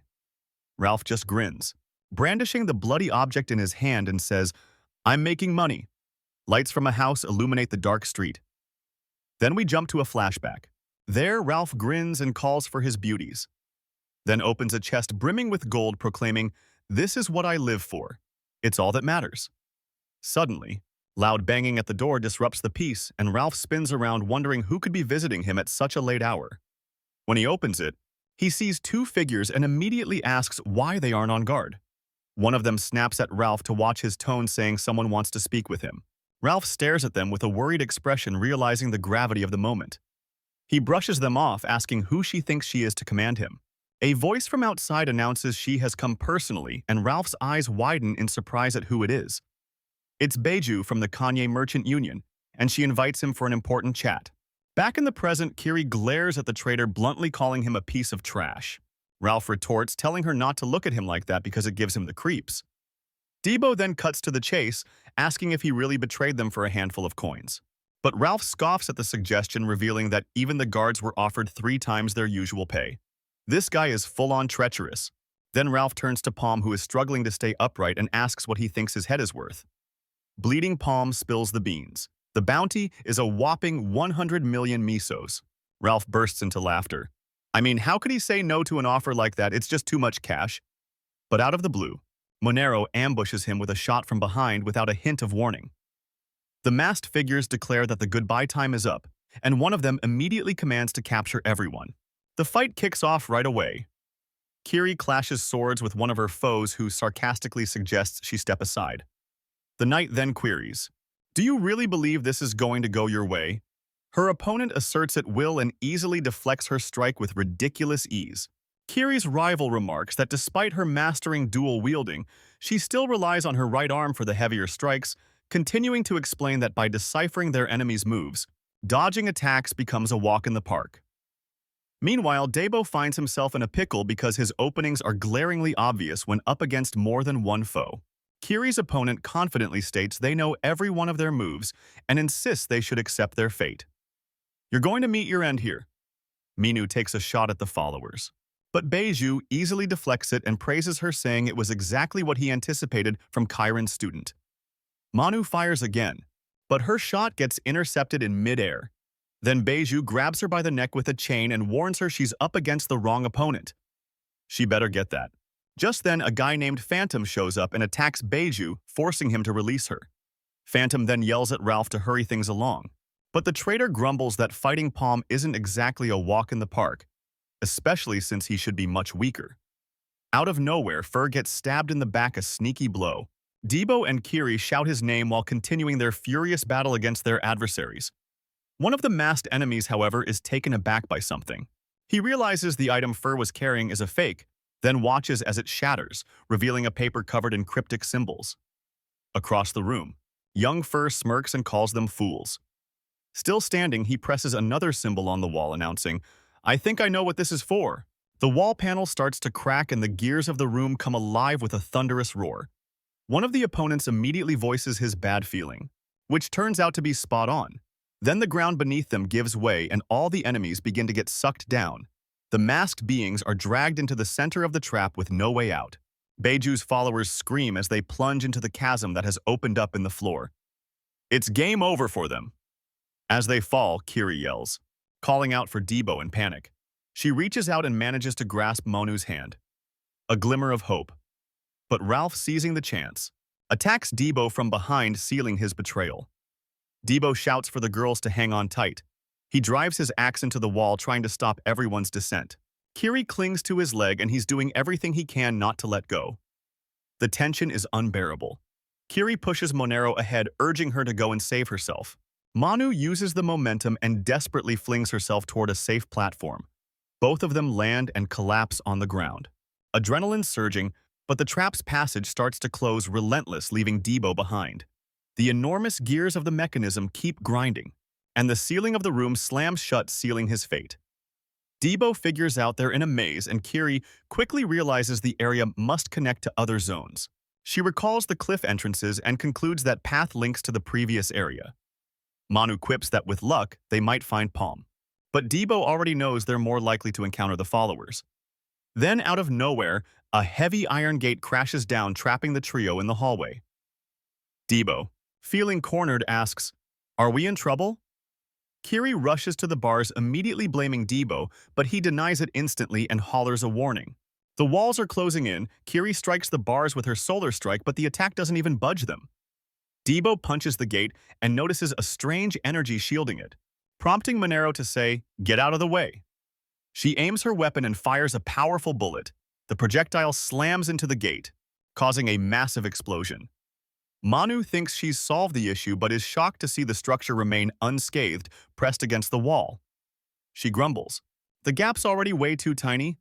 Kiri gets really annoyed by their desperate predicament. Then Debo steps up between the walls trying to halt their progression. Kiri is taken aback by Debo's incredible strength. She shouts his name as he gives his all to hold back the walls. He firmly declares they can't go out like this and stands his ground. Manu begs Kiri to do something, but the knight admits she has no clue what to do. Out of nowhere, a voice remarks, "This isn't going to work." Debo reminds Kiri that since she once attempted to off him, he'd save her from danger because he despises being in debt. He turns to her and asks, "Can you help me out one last time?" Kiri stares at him incredulously and calls him crazy for joking around when things are so serious. She shouts for everyone to hold on and takes charge. Kiri explains that the bars are protected by a machine, and she plans to track down and destroy its controls. She zooms down the hallway, urging them not to even think about leaving before they settle their debts with her. The knight scales the wall, using every little crevice as a foothold to climb quickly. Meanwhile, Palm taps into his summoning skills, mumbling that the enemies are just ruthless killing machines. When he hits a dead end, he totally loses it. Fur wonders what in the world is this place, gets jumped by one of the followers, and pleads for mercy. Palm keeps pushing through, fighting off the followers without letting up. Ralph shouts, "I warned you to stay alert." Beiju steps in and declares, "Your time is up. No point in trying to escape." Palm hurls a projectile at a pillar. The projectile smashes into the structure, causing a massive explosion. Ralph pins down one of the followers, and Beiju yells that she may die, but not before paying him back. Fur casts a shield spell to fend off a follower's attack. He prepares a shuriken blast, aiming to strike back, but one of his teammates grabs him from behind, interrupting his move. The blast heads straight for Palm. Even while saving the kid, he screams that his neck is killing him. Palm then just drops the kid onto the ground. Worn out, he watches as the other followers close in for the final assault. He turns and strikes one of the enemies with his flaming staff. Palm continues battling, slicing through his foes. Leaning on his staff, he stands surrounded by the fallen followers. One of the masked followers glares at him and says, "You're a monster." Kiri rushes in, bursting into a room right in front of an energy beam, and immediately wonders if she's finally found what she's been searching for. Her eyes land on the pulsating device at the room's center, and she realizes that must be the mana source for the entire building. Realizing that by destroying this immense amount of concentrated mana, she might be able to save Debo and Manu. But then a voice calls her intriguing just as an opponent appears right behind her. The foe attacks with a fierce slash, leaving Kiri seriously injured, dropping to her knees from the impact. The opponent boasts about her luck, stating, "I can just take out the other two by taking you down." She howls. Kiri is the weakest of the three. Even with Kiri lying on the ground, the adversary insists that everything is going her way. She orders, "Get lost, you follower." But the woman retorts, "I can't do that, and I have a name too." The opponent then invites Kiri to, "Let's have a little chat." Kiri, already charging up her rising sun technique, responds, "Bring it on, because I'm a bit busy."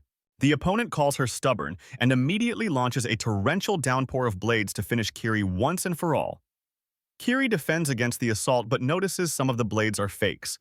She takes a hit from one of the strikes, regretting that she can't differentiate between the real and fake blades. Kiri dodges but is taken by surprise with another attack from behind. She realizes the opponent is controlling the trajectory of the blades, as if using telekinesis, and is stunned by what's coming her way. The adversary sends another of her projectiles toward the knight, but Kiri soon learns it's not telekinesis. It's actually invisible threads that control the weapons. So, she grabs one of the threads with her hand. With this move, Kiri figures out she can actually send the swords flying back at her opponent, but the adversary just mocks her, asking, "Did you think I'd say to wait?" Kiri then employs her sword-drawing technique and unleashes the 100 Death Slash.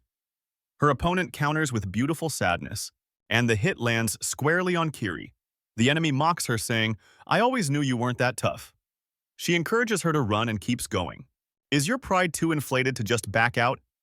Kiri introduces herself, sharing her full name, Kiri Fraudum. The foe remarks, "She hails from quite a prestigious lineage. Must be a feudal situation."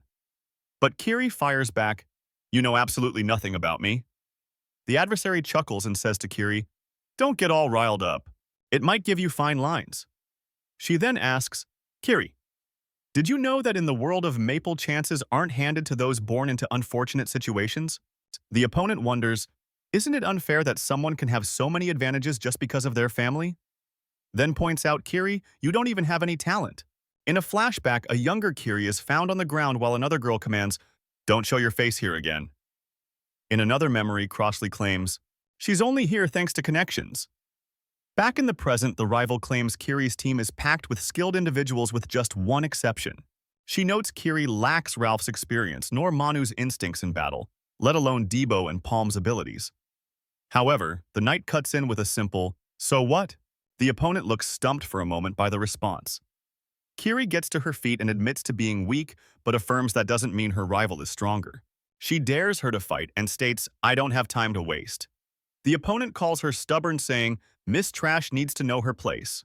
The threads controlled by the blades surge again towards Kiri. Kiri gets ready with her moonset and unleashes the lunar divide. The blow freezes and shatters the threads, and the adversary is distraught at seeing her threads killed off. The rival decides to use dirty tricks, but Kiri charges forward with her own attack, the 100 Death Slash. In a flashback, a man asks young Kiri, do you really want this? He tells her, the Order of Knights only brought you in because of your family's pull. The knight asserts, there are limits you simply can't surpass. Kiri then thinks she refuses to be constricted by anyone's ideals. Her brother approaches and says, when you grasp my words, you'll be stronger than anyone around. Back in the fray, the rival is shocked by Kiri's sudden change. She wonders how Kiri can match her speed as they trade blows. The opponent strikes with her powerful slash, but Kiri evades at the last moment. The power within Kiri then reveals itself as a boundless universe. She prepares to activate the Solinar time technique. A gigantic sphere of energy materializes in front of her, and her appearance shifts as she absorbs the surrounding energy. Kiri unleashes a mighty vertical slash with her sword.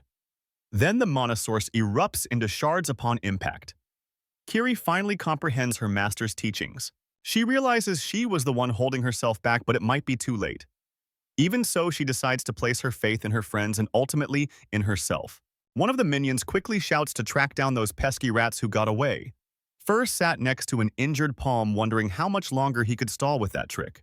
He then checks with his buddy if he'll be alright, but the followers quickly spot them shouting to catch those scoundrels who just won't stop running. But Palm swiftly intercepts one of their strikes with his blazing staff. The enemy ridicules Fur, saying he's pitiful in combat. Fur, seething, rushes ahead yelling for them not to underestimate him, continuing the assault with, seriously, don't underestimate me. Meanwhile, Palm readies to unleash another spell, gripping his staff and a ball of energy.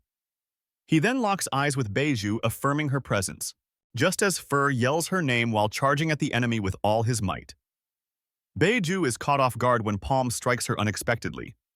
Palm then triggers a colossal explosion, leaving Beiju completely stunned by the force. She questions whether he vanished, but Ralph soon appears, saying they're wasting time on small fries and everything is all right. But Beiju reveals, I've already got my hooks in him. Fur hurries to aid Palm, who is gravely wounded, asking if he's okay. Farah gasps, seeing the dark blood, and screams, is this poison? As they escape, Ralph tells Beiju it would take 40 minutes. Max and Palm wouldn't last too much longer than that. Beiju clarifies that it's a deadly poison that eliminates the target, causing immense and unavoidable agony. Ralph then announces he can't go much further and instructs his men to split up and find him no matter what.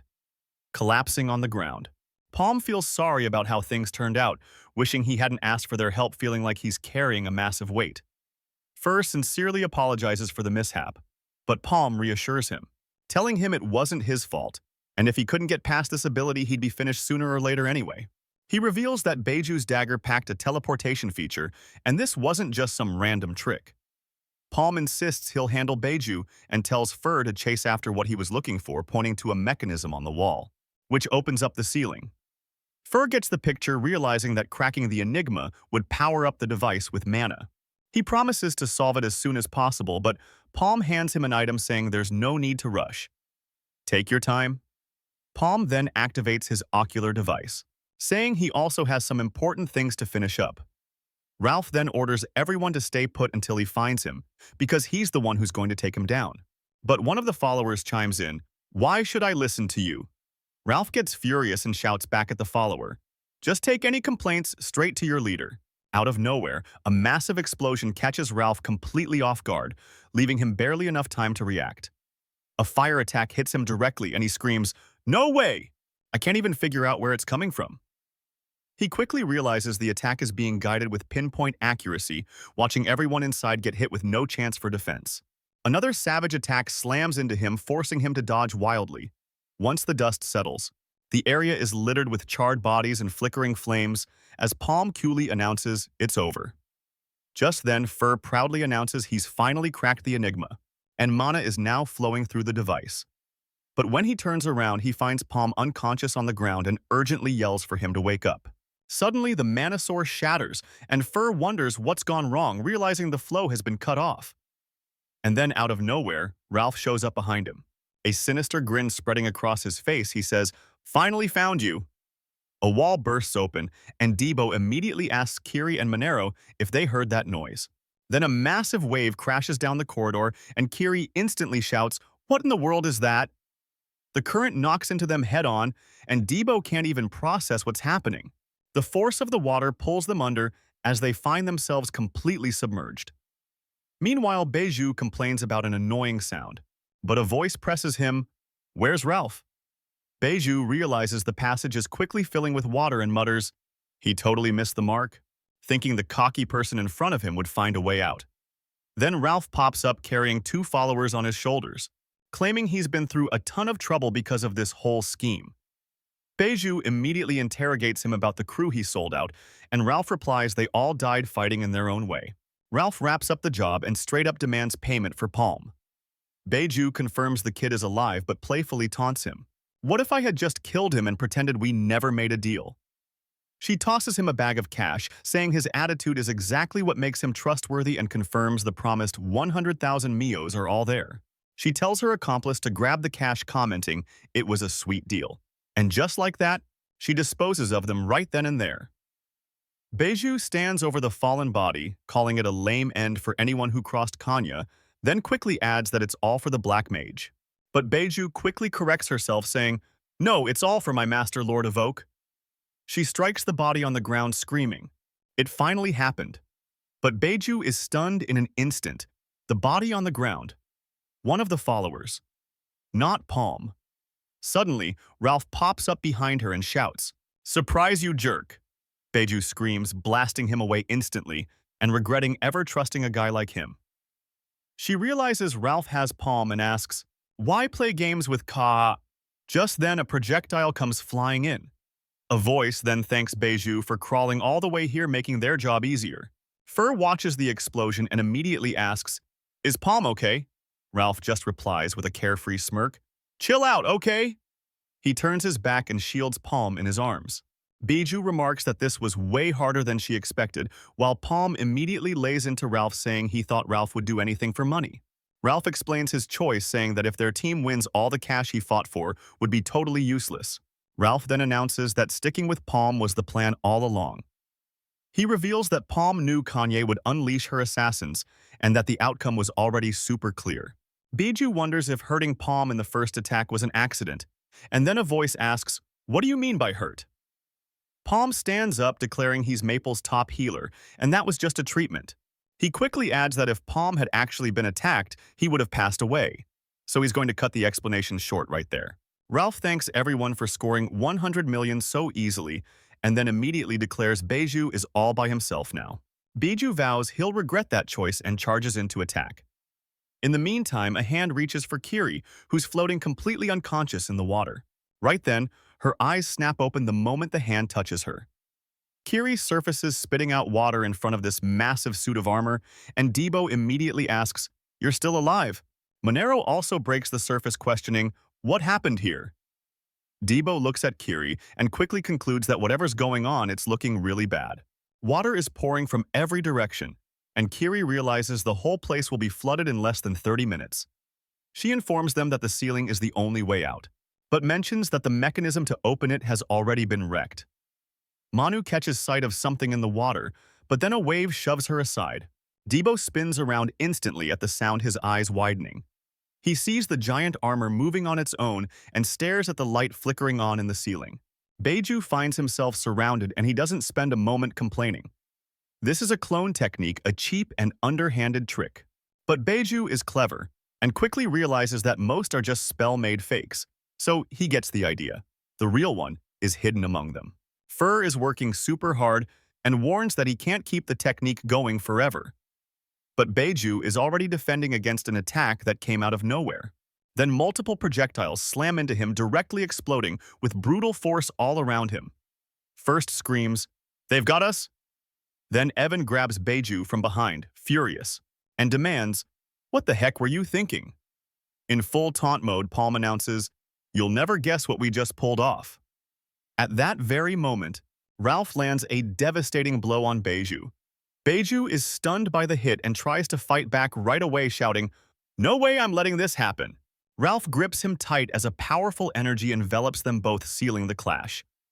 Beiju glares at his foes with sheer hatred and curses them out. "You filthy scum!" He then decides Fur will be the first to feel his fury and attacks him relentlessly, landing a solid hit. Gasping, Fur can barely speak. These guys are like a bunch of monsters. Ralph lunges toward a clone, while Beiju fends off another right on his tail. Suddenly, a devastating attack known as Dark Flash is unleashed, throwing Ralph and one of the clones backward with sheer force. Injured Beiju struggles to his feet and vows, "I'm going to take you all down no matter what." But out of nowhere, an enormous torrent of water crashes down on Beiju. He's swept away by the fierce current. Meanwhile, Ralph hangs onto a pillar and murmurs, "Looks like the moment has arrived." Beiju stealthily emerges from the shadows and attacks Ralph from behind. Gravely hurt, Ralph tumbles forward while his opponent floats victoriously right behind him. Beiju swears, her voice seething with hatred, "I'm going to finish you all off." Ralph turns with difficulty to face Beiju. Pierced by the blow, Ralph screams in pure agony. Why does it hurt so much? Palm and Fur watch the scene in shock, desperately calling out their fallen comrade's name. Beiju spots the kid holding the staff and yells, "Pal!" But Ralph understands and immediately asks where she's looking. Then he punches Beiju in the face. The impact is so brutal it cracks the ground and sends her flying backward. Ralph declares he hasn't lost to the darkness and warns that at this rate, he won't be able to follow Ayok's orders. Beiju counters, asserting she'll make it happen no matter what. Their attacks clash in a massive collision, creating an overwhelming force.